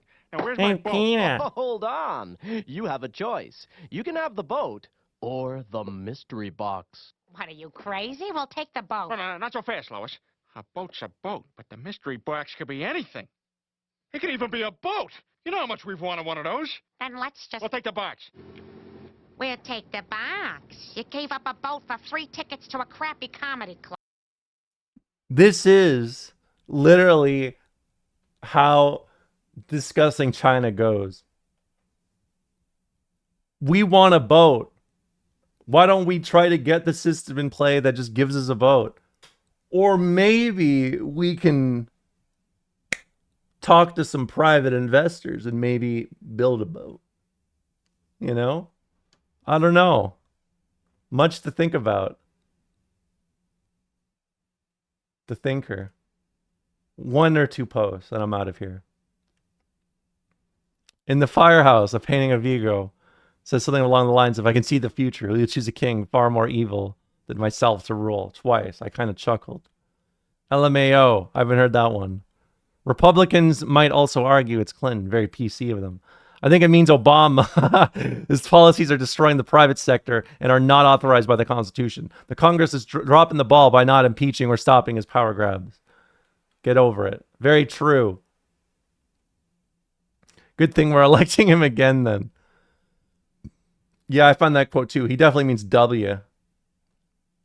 Unfortunately, according to the media in Hollywood, W was the Antichrist because he didn't take shit from anyone. And now Obama's in office and rolling over to the entire world and apologizing for W's mistakes. Well, it's nice to know that the American people voted for a kiss ass. And then he has a Ronald Reagan quote in his bio with a abbreviation. I won't get over violating the Constitution. Liberals screamed at about Bush's violations, and I was right there. But when Obama takes over, it's the same old tune of diehard supporters. Their guy can forsake the Constitution. He'll probably get a second term since all of his supporters are just like Bush's, fanatical and wearing blinders. See, another point to the Ramola system of analyzing hogs. The pro-Obama comments have to be troll attempts. At least that's what I tell myself to sleep better at night. They have a term for that. It's called good foreign policy. No, it's not. It's called not standing up for your country. I don't give a crap whether or not the rest of the world likes this country or not. We have our own problems, and I'm all for isolationism until we get our own crap straightened out. You should try growing a spine and standing for something you believe in besides letting the government and media think for you. Good foreign policy is what Thomas Jefferson in Washington said to do. Trade with all nations, political ties with none. I don't see trade with all going on since we are restricting trade with countries now. By the way, this is post-NAFTA. I just want to really emphasize this really fast. When we are making political ties all over the place by telling everyone we are sorry. Walk softly and carry a big stick is a great motto.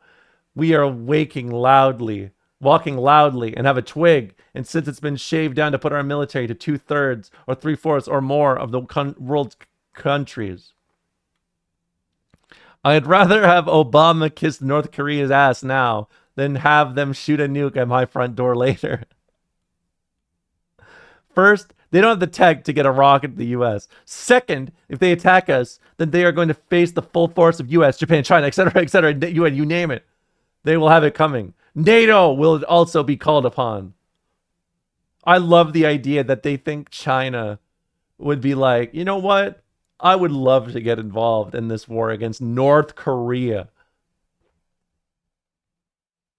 Third, we can finally do a legal constitutional war since the U.S. was attacked by a country. This is a board about a video game. Shut up. LOL. I love when people anthropomorphize American, this living being that we have to stand up for, which really just means rubbing its genitals in the faces of other countries while they point their nukes at the U.S. My first wish is to see this plague of mankind, war, banished from the earth. George Washington. Appeasement worked against the Nazis, right?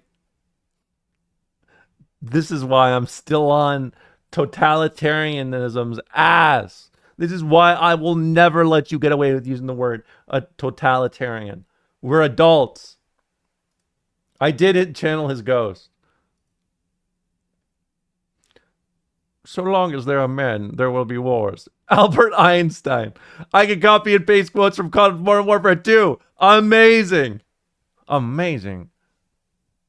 That concludes our discussion. Godwin's law is still alive.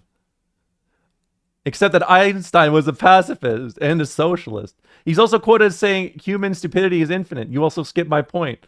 Oh yeah. Do you guys want to look at that, by the way? Here's a little... He actually wrote it in a... he wrote about it in an article from... What was it? 1949. Why socialism?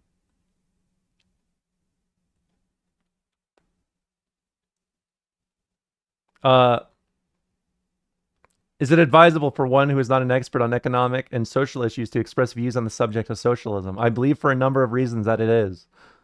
Let us first consider the question from the point of view of scientific knowledge. It might appear that there are no essential methodology differences between astronomy and economics. Scientists in both fields attempt to discover laws of general acceptability for a circumscribed group of phenomena in order to make the interconnection of these phenomena as clearly understandable as possible.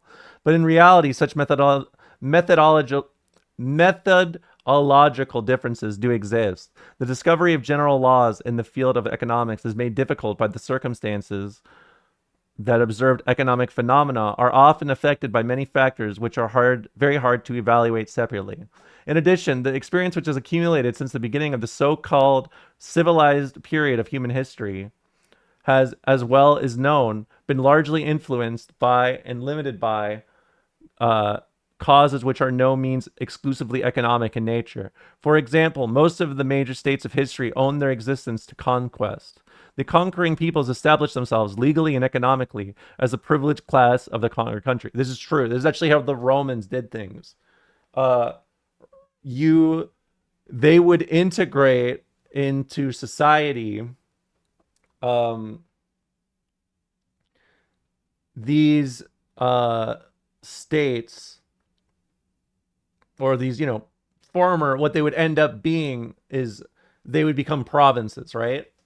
And they would essentially offer support in exchange for the fact that you would use their currency system, right? Essentially, what they would do is they'd say, you have to pay us in Roman currency, right? If you have to pay your taxes in Roman currency, we will give you stuff if you pay your taxes. You have to pay in our currency, which is how the Romans actually managed to incorporate their own economic model across all these other provinces, which all had their own economic, power and so forth. But by doing this, they would essentially separate, they would go from these small scale regional currencies to the Roman currencies, which were on such a grand scale that it would, gradually invalidate this other currency that had been present, right? So he is right. Like, literally, even in the history that I study or I focused on, like, this process of integration through culture and the economic power, it both enabled the Roman elite to increase their power overall, right? Because it became, as a wealthy Roman, by doing conquest in Britain and the incorporation of the Roman economy, they would end up becoming even more powerful, right? They'd become far more powerful because then that means they just got a whole new market, right? Does that sound familiar? It's crazy, right? But yes, absolute banger of a reference from Einstein. I know that sounds weird to say, but he's cooking. Where is it? Has been largely influenced and limited by causes which are no means exclusively economic in nature. For example, most of the major states of history owed their existence to conquest. The conquering peoples established themselves legally and economically as a privileged class of the conquered country. They seized for themselves a monopoly of the land ownership and appointed a priesthood from their own ranks. The priests, in control of education, made the class division of society into a permanent institution and created a system of values by which the people were thenceforth, to a large extent unconsciously, guided in their social behavior. But historic tradition is, so to speak, of yesterday. Nowhere have we really overcome what Thorsten Veblen called the predatory phase of human development. The observable economic facts belong to that phase, and even such laws as we can derive from them are not applicable to other phases, since the real purpose of socialism is precisely to overcome and advance beyond the predatory phase of human development. Economic science in its present state can throw little light on the socialist society of the future. Second, socialism is directed towards a social ethical end. Science, however, cannot create ends, and even less, instill them in human beings. Science, at most, can supply the means by which to attain certain ends. But the ends themselves are conceived by personalities with lofty ethical ideals, and if those ends are not stillborn but vital and vigorous, are adopted and carried forward by those many human beings who have consciously determined the slow evolution of society. For these reasons, we should be on our guard not to overestimate science and scientific methods when it is a question of human problems, and we should not assume that experts are the only ones who have a right to express themselves on questions affecting the organization of society. Innumerable voices have been asserting for some time now that human society is passing through a crisis, that its stability has been gravely shattered. It is characteristic of such a situation that individuals feel indifferent or even hostile to the group, small or large, to which they belong. In order to illustrate my meaning, let me record here a personal experience. I recently discussed with an intelligent and well-disposed man the threat of another war, which, in my opinion, would seriously endanger the existence of mankind. And I remarked that only a supernatural organization would offer protection from that danger. Thereupon, my visitor, very calmly and coolly, said to me, "Why are you so deeply opposed to the disappearance of the human race? I am sure that as little as a century ago, no one would have so lightly made a statement of this kind. It is a statement of a man who has striven in vain to attain equilibrium within himself and has more or less lost hope of succeeding. It is the expression of a painful solitude and isolation from which so many people are suffering in these days. What is the cause? Is there a way out?" It is easy to raise such questions, but difficult to answer them with any degree of assurance. I must try, however, as best as I can, although I am very conscious of the fact that our feelings and strivings are often contradictory and obscure, and that they cannot be expressed in easy and simple formulas. Whew, this is such a banger. I forgot how good this is. I think I'm going to read the whole thing and then I'm going to head out. I forgot how good this is.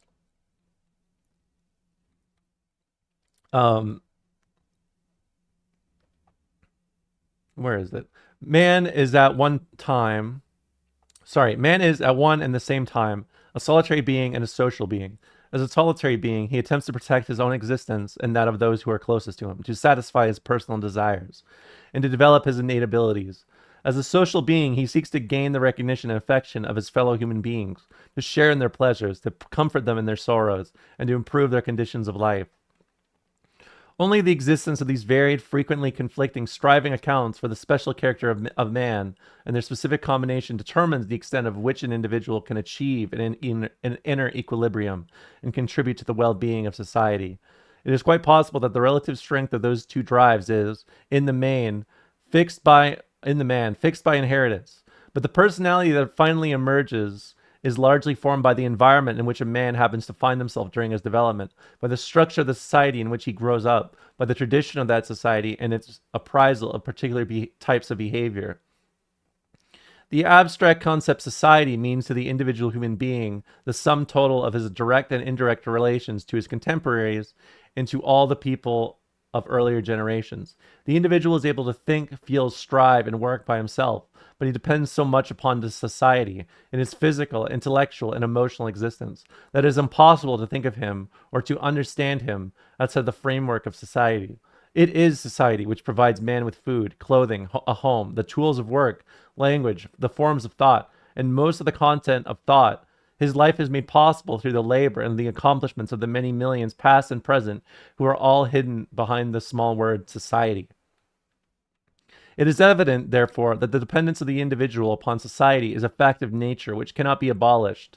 Just as in the case of ants and bees, however, the whole life process of ants and bees is fixed down to the smallest detail by rigid, hereditary instincts. The social pattern and interrelationships of human beings are very variable and susceptible to change. Memory, the capacity to make new combinations, the gift of oral communication have made possible developments among human beings which are not dictated by biological necessities.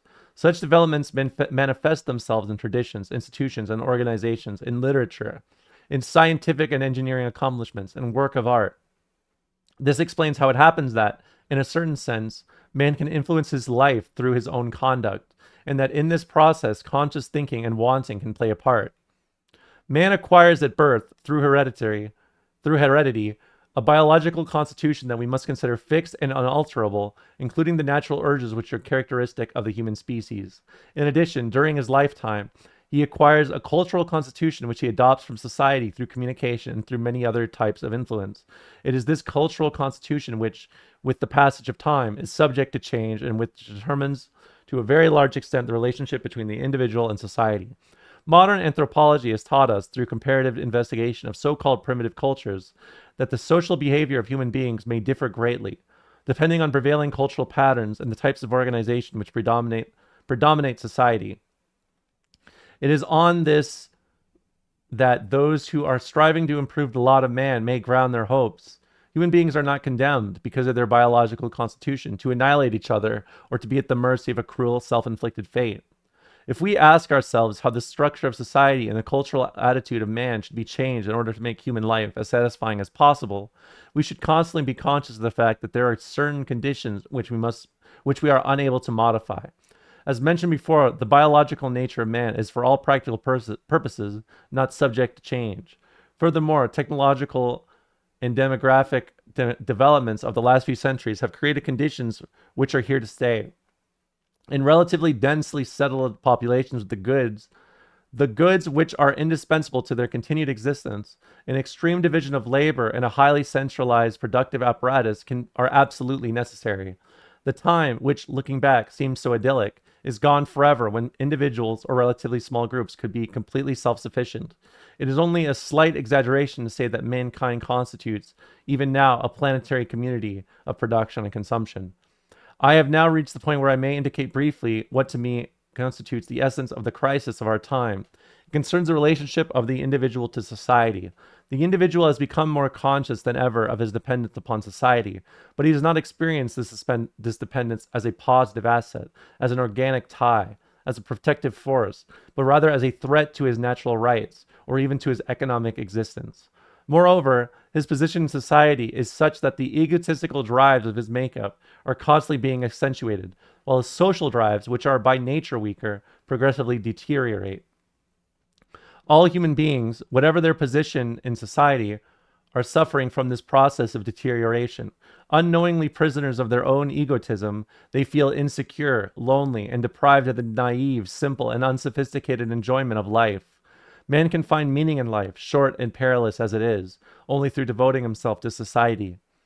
The economic anarchy of capitalist society as it exists today, in my opinion, the real source of the evil. We see before us a huge community of producers, the members of which are unceasingly striving to deprive each other of the fruits of their collective labor, not by force, but on the whole in faithful compliance with legally established rules. In this respect, it is important to realize that the means of production, that is to say, the entire productive capacity that is needed for producing consumer goods as well as additional capital goods, may legally be, and for the most part are, the private property of individuals.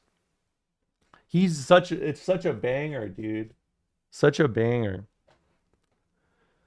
For the sake of simplicity, in the discussion that follows, I shall call all workers, all those who do not share in the ownership of the means of production, although this does not quite correspond to the customary use of the term. The owners of the means of production is in a position to produce the labor power of the workers. By using the means of production, the worker produces new goods which could become the property of the capitalist. The essential point about this process is the relation between what the worker produces and what he is paid. Pardon me. Both measured in terms of real value, insofar as the labor contract is free. What the worker receives is determined not by the real value of the good he produces, but by his minimum needs and by the capitalist requirements for labor power in relation to the number of workers competing for jobs. It is important to understand that even in theory, the payment of the worker is not determined by the value of his product. Private capital tends to become concentrated in few hands, partly because of competition among the capitalists, and partly because technological development and the increasing division of labor encourage the formation of larger units of production at the expense of smaller ones. The result of these developments is an oligarchy of private capital, the enormous power of which cannot be effectively checked, even by a democratically organized political society. This is true since the members of legislative bodies are selected by political parties, largely financed and otherwise influenced by private capitalists who, for all practical purposes, separate the electorate from the legislature. The consequence is that the representatives of the people do not, in fact, sufficiently protect the interests of the underprivileged sections of the population. Moreover, under existing conditions, private capitalists inevitably control, directly or indirectly, the main sources of information. The streamer. This is where I do the fucking splits, and then I bounce back up and continue. It is thus extremely difficult, and indeed in most cases quite impossible, for the individual citizen to come to objective conclusions and to make intelligent use of his political rights. The situation prevailing in an economy based on the private ownership of capital is thus characterized by two main principles. First, means of production, capital, are privately owned, and the owners dispose of them as they see fit. Second, the labor contract is free. Of course, there's no such thing as a pure capitalist society in this sense. In particular, it should be noted that the workers, through long and bitter political struggles, have succeeded in securing a somewhat improved form of the free labor contract for certain categories of workers. But taken as a whole, this present-day economy does not differ much from pure capitalism. Production is carried on for profit, not for use. There's no provision that all those able and willing to work will always be in a position to find employment. An army of unemployed always exists. The worker is constantly in fear of losing his job. Since unemployed and poorly paid workers do not provide a profitable market, the production of consumer goods is restricted, and a great hardship is the consequence. Technological progress frequently results in more unemployment rather than in an easing of the burden of work for all. I'm going to remind you, this is before the internet. This is in 1949. Just so you understand. This is after Fordism. Like, this is in response to, like, Fordism, basically, right? But it shows you how the line from Fordism to, like, AI is real, right?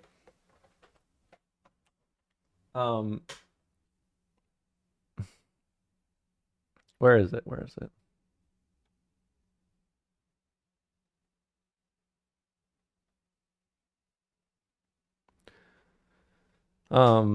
Technological progress frequently results in more unemployment rather than in an easing of the burden of work for all. The profit motive, in conjunction with competition among capitalists, is responsible for an instability in the accumulation and utilization of capital, which leads to increasingly severe depressions.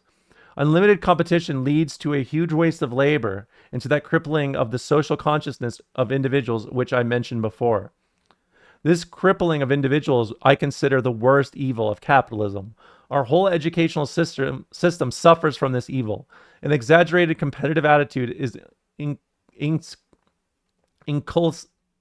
can't pronounce this, I'm sorry. I can't unfinish this. Inculcated, I don't know. Into the student who is trained to worship acquisitive success as a preparation for his future career. Inculcated.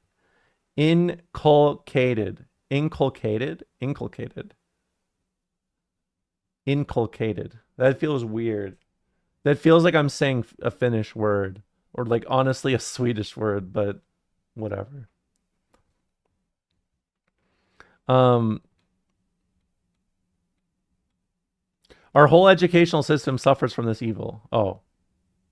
I'm convinced that there is only one way to eliminate these grave evils, namely through the establishment of a socialist economy, accompanied by an educational system which would be oriented towards social goals. In such an economy, the means of production are owned by society itself and are utilized in a planned fashion.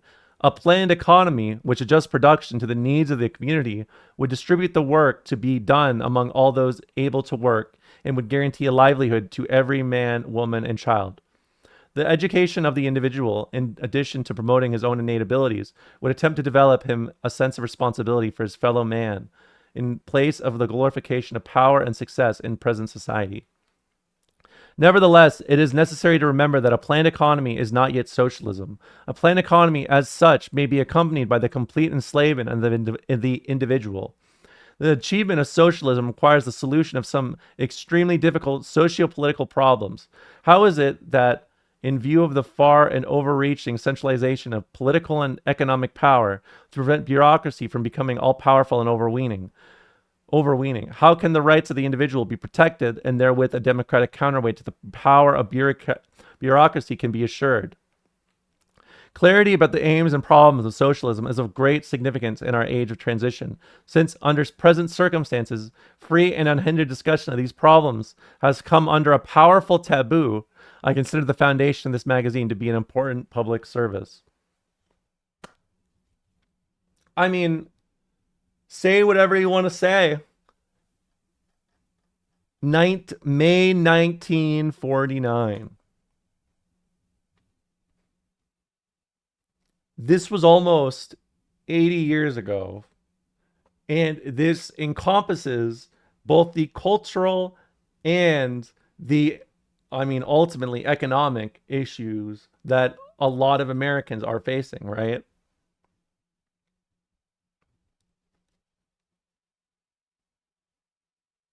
It is. Hold on. You know what I need to get you guys? This text seems very well meaning, but is very obviously grappling with the popular interpretation of Marxism at the time, which is largely wrong. Yeah, but I need you to understand something, Orestes. I actually read the book you sent me, and I can tell you there is a very fundamental issue. I think both with how you talk about socialism in here, but also like on this article, right? This is not necessarily the same field you are interacting with. This is somebody discussing the subjects of socialism from the previously established hierarchy, right? You cannot say that it is fake socialism or whatever. I think you are working on the theoretical, like theory form of it, right? You're not really working on the real life, like past occurrences, right? How I can point this out to the text that you sent me in particular is actually the reflection of the Popular Front strategy in the 1920s. The Popular Front strategy in the 1920s was in direct response to, you know, a lot of the rise of fascism in Germany and Italy.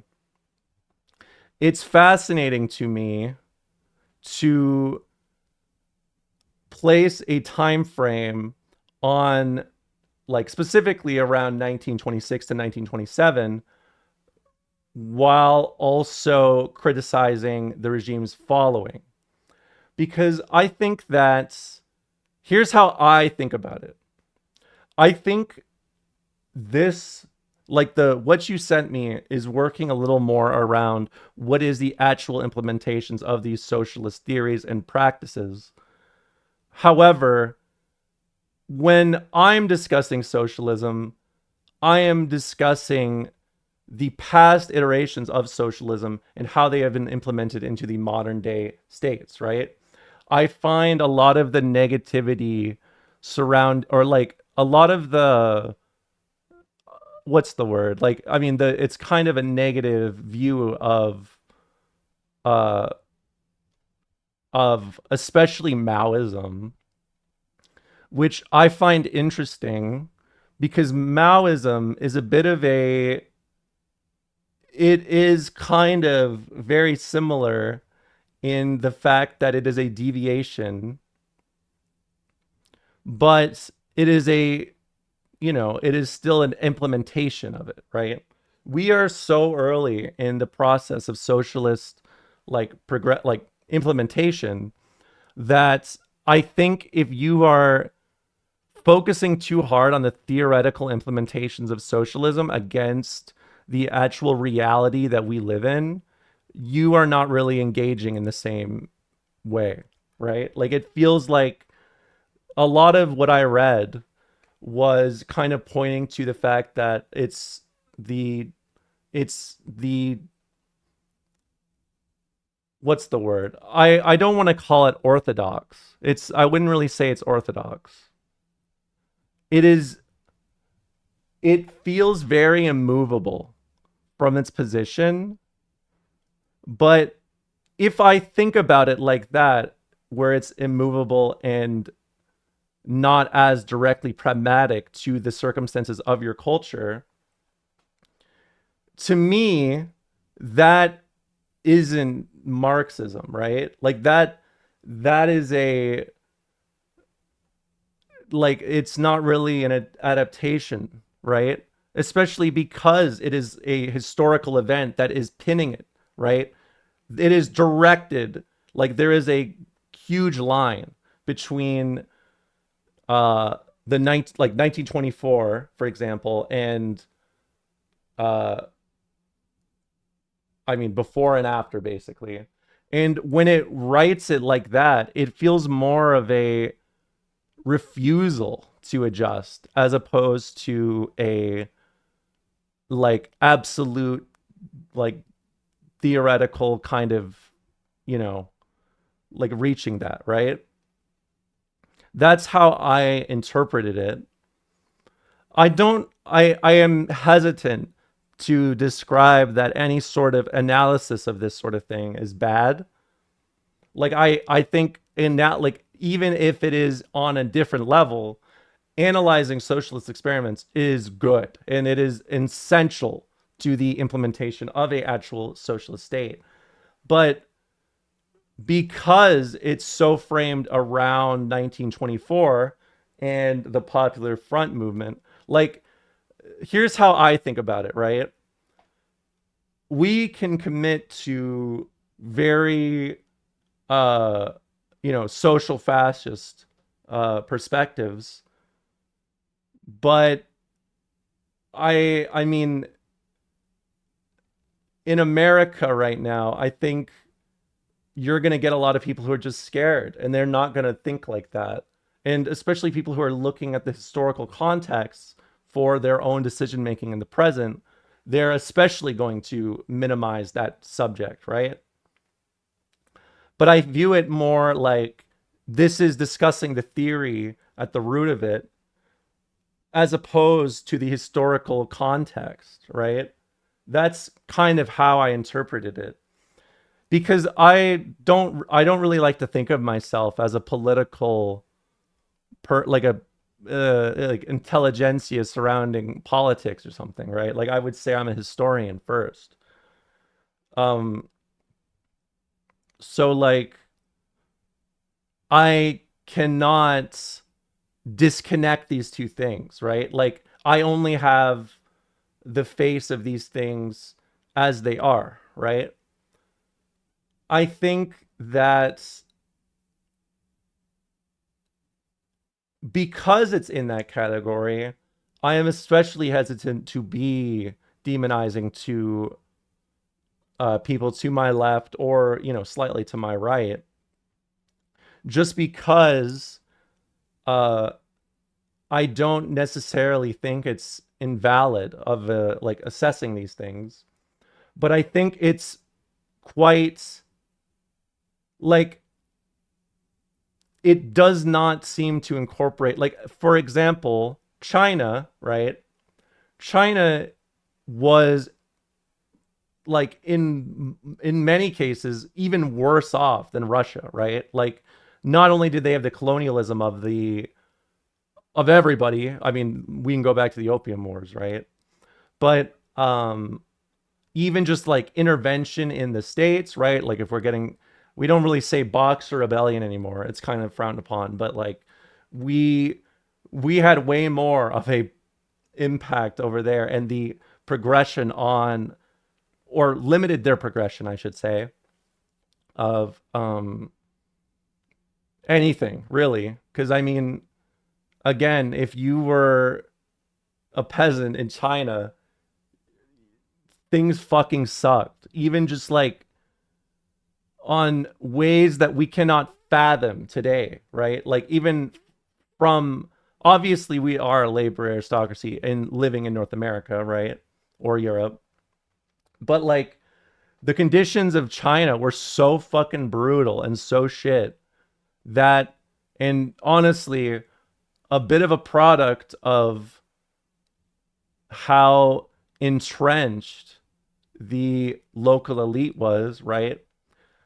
I'll give you an example of how I dislike this framing. It mentions in 1928 that Mao basically betrayed workers by allying himself with the Kuomintang, right? By connecting himself in this way. I think that is almost,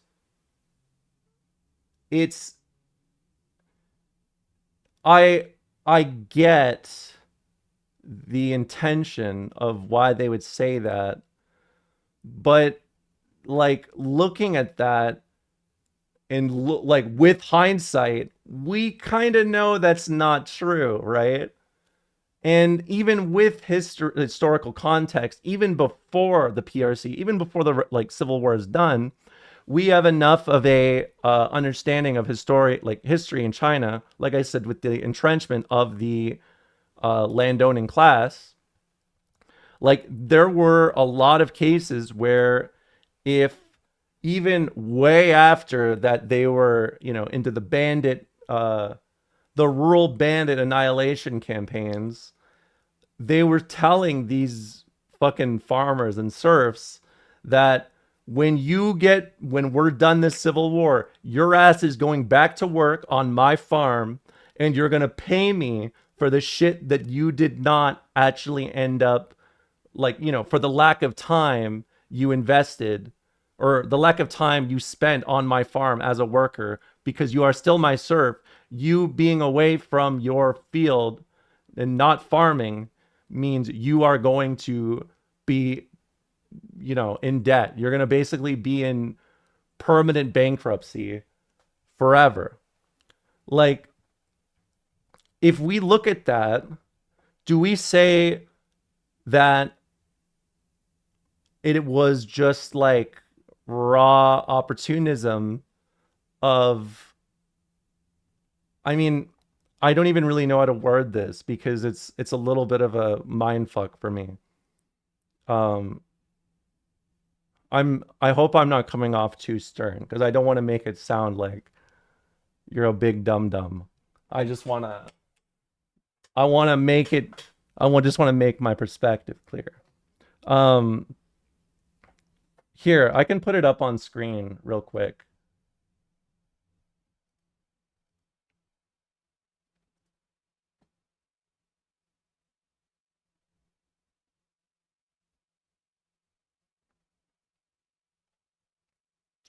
Where is it? I want to get to the quote exactly.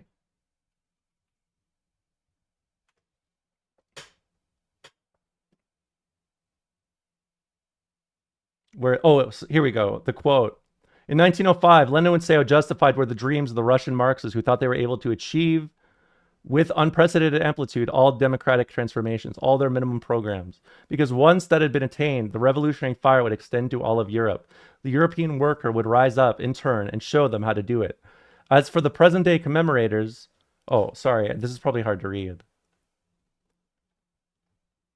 Here you go. It is they or their spiritual fathers who, in China in 1927, delivered the working class, bound hand and foot, to the party brethren of the Kuomintang, thus preventing the proletariat from taking the lead in the double revolution in the Far East. And it is again they who, in the underdeveloped areas, enjoin the workers to put themselves in the tow of the national bourgeois, even local satraps. Like, this is an example of how I feel disconnected from this, right?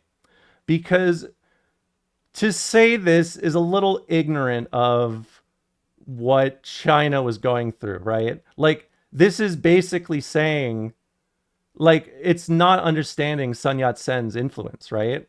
Like, it's blatantly misunderstanding these previous dynamics. It's almost, it feels a little bit to me like essentially saying that the Bolsheviks led the working class to the Mensheviks and ruined the revolution. Do you know what I mean? It's not one-to-one, but there's a little more going on there, right? Like, there's a little more in the background we kind of need to think about.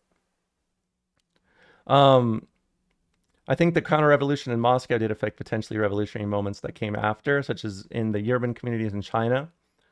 I mean, I definitely think that there absolutely is damage that's done, right? And that's why I think this analysis is good, right? It's good to do analysis like this. But I don't think that the history is there to validate it in the same way. It's not to say that, like, making a mistake and then things working out regardless, right, would be okay. That's like, it is recognizing these mistakes that socialism grows, right? But this is like,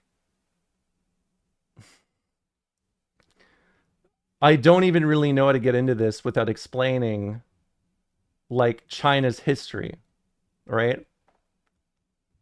I'm not going to claim it as perfect historicity when it comes to China specifically. Oh, no.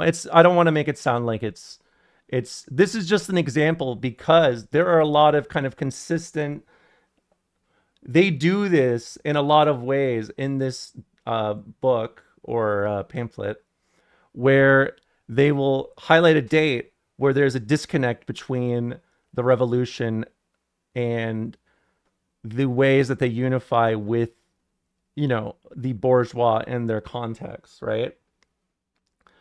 But like I gave 1924 as an example for Italy. I mean, you can really look at like,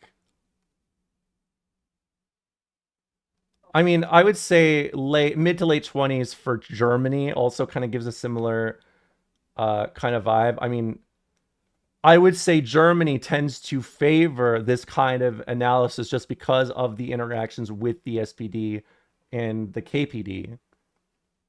But because this is especially like, it is a perspective, as far as I know, born out of the Italian Communist Party.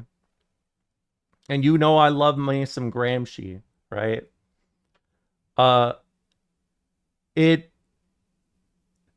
It's weird how it references aspects of history and then purely engages with the theory on that engagement of history. But at the same time, it's not really looking at the overall scene of things, right? That's how I would describe it. Because just to explain the issue with the Kuomintang here, the Kuomintang is or was led by a more moderate revolutionary, right? At first. Sun Yat-sen, right? Well, for China, he was fucking ridiculous, right? Sun Yat-sen was the founder of the Kuomintang, right? So the Kuomintang as a whole basically becomes this like anti-imperialist kind of anti-imperialist party, right? It becomes a net all party for anti-imperialism. Into the 30s, there is a split where Chiang Kai-shek wants to, you know, this is after Sun Yat-sen has passed, and then there's a lot more of a power vacuum in between. And just to make it clear how tied to the Kuomintang, like this imagery is, Sun Yat-sen's wife was actually literally not just in the party, but still revered in the party, right? In fact, we could almost engage on that level if we're going to get like argue about the Kuomintang as a sort of like, you know, anti-revolutionary vehicle. But that's again not necessarily the point of how this is done, right?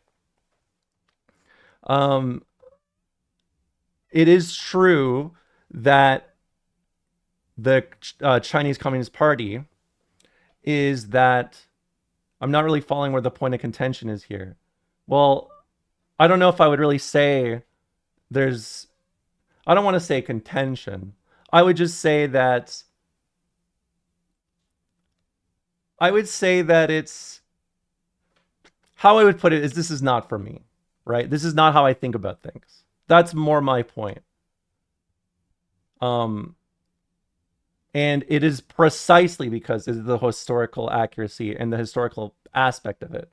I always do history first before I come to apply any of my conclusions.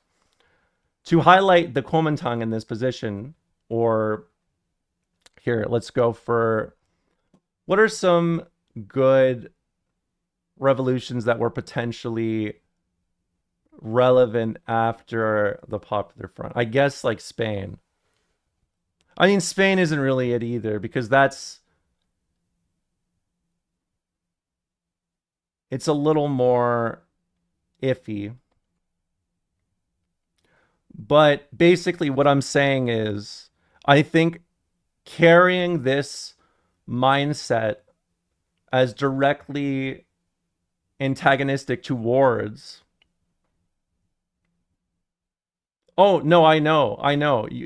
I know. Like, I mean, Popular Fronts, I am a fan of Popular Fronts. I think history has proved it, right? Well, I wouldn't say it's proved it as much as there is a lot more success against fascism with Popular Fronts. There are absolutely cases where Popular Fronts have been used to dissect or weaken leftist momentum, and that is really what I'm thinking of Spain. But like, that's a little more complicated to the politics at the time, right? Like, again, this is kind of the issue with discussing it. I think it's not really about, I don't want to say this is just bullshit. I think the aggression towards Leninist implementation is both this, it doesn't feel like I'm engaging you in the same way that you are engaging me. That is my point. Like, all this to say, I think that when you discuss these things, you are discussing the theory. I know you're Leninist, but I understand the distinction between like Lenin and Stalin. I think how I infer it is that everything post-Stalin is a counter-revolutionary kind of opportunism, right? What's up, Karma Kwan? The reason why I was highlighting this, the Kuomintang in particular, is just because this is an example of a party that has a lot more of a cultural history surrounding it that is relevant for the revolution in this context, right? There is a lot of very, very specific analysis of random points in history. Again, 1924. I want to get some other times here. Here, let me actually think a little. Oh, here we go. 1917 and 21. Or, well, I guess you said more about, you said 27, right?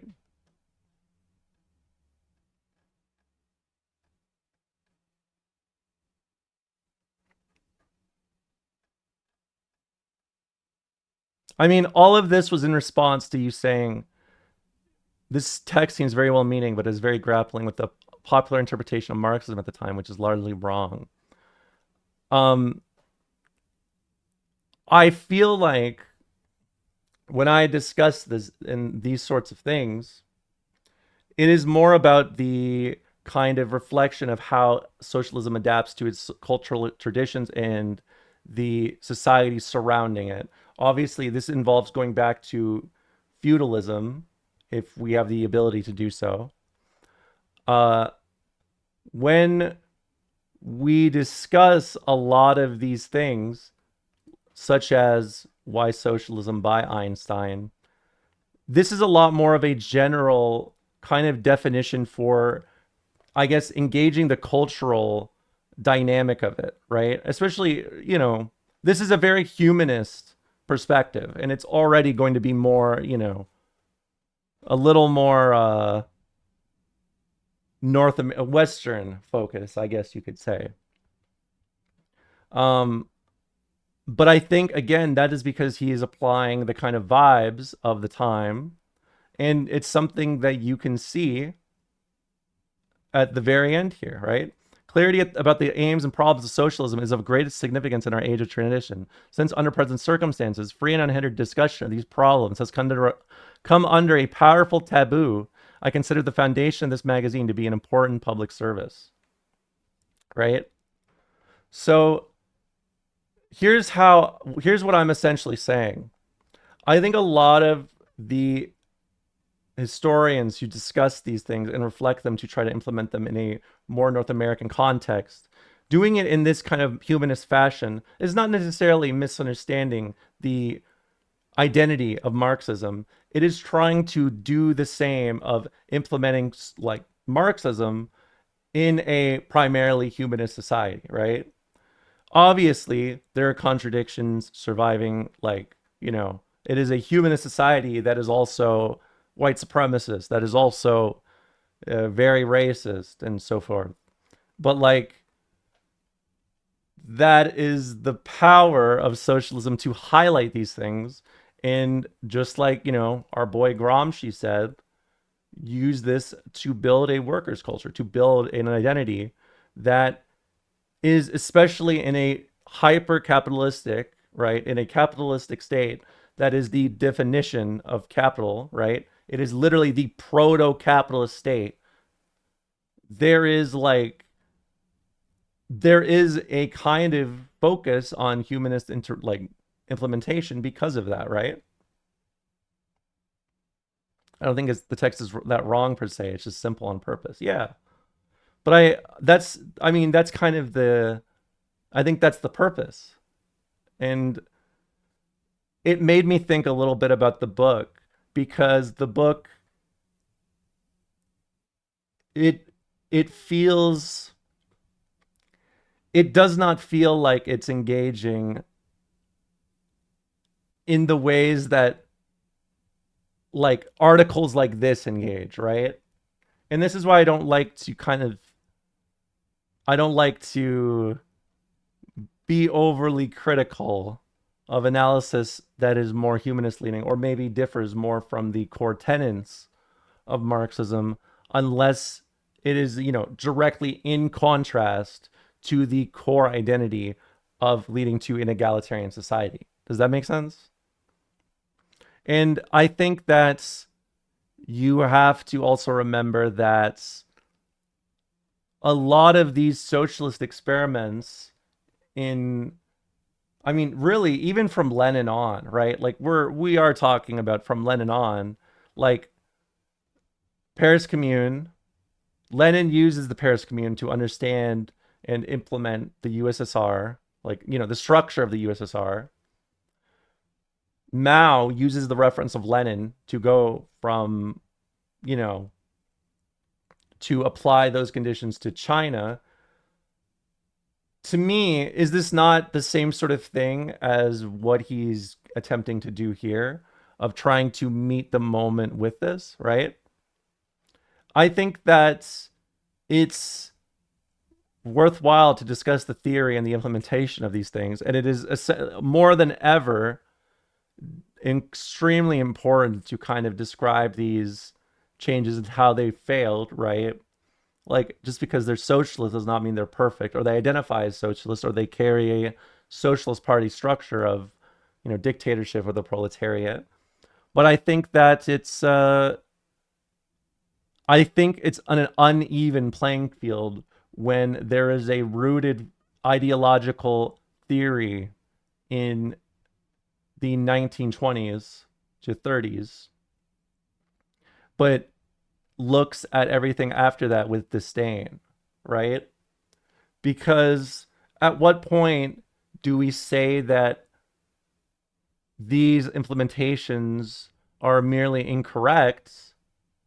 When do we say this theory was merely incorrect, right? Like, to me, it just feels, it is a weird discussion, I guess.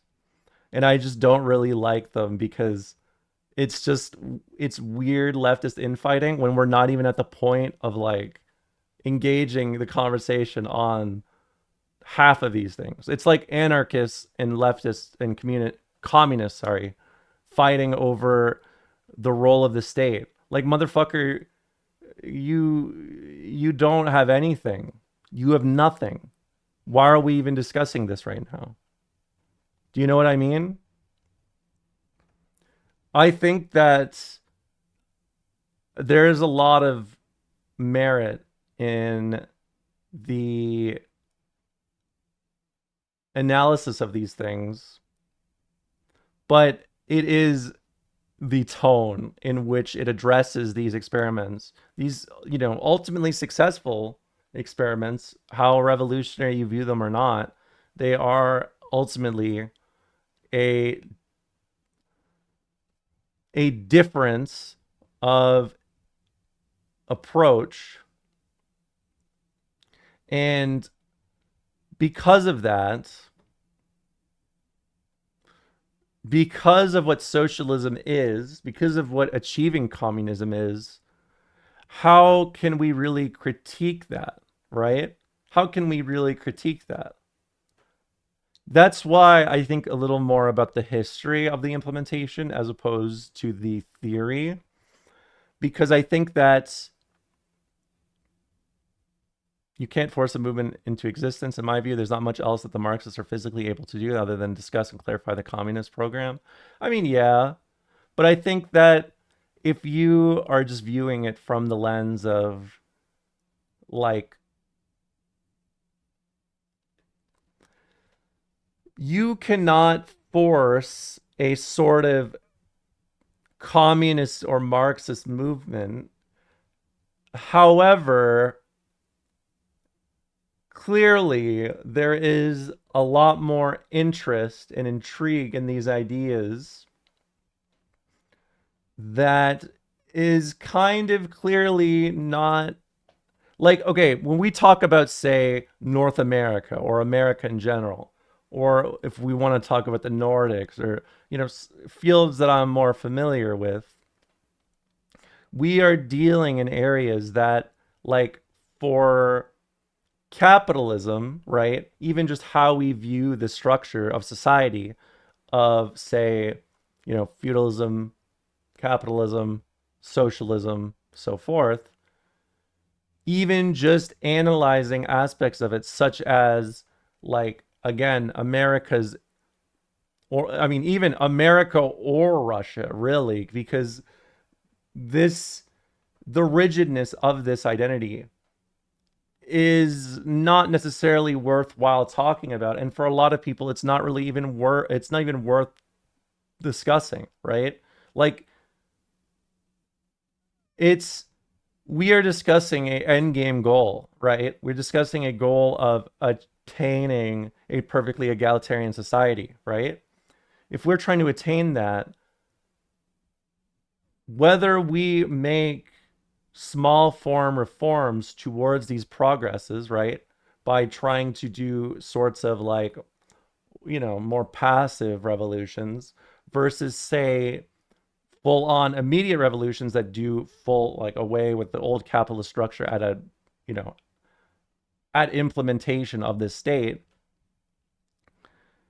no matter what, for the average person, if you were talking about like a utopian endgame, they're going to think you're fucking crazy.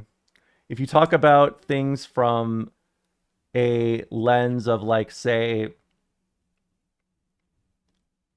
small scale reform to, I don't know, healthcare and stuff like that, I think that I think the ways that, like, it is reflected on implementing socialism is sometimes over discussed, because for people that have no education, that do not understand any political science whatsoever, you are constantly going to be arguing against 100+ years of anti-socialist, you know, Red Scare propaganda. This is kind of why I find aspects like Finland or Norway or Sweden fascinating, because they are direct contrasts that show that they do have to implement small scale reforms to match the, you know, substantial change of the USSR, right? Something further proven by the dissolution of the USSR in these ways.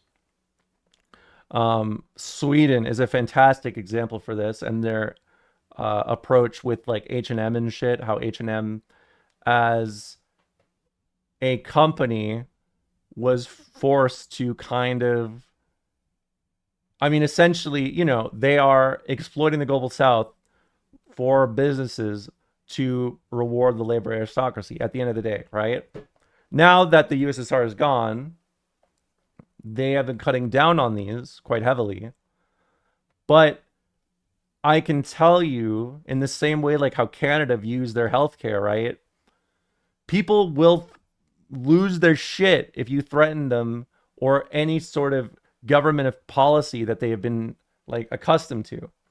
I think that viewing it 0 to 100 or as a true full kind of like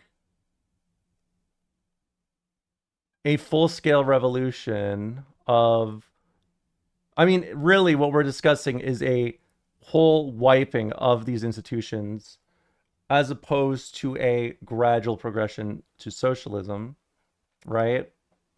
Or maybe the implementation of market capitalist related. Oh, speaking of that, I guess another thing about this is relating to currency, huh? I guess that was another thing I didn't really buy into, was how it discusses currency or the presence of currency in the system as a sort of like a bourgeois anti-socialist kind of dynamic, right? Or that's what I got from it. It is. I mean,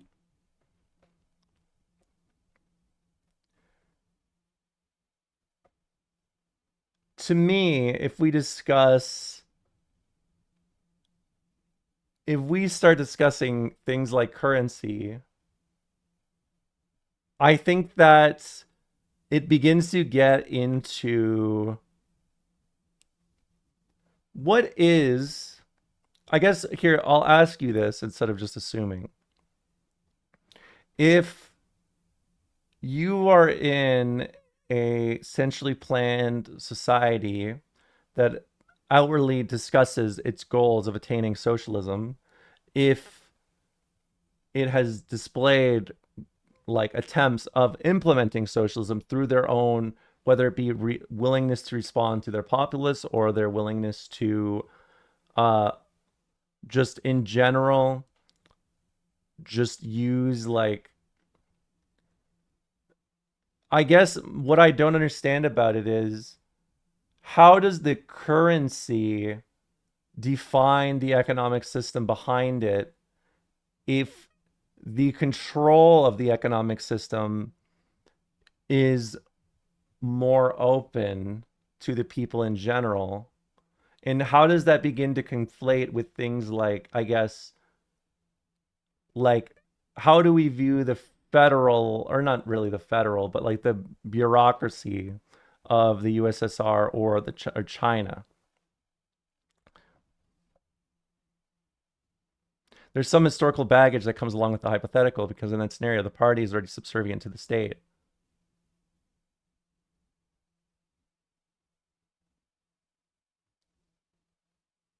Oh, I think I get what you're saying. I think I do understand what you're saying. I mean,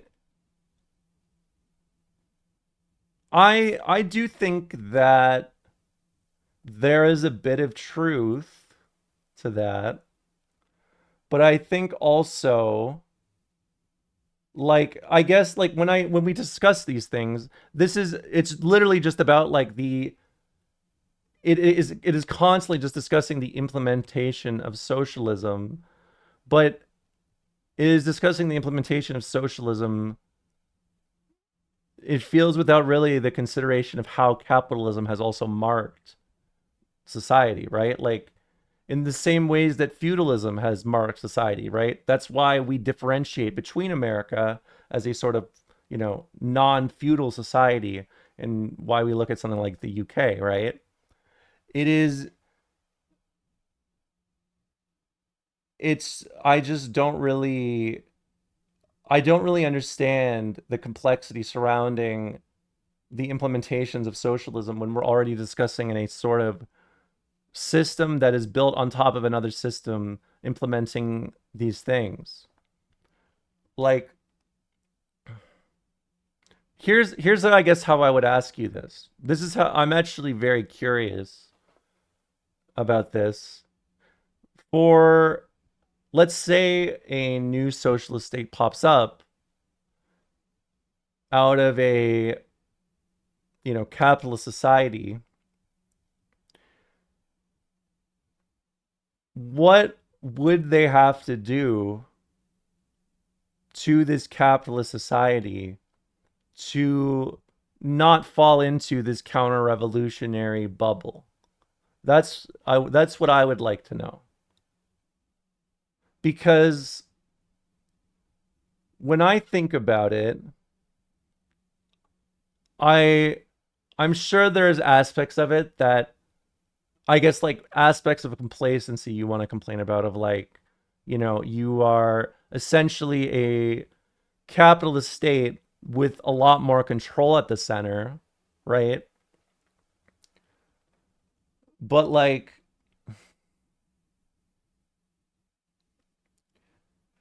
I just don't understand how, like, I don't really get the full implementation. There would have to be an international movement already happening around them. An isolated DOTP does not survive. Yeah, no, I agree with you, right? But that's my problem about discussing this. It's like you are already dealing, like, worldwide, there's been a lot of issues showing this, the long-term survivability, right? Even in states that are inherently self-sufficient, right? Burkina Faso as a great example. I guess I just don't really understand how, I don't understand how even a socialist implements these ideas without reaching into a sort of counter-revolutionary bag. No, I get that, but I mean, I guess I don't really understand then, like, how I view it. Here's how I understand it, right? It seems like there is definitely a, I mean, I don't really want to say it's about internationalism. I do think that definitely it read a lot more internationalistic, which, I mean, I fuck with, you know. I am an internationalist, but I am also a democratic centralist.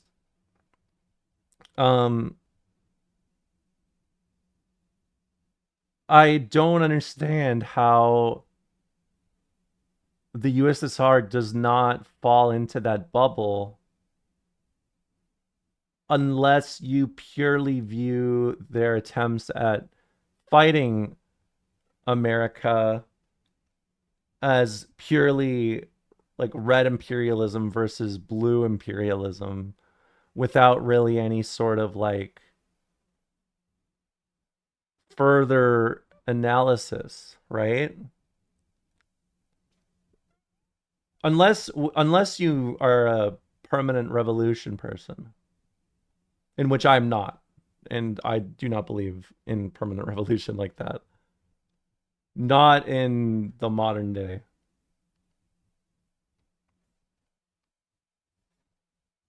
But I guess like what my confusion is, because I think a lot more about the circumstances surrounding it and the fact that we are engaging in a new system that a lot of people cannot even understand, right? Like their prediction or their view of socialism is not even what it actually is identified as. It's just viewed as a sort of failing state.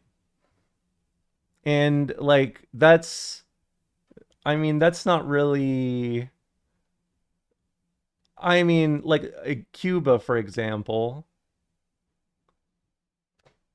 Can we really say that there is a internationalist failure here, or a red imperialism thing here, if we are also starting to count, like, basically what I'm saying is, I don't know how this differentiates the implementation of socialism for the circumstances of the region versus like the identity of socialism as a endgame goal.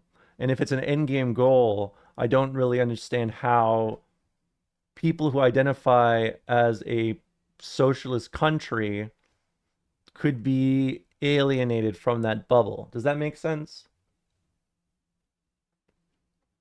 The issue is that the Eastern Bloc and today China has created an imperial. Oh, that's it. That's it. Thank you. You reminded me of it because it was about the Eastern Bloc, right? That does not, I mean, I don't know. It's a little bit of a, like, you acknowledge that you cannot survive a you know, dictatorship of the proletariat. Okay. Okay, I understand. I understand where you're at. Thank you for explaining this to me. Let's watch that Family Guy clip again real fast. Hello, Mr. and Mrs. Griffin. Now, I know you've been here all day, so if you'll just sign this contract without reading it, I'll take your blank check, and you won't not be not loving your timeshare before you know it. Well, look, Slick, we're not going to buy your lousy timeshare, all right? Now, where's my boat? Hold on. You have a choice. You can have the boat or the mystery box. What, are you crazy? We'll take the boat. No, not so fast, Lois. A boat's a boat, but the mystery box could be anything. It could even be a boat. You know how much we've wanted one of those. Then let's just... We'll take the box. We'll take the box. I love this. I love this.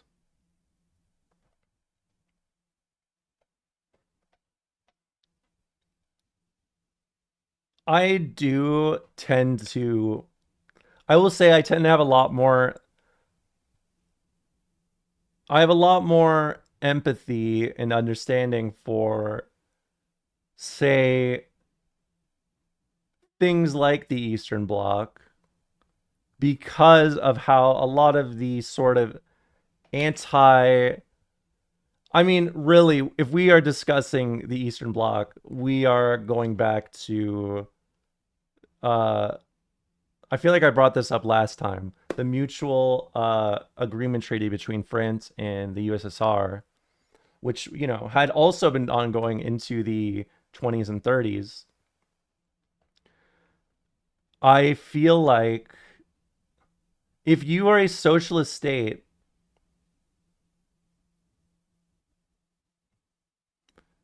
I feel like, would you not want to ensure the survival of your movement if you do believe you are a Marxist state, right? If you, this is not to say that people who identify as Marxist cannot do fucked up things that are against the Marxist cause. But what I'm saying is, like, I do not think that it is super easy to understand these states with very deep Marxist, like, histories, and especially anti-imperialist leanings. Like, I feel like it's a little difficult for me to ever disconnect the identity of socialism, of attaining this egalitarian society, and the process that comes with it. But I also don't understand how, like, say, let's talk, like, if we're talking about, say, Molotov-Ribbentrop, right? Just for a comparison, it was a disastrous thing to do and not wise. But at the same time, considering the circumstances surrounding the USSR and the West, again, which is why I brought up the mutual agreement of France and the USSR, because they had been actively resistant to trying to ally themselves with anyone besides the West, and they actively wanted to contain the Nazis. There was not much interest in actually doing that because of their socialist identity, right? Literally, we know that the foreign minister that made this deal with the USSR, the shitty deal that they ended up on, or sorry, the first part of the deal they ended up on, was assassinated and killed for it by a fascist leader, right?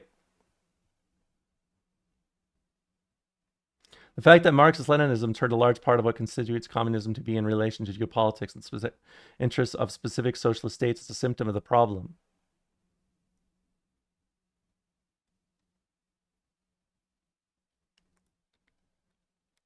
So, are you saying that states prioritize... Oh, I see. You're saying the states prioritize their own survival over the internationalist movement. Is that what you're saying? Oh, God.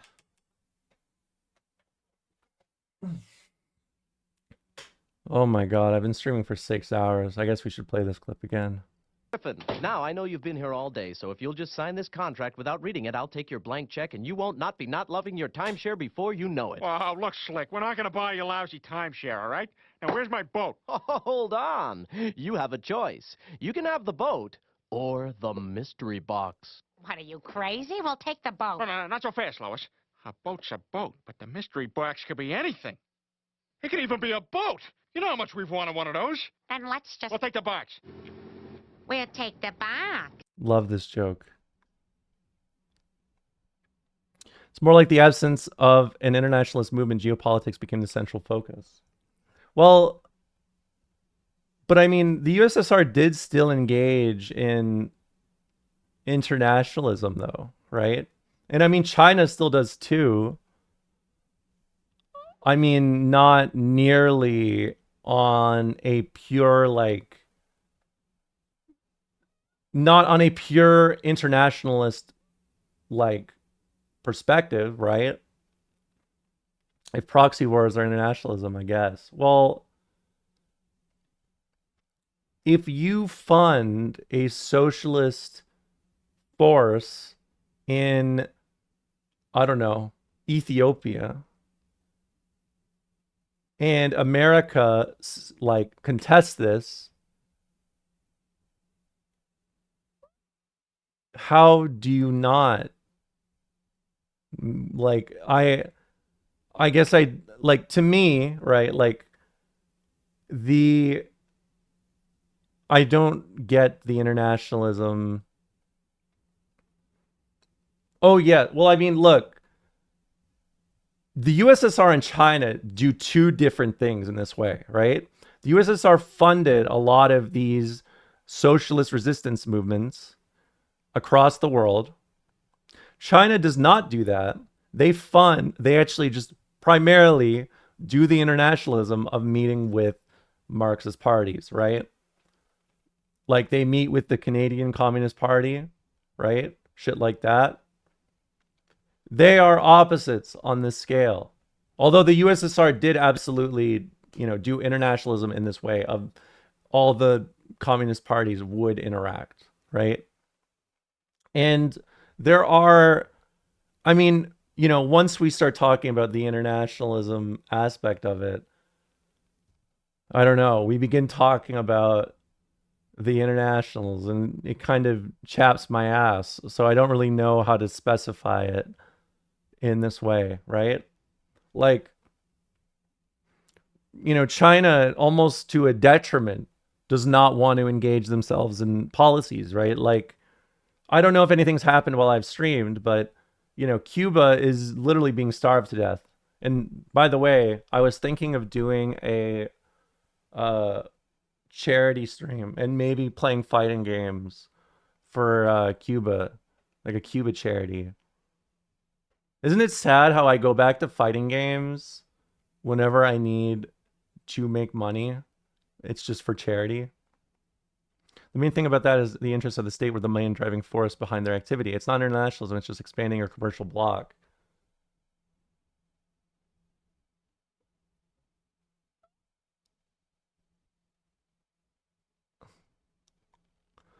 But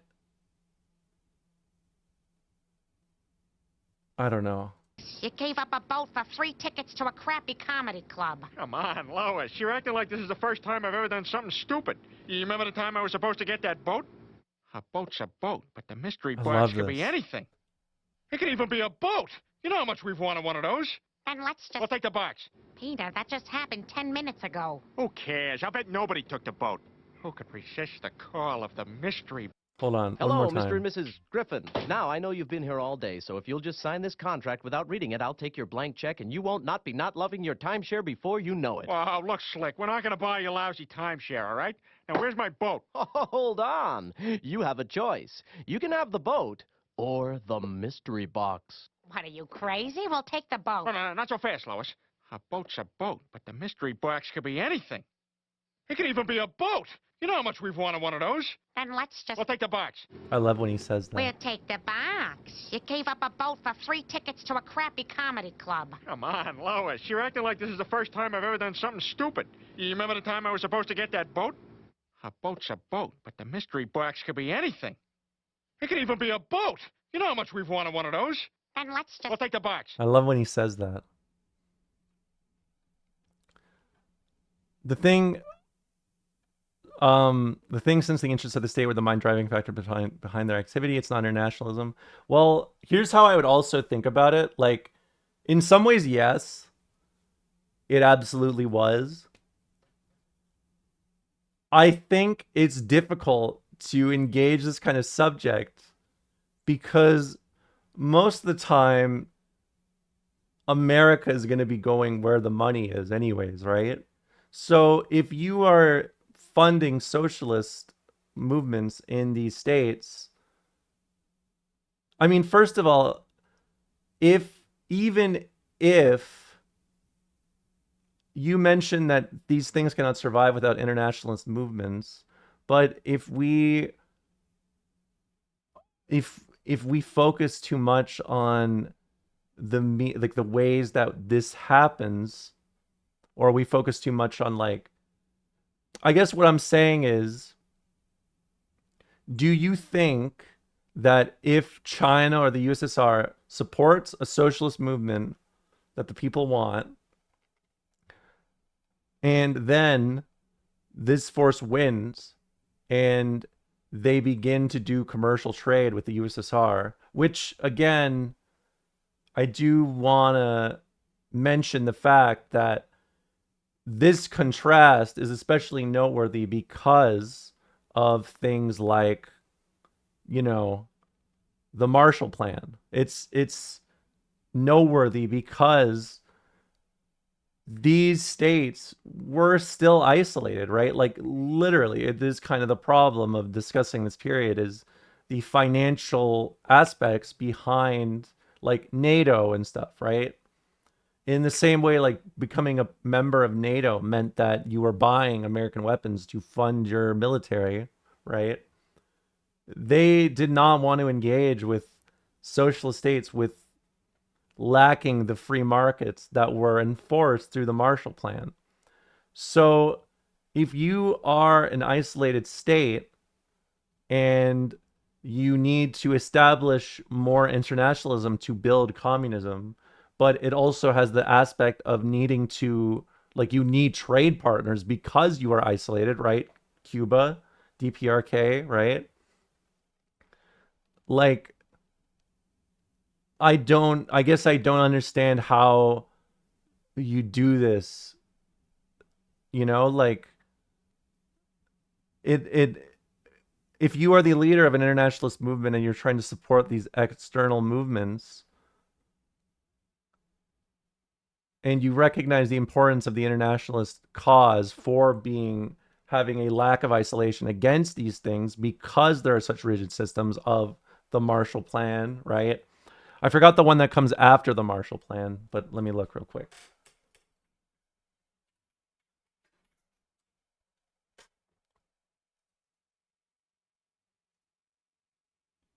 The Mutual Security Act, that's it.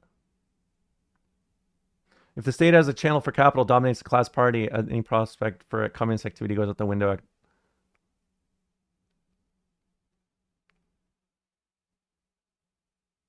But that's not that's not that's not really like. I hate when I start talking. I do this with my fucking fingers. I it sounds like the intention is the defining factor, but like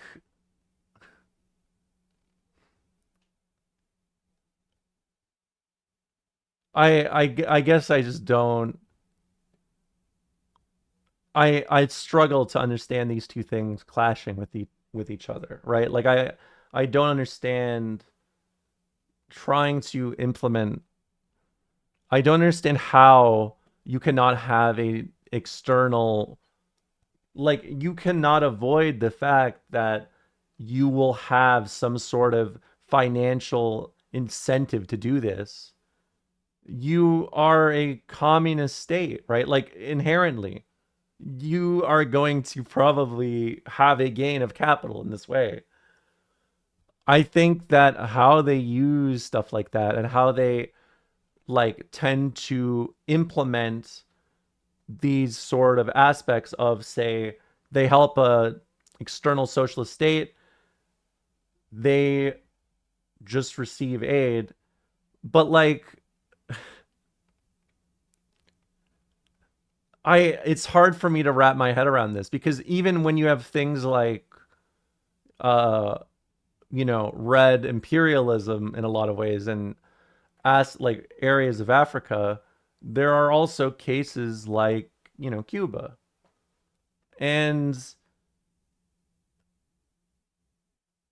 because of that, I guess like it's hard for me to wrap my head around both wanting to expand an internationalist movement with the intention of unifying this, because at the end of the day, because Marxism is a state of applying your cultural, dynamics to your own circumstances, like, and especially with the inherent isolation that comes with it, and the inherent isolation that comes with nationalizing industries and dismantling capital owners, I guess I can't, like, almost every kind of communist intervention would be imperialistic by that definition, right? So at the same time, if internationalism is a necessity to implementing a communist, like a strong communist movement across the world, and we also frown upon anything but the purest intentions of wanting to pour money into a movement, and whatever happens afterwards happens. I guess like it's hard for me to understand that. It's hard for me to understand how that could really be attained, right? That's what I mean. Like I understand the theory, I don't understand the implementation. That's kind of my issue. The development of a classless, stateless, moneyless society should always be the goal. I'm just not sure you get to A to B in the world as it exists. Yeah, like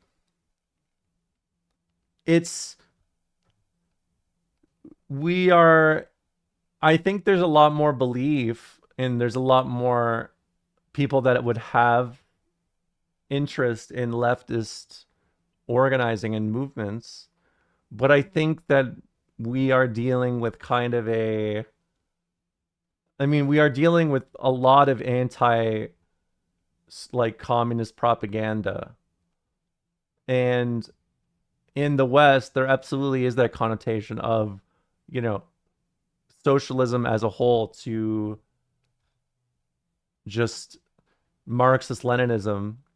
But I think that's because that's really been the main successful process, right? That's been the mainly successful one. And people don't understand the core tenets of socialism or what it is. They just have been propagandized. And I don't know if I want to blame communists for that, or if I want to blame the people that did the Red Scare, right?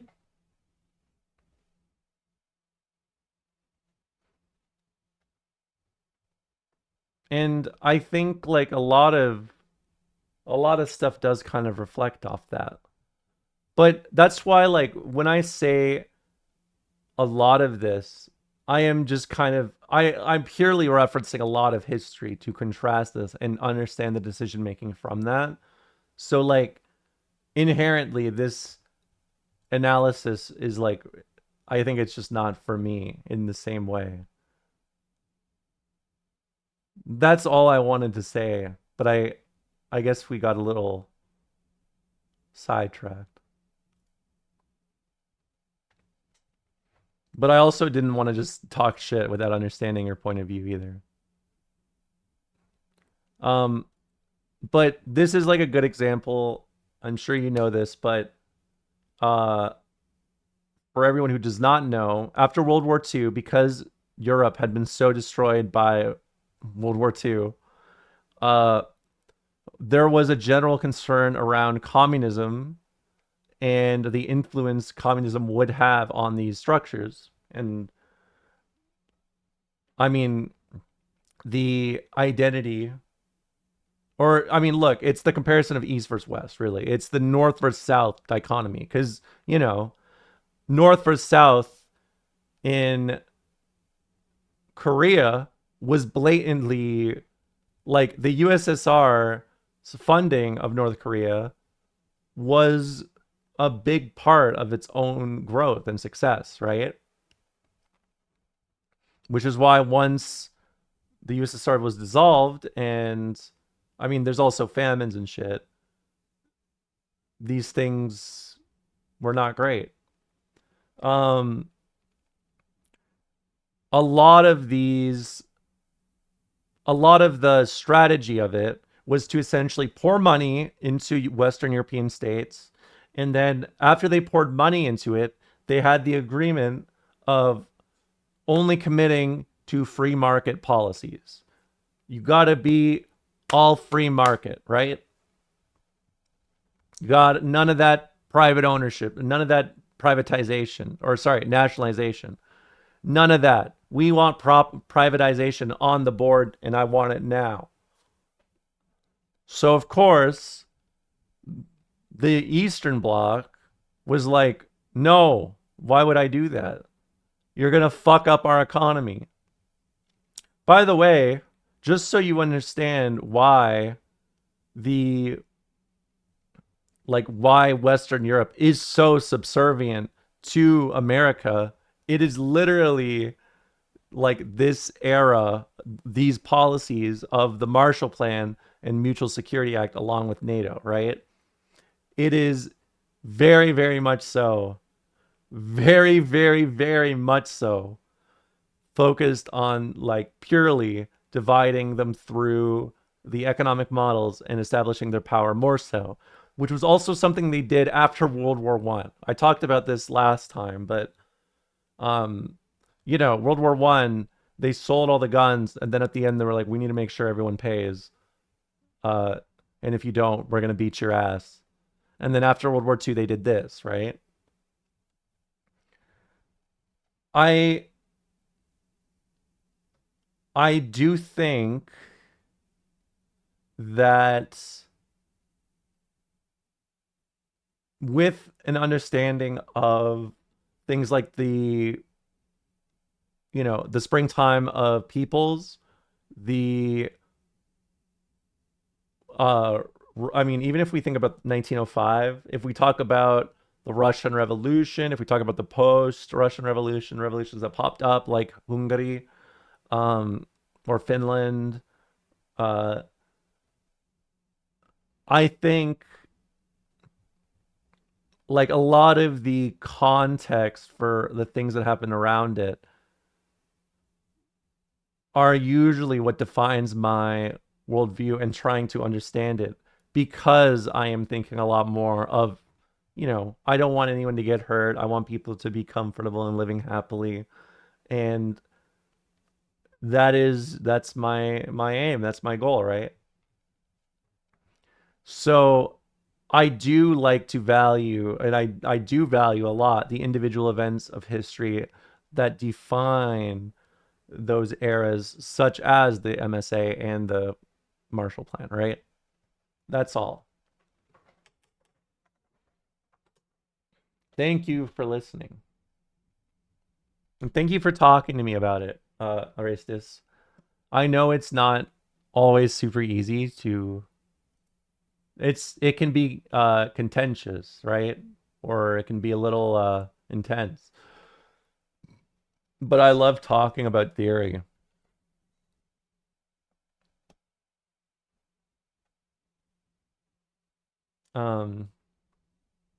Thank you for listening. It is very humbling, as always, to have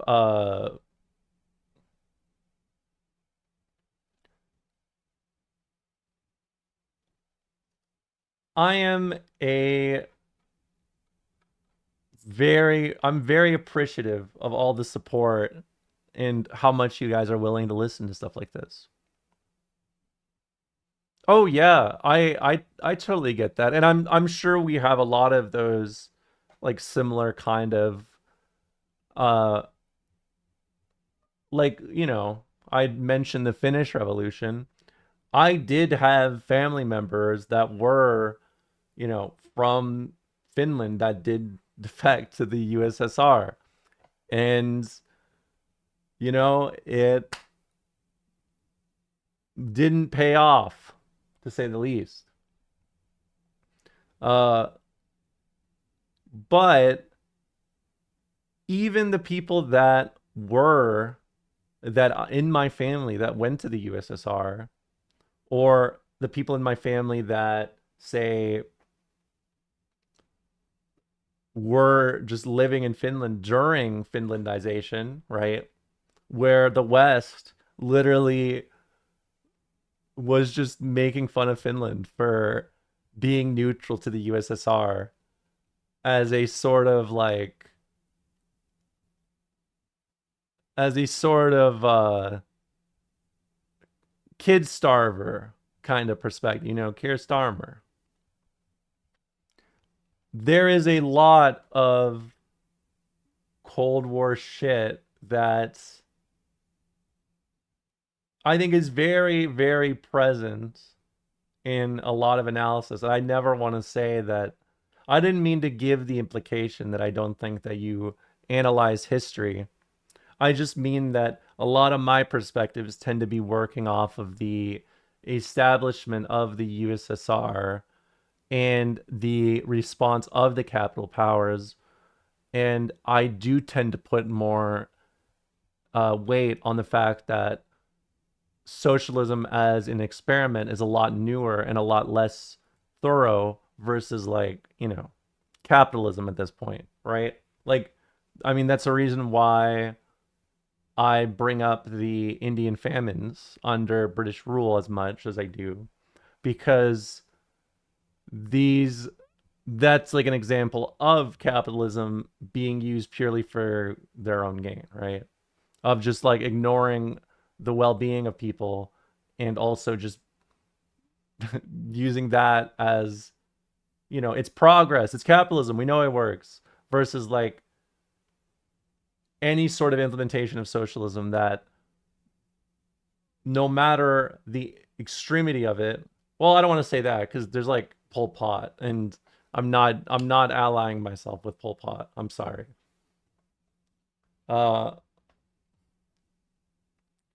I think that there is a lot of analysis to do surrounding the circumstances and the fact that they are inherently at a disadvantage, right? Whether it be the stance as a superpower, as the stance of a, you know, in a capitalist world versus a socialist state trying to attain socialism. I just don't, how I think about it, I just like to reduce harm for people in any way I can. And the small scale, like, of which socialist experimentation was implemented, I tend to I am just typically more empathetic towards those implementations, especially if they show after that they are more committed to the ideological aspects as opposed to just purely, you know, policies for policy's sake, right? As opposed to, like, I don't know, Orban doing what is it? He was talking about a policy of doing if you had 3 kids and you were married with a wife who stayed at home in a heterosexual relationship, you do not have to pay income taxes anymore.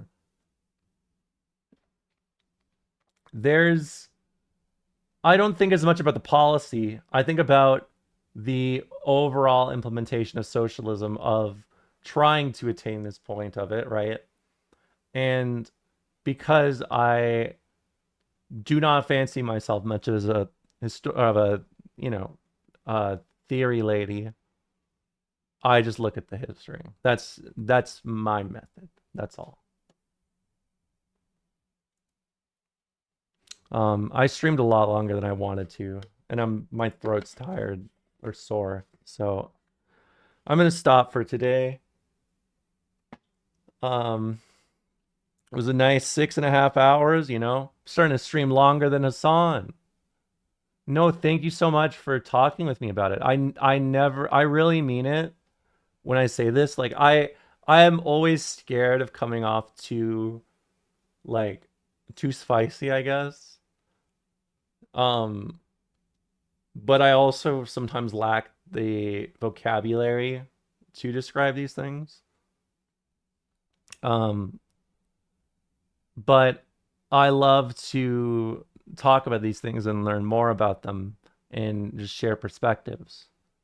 And I am far from a all-knowing genius, you know.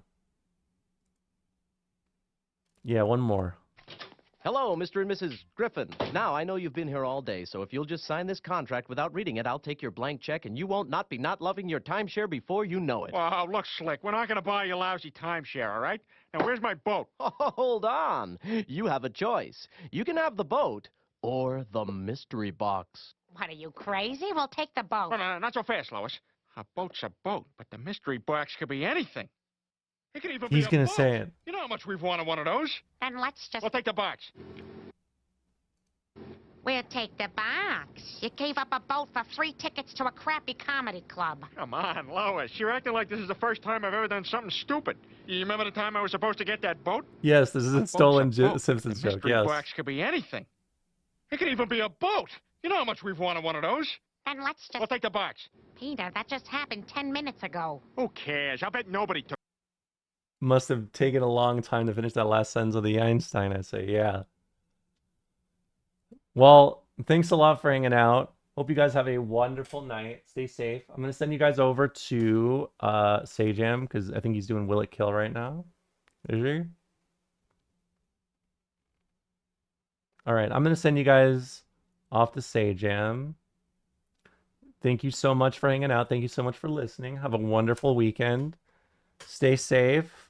I'll be back again on Monday. I will not be streaming on Wednesday next week. I forgot to take Family Day off on like 2 weeks ago. So I'm going to take that Wednesday off instead. But I think I may actually start becoming a bit of a Wednesday streamer. I'm going to just saying I may actually do it. So, I mean, I've been doing a lot better. I have been a lot more energetic, so I think I'm capable of it. Thank you so much for hanging out. Thank you so much for all the subs and follows, and I'll see you guys again on Monday. Peace.